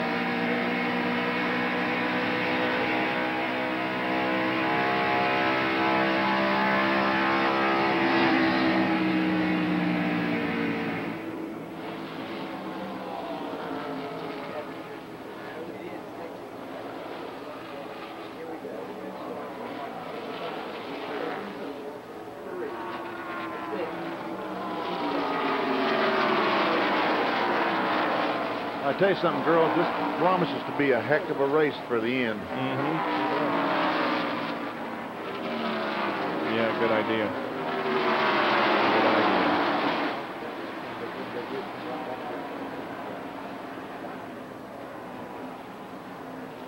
We have to be off at 4:30? No, I guess we don't.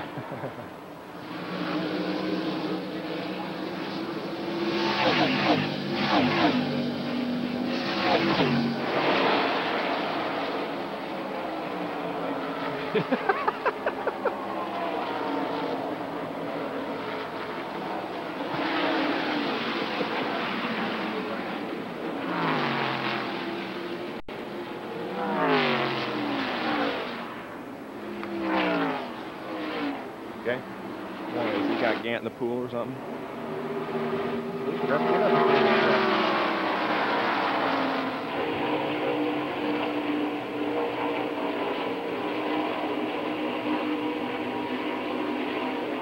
For the moment, things have kind of settled down into a single file chase as everyone is trying to close in on Jeff Bodine, who's the leader of the race. Darrell Waltrip is running second, and Dale Earnhardt is third.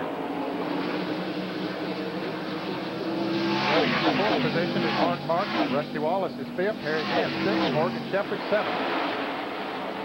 And those 7 cars are not separated by very much. You can see them all in the picture. Been 31 races since Jeff Bodine won. His last was here at Pocono. Competing with a broken leg suffered at this very racetrack less than or just about a month ago. Here's Harry Gant and Morgan Shepherd, 6th and 7th positions.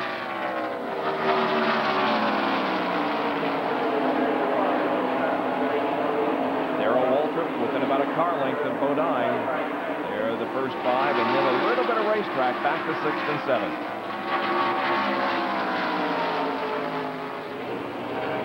Darrell Waltrip. This is the most unique oval we have in the NASCAR series. We asked Darrell, how difficult is it to set up a race car for this tri-oval? It's just different. I think what happens to you is you get into a situation where you run the same kind of racetrack week in and week out, and so you haven't, you sort of anticipate what that racetrack's going to be like. I've been coming here a long time. I have never felt like I figured this place out. One race, I kind of get to where I get across the tunnel turn good, but I can't get through 1 and 1 down here good. Or I get where I can get through 3 and out on the front. It seems like there's always something different about this racetrack, and I think it's probably a mindset because it's banked on one end, flat on the other, 3 turns, kind of odd racetrack, that I think you really concentrate on figuring out one part of it and forget the rest of it. Well, he has figured it out twice in his life as he won the 500-mile races here in 1981 and in 1978. 22 Pocono starts for Darrell Waltrip and 2 wins. And Mark Martin now really putting the pressure on Dale Earnhardt for 3rd position. Well, Earnhardt was really putting the pressure on Darrell Waltrip for 2nd as it came off of that turn. That let Mark get up there and get into battle as well. So they are really going at it here for their first 4 positions. They moved back. We mentioned earlier that Bodine had pulled away from Waltrip. Now he's moved right back up on him. Let's go down to Jack Arute, who is with, and we're very glad to see this, Greg Sacks. Well, what a way, Greg Sacks, to initiate a brand new sponsor dinner bell into Winston Cup Racing. I have never seen a crash like that in a long time here. You're okay. That's good news. Yeah, I'm fine, Jack. And I'd like to tell everybody back at Defiance, back at Dinner Bell, we're doing fine, and we'll see you up at Michigan. Everything's going great here. Our team will bounce back. Lake Speed out there is doing fine. I've talked to him. I've let all his fans know. And all my fans back in Mattituck, New York, you know, we're doing fine. Food Line people, we're glad to have your support, and we'll be back at Michigan. What went through your mind when you were going end over end down there? Well, Jack, you know, I thought it was never going to stop, and I was just hoping to God that another car wouldn't hit me, let's say in a roof or something. And, you know, I could see the fire. Then once it did stop, of course, you know, fate would have it, it'd be on your roof. And the oil was running right down under me. I don't know if you saw me shaking my hand when I got out, because when I had to brace myself to take my belts off, I had to put my hand down in the hot oil. And, you know, that window opening only looked like it was about 6 inches, but I come out of there like a snake. Nope. Yeah, but you came out without your helmet, too, and then the first thing you did is you ran down to look after Lake Speed. Well, when I got out, the first thing I did was look up, and I could see that there was no traffic coming. And I looked at Lake's car, and I could see that he was sitting in, and he was still. So I wanted to get right down there and see how he was doing. And he spoke to me right away. He wasn't unconscious or anything at any time.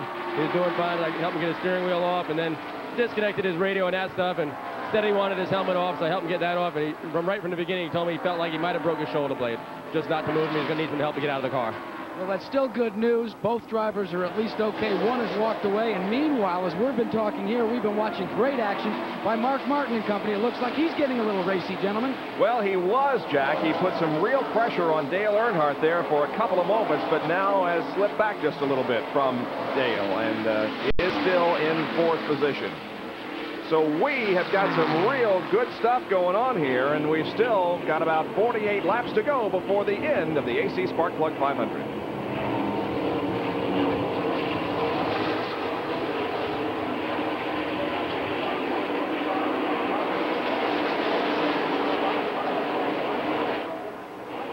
I guess you could say that... yeah, he got his bell rung. What? Now, how did you know that's what I was thinking? It was exactly what I was going to say.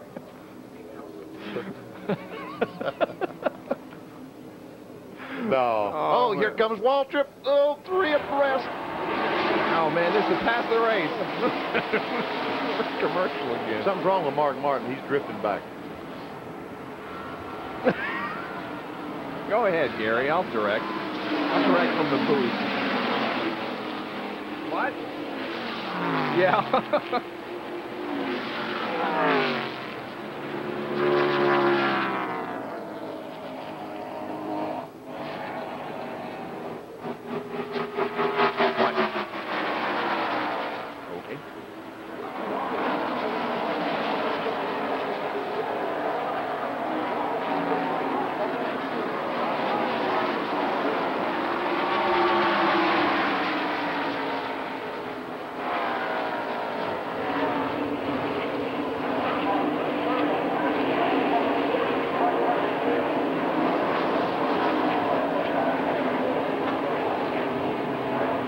Another lead change, the 24th of the afternoon. Darrell Waltrip has gone into the lead, passing Jeff Bodine, and now Rusty Wallace begins to challenge Dale Earnhardt for 3rd position. Here they come into the first turn, and Rusty has 3rd. Rusty has come from pretty far back in the field and has caught the lead pack, picking them off one at a time. He, I believe, is the fastest car on the racetrack right now. That was a heck of a job by Rusty Wallace because he made a stop just to make sure that he could go on fuel with one more pit stop and had to go back, I don't know, 15th, 18th position. He's back up to 3rd spot. Well, Mark Martin, we noticed, who was at one time challenging Earnhardt for 3rd, has now slipped back to 5th position. Jack, what might be the problem? Bob, they think that he may have a tire going soft, and what they're trying to do is talk him down to about lap 166. They figured it out that if he can just hold on till about the 167th circuit, they can make their final stop, take on 4 new Goodyear tires, and go to the checkered flag. But it's a handful, as you drivers can attest to up topside, to try and run a car with a tire that's going flat. No question about it. When you go into a turn, you're very concerned about how flat is that tire. Now, we'll go back and show you how Darrell Waltrip got the lead from Jeff Bodine, and it was in pretty impressive form. Sure was. He uses the draft off Jimmy Means Alka-Seltzer Pontiac to get alongside Jeff, and they race down that long front straightaway. When they get to turn 1, Darrell Waltrip has the preferred line. And so that's how Darrell Waltrip took the lead a couple of laps ago and continues to maintain that position, although Jeff Bodine is knocking on the door, and there's Rusty Wallace not too far behind in 3rd position. At one point, we had Chevys running 1st, 2nd, and 3rd, but now it's Chevy, and Pontiac, and then Chevy, and then Ford. Look at Rusty Wallace. He moves up right on the back bumper of Jeff Bodine, but unable to pull alongside to get inside Jeff going out in turn 1. Just to show you how competitive this race has been, no driver has led more than 13 consecutive laps. As I indicated, we've had 24 lead changes among 13 different competitors. Wallace now right on the back bumper of Bodine. They're coming up on Dick Trickle, who's still running in the lead lap, but Dick has lost a cylinder, I think, on the car number 84, the Buick, and he's the last car in the lead lap, currently running in 19th position, but they're about to put a lap on him as he is running around on 7 cylinders. Rusty Wallace is just driving the wheels off this car. Very often gets the rear end hung out a little bit coming off the corners. You say how much? Very often? Almost every lap.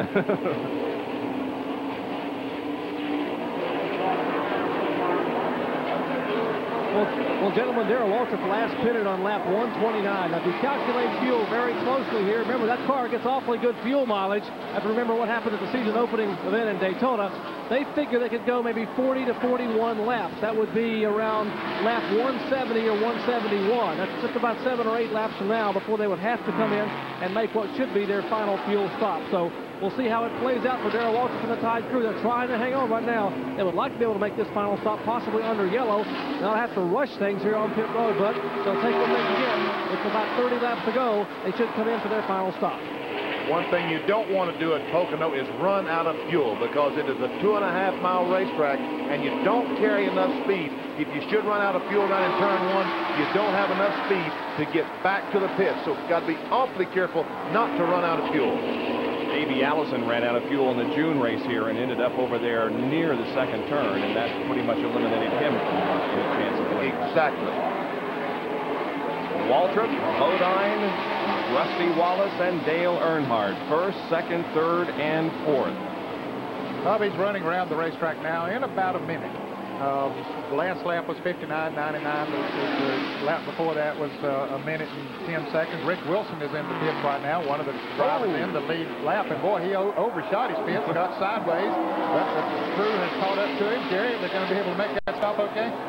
Well, it's going to be awfully tough. Rick Wilson just barely got the car stopped as he almost skidded into Tony Glover. His crew chief had knocked the sign board out of Glover's hand. They are trying to hold the car to get every last drop of fuel. And now Wilson's car stalls as it comes off the jack. He gets it refired. He will have to back it up because the car was actually pointed in towards pit wall, costing him a lot of valuable time. Now he can't get the car in gear. Apparently, no, something's broken on the front end. He can't steer the car, Jerry. He's trying to get the car turned. It's turned in towards pit wall. He jammed the brakes on and trying to look beneath the car. What a tough break for Rick Wilson and the Kodak team. And Mark Martin is coming in for a pit stop. As the leaders come down, Mark Martin flanks off to the left and enters pit road. Jack Arute is there to call this stop by Mark Martin. The Stroh's Light crew is awaiting Mark Martin. He comes to a stop. The team goes to work, taking the right side tires off, loosening the left side lug nuts, getting ready for a forward tire change. We alluded to the fact that he may have a tire going soft. They hope that this will be their final stop of the afternoon. Jack Roush has instructed the gas man to keep the tanks in as long as they can. 17 plus seconds so far. I asked Roush if they would be able to go the distance with this stop. He said after Daytona, I don't know. They are off and away in 24.1 seconds. Not a bad stop, gentlemen. And there you can see Rick Wilson's car has gone onto the jacks, and the hood is up on that machine. It's showing a lot of battle scars. There is obviously something wrong with that car that is preventing it from getting turned in the right direction. Well, you wonder if he thought he had a flat tire and came in and they changed that. We thought it was a routine pit stop. Here's Earnhardt coming into the pits and Rusty Wallace trying to take over second spot. At the line, they're side by side. Rusty Wallace to the inside and Bodine to the outside. We'll watch them go into turn number one. It's Darrell Waltrip leading. The battle for second position goes to Rusty Wallace. Jeff falls to third, and Dale Earnhardt is on pit road.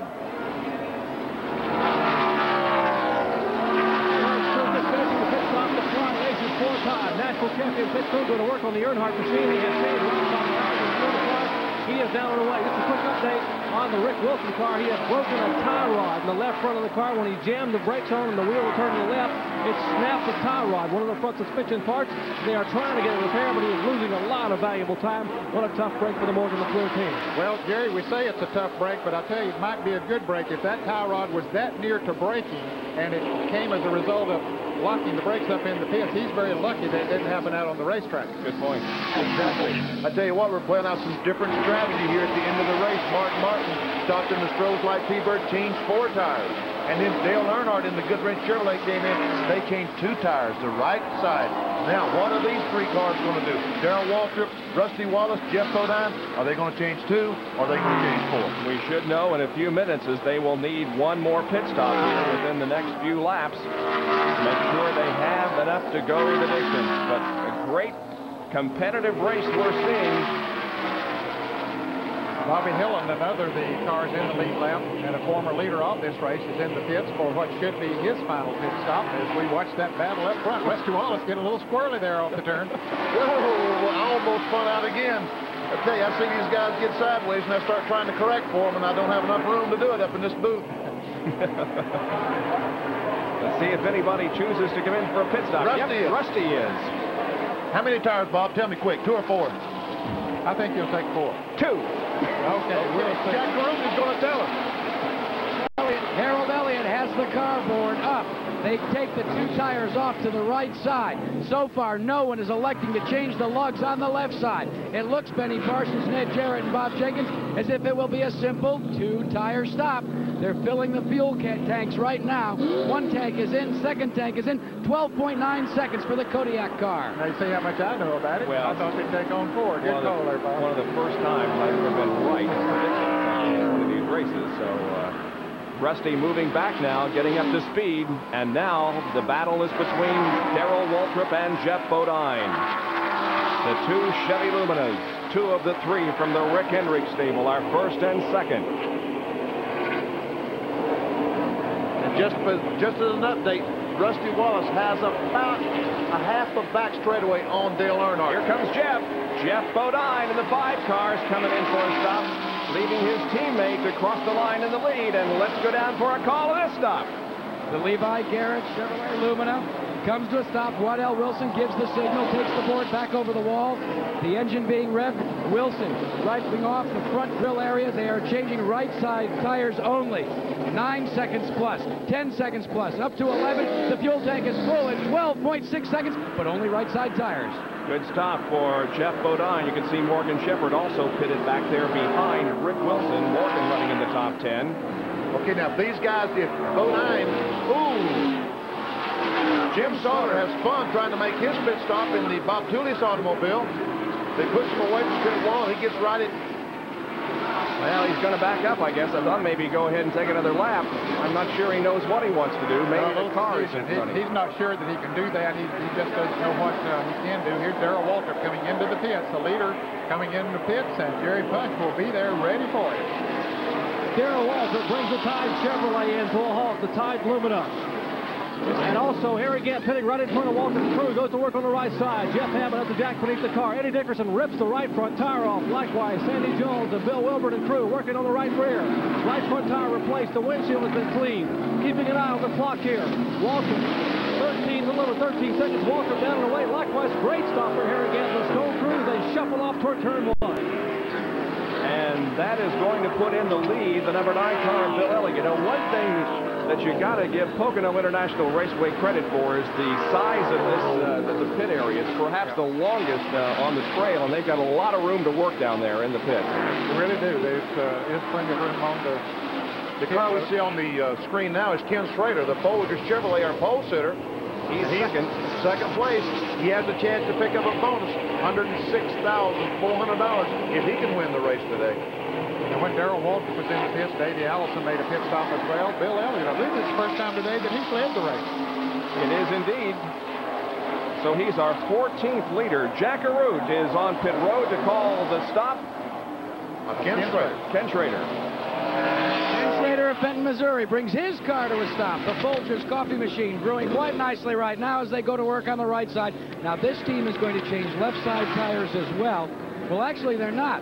They went down and they tightened the rear lug nuts on the left side, but they have elected not to change, but right side tires. His stop is very quick, takes on a full tank of gas, and he's back out on the racetrack.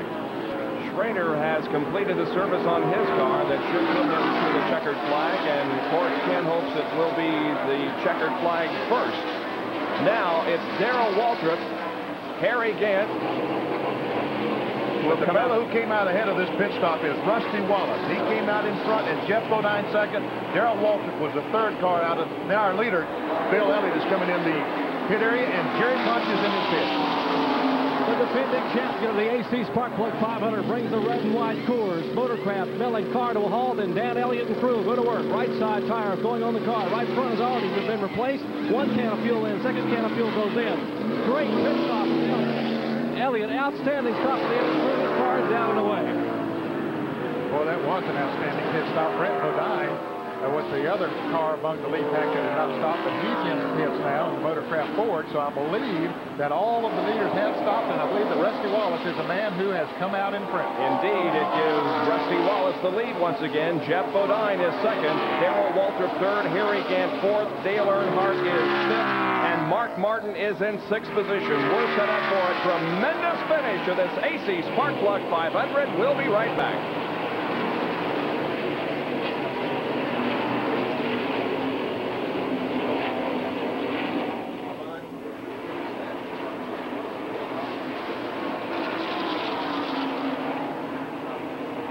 Conrad.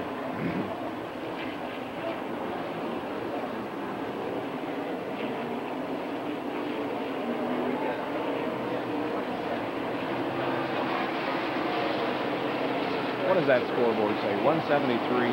Yeah. I should like to know why Mark Martin changed 4 and everybody else changed 2.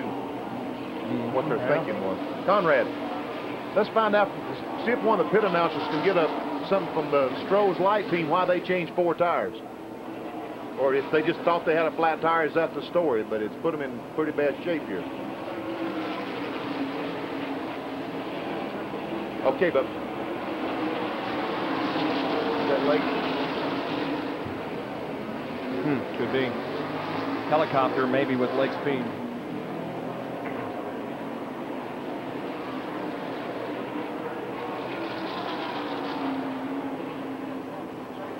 Okay, but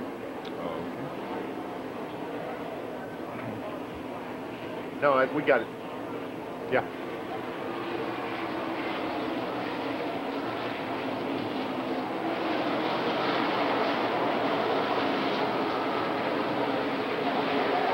We are back at Pocono for the final 27 or so laps of the AC Spark Plug 500. There is the leader, Rusty Wallace, being pursued by second place Jeff Bodine. Running in third position is Darrell Waltrip, and he's closely followed by Harry Gant. And we move inside Gant's Gold Bandit to watch the action ahead. Not too far behind those two cars. They're running third and fourth. Is Bill Elliott, who made a tremendous pit stop. He's currently running in the fifth position.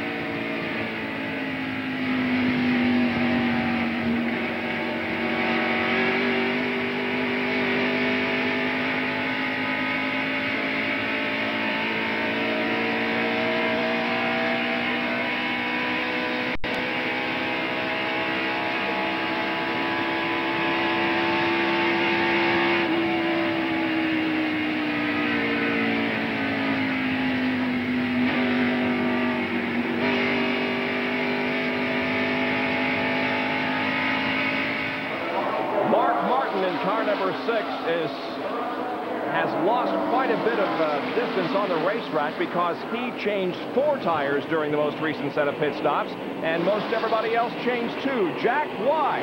Well, remember, Bob, they reported that possibly he had a tire going down, so they had to go for 4 tires because they weren't sure which tire went down. Steve Meal, you called the shots. Was there a tire going soft? Yeah, we had a left rear going down. Mark said the car was driving real bad, so we figured it's only about 6 or 7 extra seconds to change 4 versus 2 when you wait on the gas man. So we said, what the heck, let's get 4 good tires and try to win this thing instead of just changing 2 and having to come back, or even if there wasn't a flat, we want to win. We're not interested in running second. But it looks like the roll of the dice may have come up craps for you today because everybody else is beginning to pull away from Mark. Well, I don't know so much about that. We're catching the 3 car, we're catching the 17 car. The trouble with all racing is there's not but one winner, and who runs second don't make any difference. I think that just about says it all, gentlemen. Yeah, I think that pretty much sums up the situation for Mark Martin. Well, who is going to win this race? Boy, it could be one of about 6 or 7 drivers. We'll come back after this.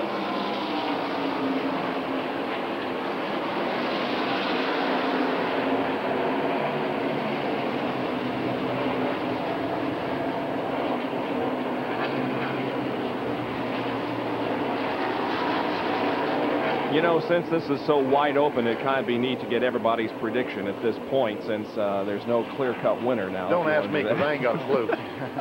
I know, that's the point. Okay, Elliott has passed Gant now for fourth. Hey, that guy's flying.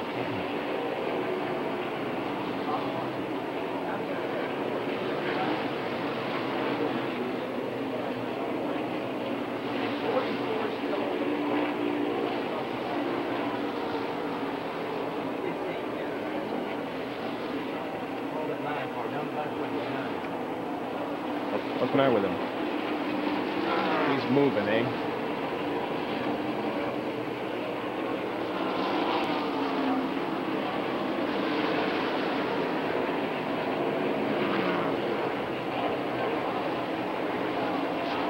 We are at record pace concerning the number of cars finishing on the lead lap. The record is 13, and right now we've got 15 that are on the lead lap. And the leader of the race is Rusty Wallace here in car number 27. Right behind him is second place Jeff Bodine. Perhaps, gentlemen, as we watch Bill Elliott in third, Harry Gant in fourth, and Darrell Waltrip in fifth. The fastest car on the racetrack might be Bill Elliott as Dale Earnhardt comes in for an unscheduled pit stop. Yeah, this would definitely be an unscheduled pit stop. Jack Arute, what's going on there? Well, again, they think that Dale Earnhardt has a tire going soft. You know, Jerry Punch told you early in the race, the rocks that come up and begin to cut the tires, well, this seems to be causing problems now. They go to the left side. He stalls the cars. He tries to restart it. Does it quickly, but this is costly. Boy, this could sure tighten up the Winston Cup. This is our Winston Cup leader, Dale Earnhardt. And if they do not have a caution flag, these cars finish. He can finish 10th or 12th. Rusty Wallace, Darrell Waltrip gained some valuable ground on him today. Yeah, Wallace, Waltrip, Martin, and Elliott, who are second, third, fourth, and fifth in points, are all running right up front. And now that could have been a very serious blow to Dale Earnhardt in terms of points. There's first and second coming down, but I was mentioning that perhaps one of the fastest cars on the racetrack at this point in the event is Bill Elliott. Bill Elliott has been moving, no question about it. We went away for a commercial break. He was running in 5th place. When he came back, he was running 3rd, and they passed 2 of the fastest cars on the track, Harry Gant and Darrell Waltrip. So he is moving along. But now, Harry Gant has moved around Darrell Waltrip and is following Bill Elliott. So Gant running in the 4th place. We can see Bill Elliott out in front of him there, who is running in 3rd place.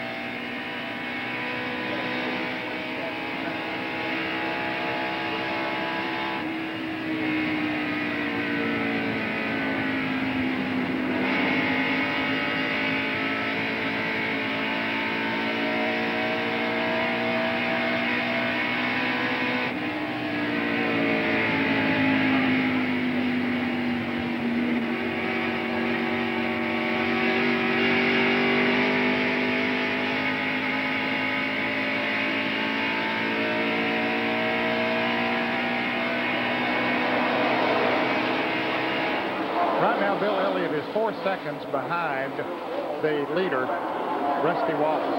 So we'll check that interval as we run a few more laps. There is Rusty Wallace in the lead. Jeff Bodine in the car number 5. You can see about 10, 12 car lengths behind him. And they're running out of time. 20 laps to go. 50 miles. That's all.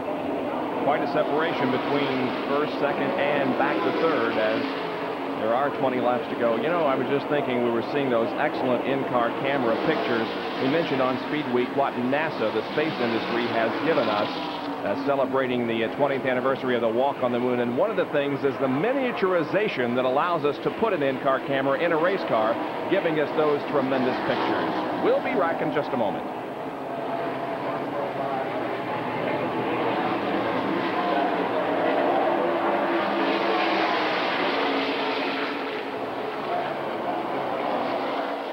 Poser down to 3:45. He picked up about half a second that lap, Bill Elliott. So we need to follow that. Let's do predictions. I'll go last. Yeah, right.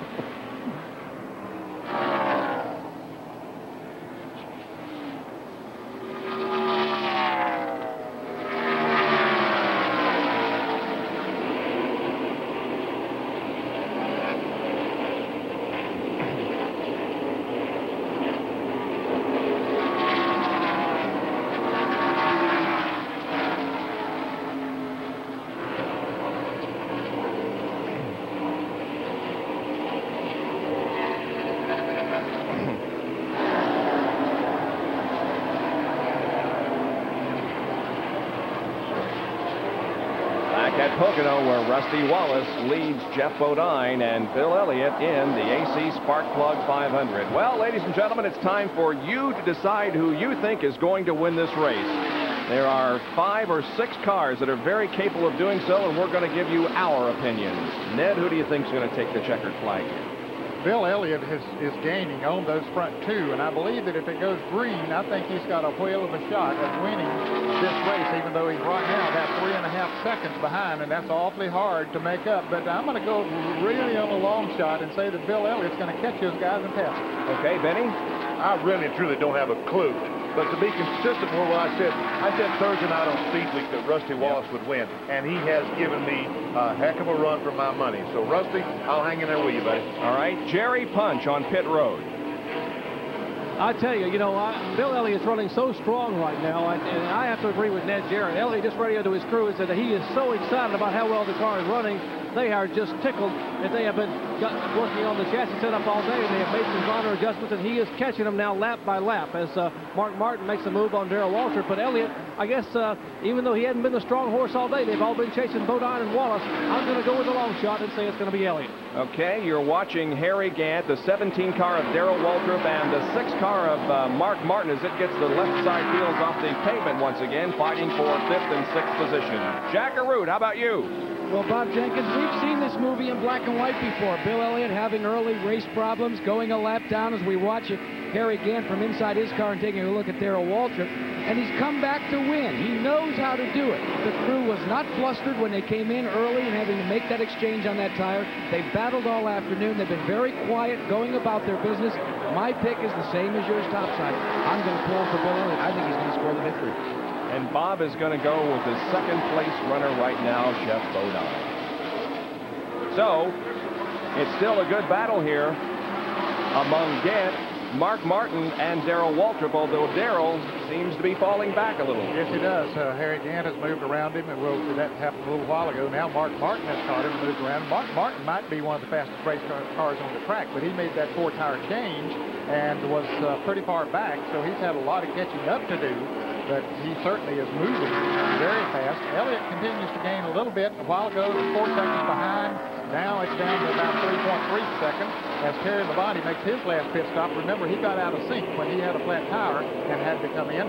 So Terry is still out there running, has been in the lead lap. And look at Bodine. He's closed up. Rusty Wallace caught some traffic, and enabled Jeff Bodine to pull up right on his rear bumper. Making Bob Jenkins look pretty good here right at the moment as he picked Jeff Bodine. And I don't think that's certainly not a long shot by any means. Well, Bodine was 11th. Or make that Jeff Bodine, looking at the wrong Bodine here in my notes. Jeff Bodine's top 10 finishes this year, or top 5 finishes, have been at Darlington and Bristol, 3rd and 4th. He was in the top 5 at Rockingham and also at Atlanta. Let's go to Jerry Punch, who's with Dan Elliott. Well, gentlemen, let's check in and see what they have done to Bill Elliott's car to make the car so competitive all of a sudden. Dan, what are the major adjustments you guys made in that last pit stop? Well, we've been working with the car all day. At the first of the race, it was pushing. We've been on one extreme to the other, pushing loose. And we've finally been working with Wedge and Steiger, and we've got it where he likes it. Had a good pit stop. Trouble over coming off of turn 2, going into turn 3. Jeff Bodine has spun out. Jeff Bodine is in trouble, and so much for Bob's prediction. Bodine is in the infield grass, gets back onto the racetrack. I don't know whether it's going to cause a caution or not. So far, no caution flag. No caution flag so far. Boy, that's a tough break for Bodine if you'd sit there. But, you know, you don't want to do that. Jeff Bodine gets the car back going again. Let's see. Is he going in the pits? I believe he is. Yes, he is. Down pit road. Apparently has a flat tire on that car, and Bill Elliott has closed the gap to less than 2 seconds on Rusty Wallace. He is coming. So Jeff Bodine, for the most part, out of contention for the win. Jack Arute is in the Bodine pit. What a disappointment for the Levi Garrett team, led by Waddell Wilson out of the Hendrick Motor Racing stable. The crew has gone to work on the right side, changing the tires. They are going to change the left sides as well, because after that spin, they've certainly flat spotted the tires. They're making the change. This will drop him out of the hunt, supposedly, possibly for the win, but they are completely working. Drop the jack, lights up the tires, and he's away. He's going to be able to stay in the same lap. If there should be a caution flag, he'll be able to stay in the same lap. But if it goes green, his chances of victory gone away. Oh, look at the tight stuff going on here between Harry Gant and Mark Martin. For the last lap, Bill Elliott lost a little time to Rusty Wallace. He ran in behind Jimmy Spencer going into turn 2 over there and just had to really get on the brakes. He thought he was going to get under him, but Spencer used the low side of the racetrack, and Elliott lost about a quarter of a second that last lap, so that hurt him. Chances catching. Look at Mark. He's got the rear end of that car hung out well. He's in 3rd position. Well, he was in 3rd, and now Harry Gant is bidding for that spot. They're side by side. And here comes Darrell Waltrip. Oh, yeah. Into the tunnel turn. Martin comes out with the advantage. Gant 2nd and Waltrip 3rd. Whew. Darrell, you're too old for that, son. I'll tell you. Yeah, those boys are racing. Wow. This is for 3rd position now. The leader is Rusty Wallace, and 2nd place is Bill Elliott. So it's 3rd, 4th, and 5th right here. Meanwhile, back up front, it is Rusty Wallace completing another lap. That's lap number 188. We've got 12 more circuits to go. And here's what happened to Geoff Bodine. Well, he ran in hard there on Rusty Wallace. It looked like he lost it and couldn't get it back. Spun it around. He might have had a tire going down. And, of course, it did come in and change tire, so he might have cut a tire, and that caused him to lose it. And, of course, probably killed any chance that he has of winning this race. Geoff Bodine remains on the lead lap and falls into 13th position, but a tough break for the guy who suffered a pretty bad crash here 5 weeks ago in this Pocono race and was very much in contention for the lead when he spun, or did almost a spin, coming off of corner number 2. I think he called a spin. There's Rusty leading, but he knows that Bill Elliott has a very fast race car and is closing in. There is Bill, not too far behind. Here's Harry Gant and Darrell Waltrip trying to move around Jimmy Means. And Mark Martin has gone completely from the picture. He's up way in front of Harry Gant, 15 car lengths in front of him. There is Mark, followed by Harry Gant and Darrell Waltrip. 3rd, 4th, and 5th.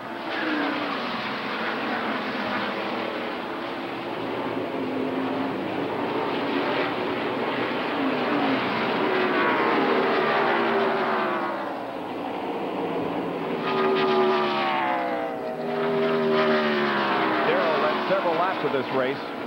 Now finds himself back in 5th.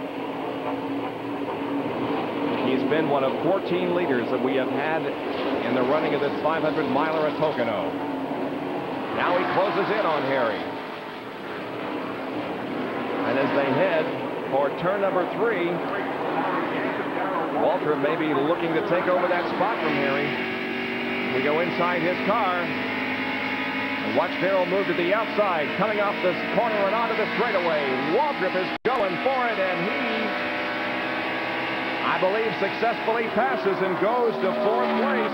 Let's see, he's got to get alongside Harry Gant. Are they side by side? Well, he was far enough by to get down on the inside. And meanwhile, up front, Rusty Wallace sees his lead dwindling away. He can see Bill Elliott coming up in his rearview mirror. It is less than 1 second. And there are less than 10 laps to go. 190 laps have been completed, and the leader is on the North Straightaway. There's 2nd place, Bill Elliott. Does he have enough to close in and take the lead from Rusty Wallace? We'll be right back.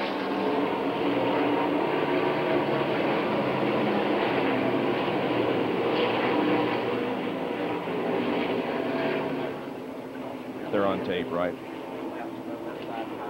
I think they are. Are they on tape? Can we put these on tape? Oh, yeah, this was the Great American Woad.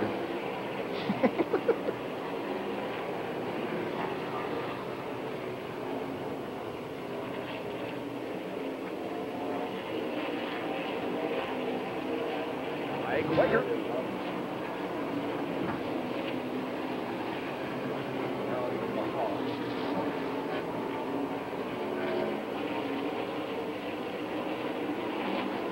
That was nice of Labonte. He just moved over and let him go. Yeah. He's going to catch him. Yeah, I don't know if he's going to pass him, but he's going to catch him.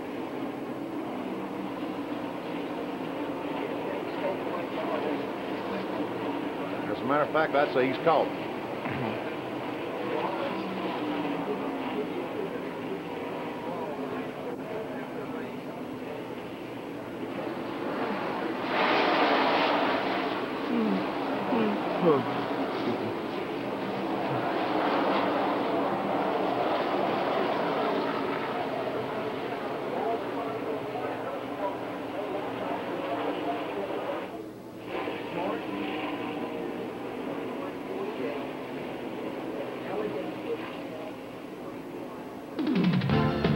We hope you're enjoying today's live coverage of NASCAR Winston Cup Racing. From Pocono International Raceway in Pennsylvania, the AC Sparkplug 500. Our Speed World coverage is being brought to you by Quaker State Motor Oil. The big Q stands for quality, always has, always will. By Levi's 505 and 506 jeans. And by Buick and your Buick dealer. The great American road belongs to Buick. The race is in its last 7 laps. Rusty Wallace is the leader, but look how close Bill Elliott is. He has essentially caught Rusty Wallace and now will try to take over the lead with less than 7 laps to go. Rusty Wallace, Bill Elliott. Who's going to win in the next few minutes here at Pocono? Well, he has come from 4 seconds down to hit Rusty Wallace, less than a half a second separating them right now. But as we've said so many times, catching him is one thing, passing him is another. State Police estimating the crowd here at Pocono at over 100,000. Every grandstand seat was sold, and not a one of them are being occupied now. You know? No, they're all standing on their feet, waving for their favorite driver, be it Rusty Wallace or Bill Elliott. Rusty looked like he got just a little bit squirrely as he came off of that turn. Elliott's car working good off of turn 3, and that's where he perhaps needs to make his move. We can see Terry Labonte back there in the picture. Terry just went a lap down. He moved over and let the leaders go. Didn't even fight them for a moment. He let them go at it. Rusty high there. He got sideways, getting in that corner. Drove it in a little bit too hard, trying his best to win this race. And Elliott, his rear end slips coming off that corner. I think the racetrack is slick for one thing, Benny, and then their left side tires, even though they have better left side than some of those that are running behind them because they came in during the last caution and put on 4 tires, but the left side tires are getting very slick and hot. Here's it. Oh, Rusty's really got it hung out, and here comes Elliott on the inside. That may have been the move that he needed. Rusty has lost the lead to Bill Elliott, losing the control of the car just momentarily. The rear end getting a little bit sideways, and Bill Elliott sweeps by and takes the lead. Now the question is, can he hold it for the next 5 laps? That's lap number 195 complete. What a move. Rusty Wallace almost losing it down in turn 1, goes to turn 2 and slips again. That might lead you to believe something is wrong with the car when somebody like Rusty Wallace has a problem 2 corners in a row. Yeah, there we see him fighting the car. Yeah, he's fighting it again. Either his left tires are worn out and the car's gotten loose on him, or he's overdriving it, or a combination of all. Or he has a flat tire. It could be he's run over a stone. Third place, meanwhile, belongs to Mark Martin, and another fine performance by the Batesville, Arkansas driver for Jack Roush. And running in 4th position at the moment is the number 17 car driven by Darrell Waltrip, and completing the top 5 would be Harry Gant. Now you can see the interval between 1st and 2nd position as Bill Elliott stretches out the advantage even more. Coming down to complete lap number 196, we've got 4 more laps to go. Bill Elliott has won 1 race so far in 1989. That was at the Michigan 400 not too long ago, looking for victory number 2 and his 3rd win here at Pocono. Make that his 4th win here at Pocono. Look at Rusty. One more time, losing the back end, getting down in turn 1, driving that car for everything he's got. Yep, he sure is. And I think Elliott right now, his car is working just a little bit better. And he certainly has some power on the straightaways, too. He's not only working in the turns. As we say in racing, he's handling down the straightaway. Yes, he is. Let's go to Jack. Look at Rusty. Almost lost it one more time coming off that tunnel corner. Jack, you have a comment about Rusty. Well, I asked Barry Dodson what was it. Was maybe the handles go away on the car, or was maybe Rusty overdriving it? And all he said is, hey, it's not over yet. Rusty is just flat driving that car as hard as he possibly can. The track is very slick. They're pleased with the way the car's set up. It's just a very good Winston Cup race right now. I'm telling you, he has come so close to crashing in the last 3 laps that I wouldn't even want to count him. He best settle that thing down and try to get second out of this before he winds up into the walls. Yeah, he can't catch Bill Elliott right now.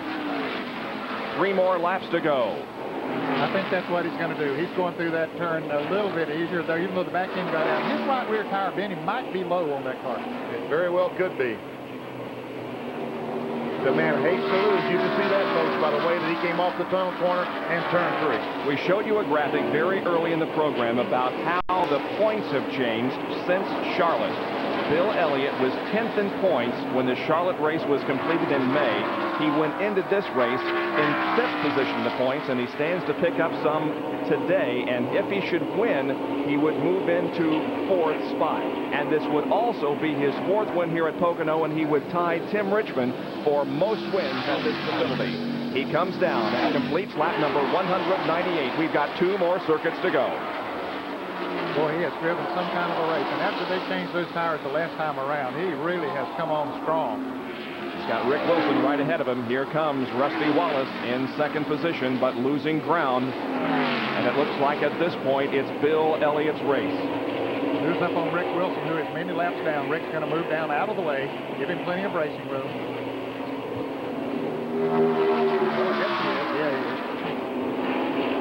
Elliott into the tunnel turn again.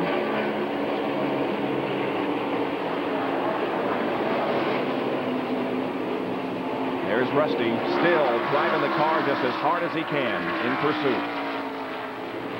I tell you what, watching Rusty come off that tunnel corner has been a thrill the last few laps. I'm telling you. He's driven it, there's no doubt about that. He's manhandled. The defending Winston Cup champion. Look at the crowd on its feet, waving their hats. Some for Bill Elliott, some for Rusty Wallace. The white flag is out. There's 1 more lap to go. Will Bill Elliott be able to hold on for the next 2.5 miles and win the AC Spark Plug 500? The interval showing the difference between Bill Elliott, the leader, and 2nd place Rusty Wallace as Rusty gets the left side tires off the racetrack again. Bill Elliott swings out at corner number 1 and down the Long Pond straightaway, 3,055 feet in length. Wallace, it appears, is going to have to settle for 2nd position as 1 car separates Elliott and Rusty Wallace right now, that being Rick Wilson. Bill Elliott moves on to the North straightaway. He is approaching the 3rd and final corner of this racetrack. The number 9 Coors Melling Ford is on the 6-degree banking of turn number 3. He comes off the straightaway, the crowd on its feet. Here comes Bill Elliott for the final few feet, and he wins the AC Spark Plug 500. Bill Elliott with his 2nd win of the 1989 season. Rusty Wallace finishes in 2nd position. 3rd goes to Mark Martin. 4th is Darrell Waltrip, and 5th position to Harry Gant. And Bill has the hand out the side of the car already, and Jeff Bodine is moving very, very slowly around the racetrack. A great run for Jeff Bodine. It's a shame that it had to end this way. Set outside pole, but there's Bill Elliott being congratulated by Rusty Wallace for a great driving job, and he did do that today. Bill Elliott did not lead this race until the 171st lap during green flag pit stops. He took over the lead for the final time 5 laps ago, and he wins here at Pocono.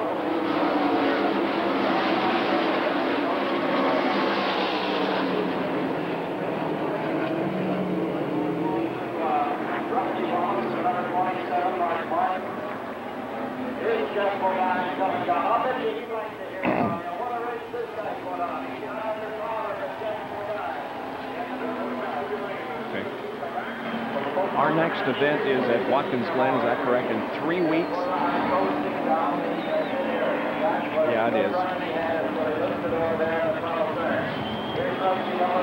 Are we through, Conrad? The other couple?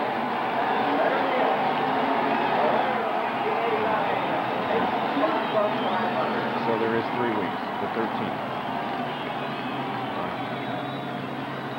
What am I looking for?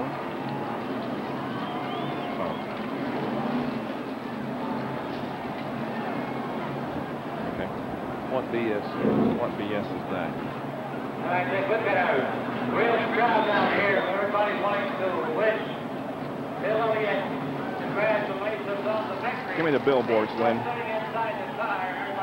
Billboards. You did?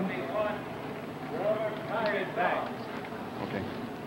And in just a moment, you'll emerge from the car. We'll have a chance to talk to them a little bit later on. We're going to hear from folks from MRN. Before we get a chance to get him up here. Oh, yeah, they got to get him up on that podium. Still in the car. Yep.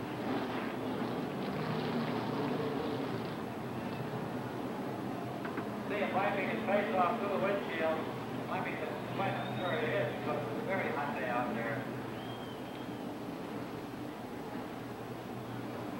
And just a moment, you'll see it we'll see it rolling out. Average speed was 117.847. There it is, ladies and gentlemen. What's the situation down there? There is from Dawsonville. And here he comes. First words will be his words with the final from ESPN. The top 10 finishers, Bill Elliott wins. Rusty Wallace was second, then Mark Martin, Darrell Waltrip, and Harry Gant finishing 6 through 10. In today's AC Spark Plug 500 here at Pocono, Davey Allison, Ken Schrader, Morgan Shepherd, Dale Earnhardt, and Brett Bodine. We go down to Victory Lane and our winner interview, which is being brought to you by the Die Hard Battery, now with more power when you need it most. Well, an exhausted Bill Elliott gives a thumbs up here, climbs out of the car, and has to sit down. Bill, an outstanding effort this afternoon. Congratulations. Well, you know, we kept going to the back, but we never give up, you know, and I kind of counted Rusty and Jeff out there at the end because I didn't feel like I had a chance to ever catch them. And then I kept gaining on them and kept gaining on them. And then finally Jeff got real loose over there and spun out. And then I kept noticing Rusty kept getting looser and looser, especially off turn 3. Kept gaining a little, gaining a little, gaining a little. And then finally over there in the tunnel turn, he slipped and I got by him. And he got so loose he couldn't do anything. When it's going to be your day, it has to be your day. First, you had a cut tire. Then you had a broken jack about lap 130. You were the last car to get off pit road. Do you think you were ever going to have a shot at winning? Well, you know, we started in the back there, the last green flag, and we never give up. You know, that's the thing about all the guys. You know, even the guys back at the shop, we continue to race. We never give up, even from the first part of the year with a broken wrist. We'll just keep on digging. I guarantee you, second win of the year, the defending champion defends his championship in the AC Spark Plug 500. Bill Elliott takes the win. Bob?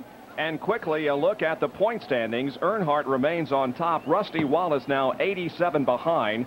Darrell Waltrip remains third. Bill Elliott moves into fourth position. He's 161 points behind Dale. And then Mark Martin, who is 166 points behind. So a very tight grouping of the Winston Cup point leaders as we begin the second half of the 1989 season. Well, we have Davis Cup tennis coming up for you next. We will see you on Speed Week at 7:30 this coming Thursday night. Our next Winston Cup telecast will be on the 13th of August, that from Watkins Glen, New York, on the road course. So we were glad that you could join us here at Pocono today. For Ned Jarrett and Benny Parsons in the booth, and for our pit reporters, Jerry Punch and Jack Arute, thank you very much. This is Bob Jenkins. For now, so long, everyone.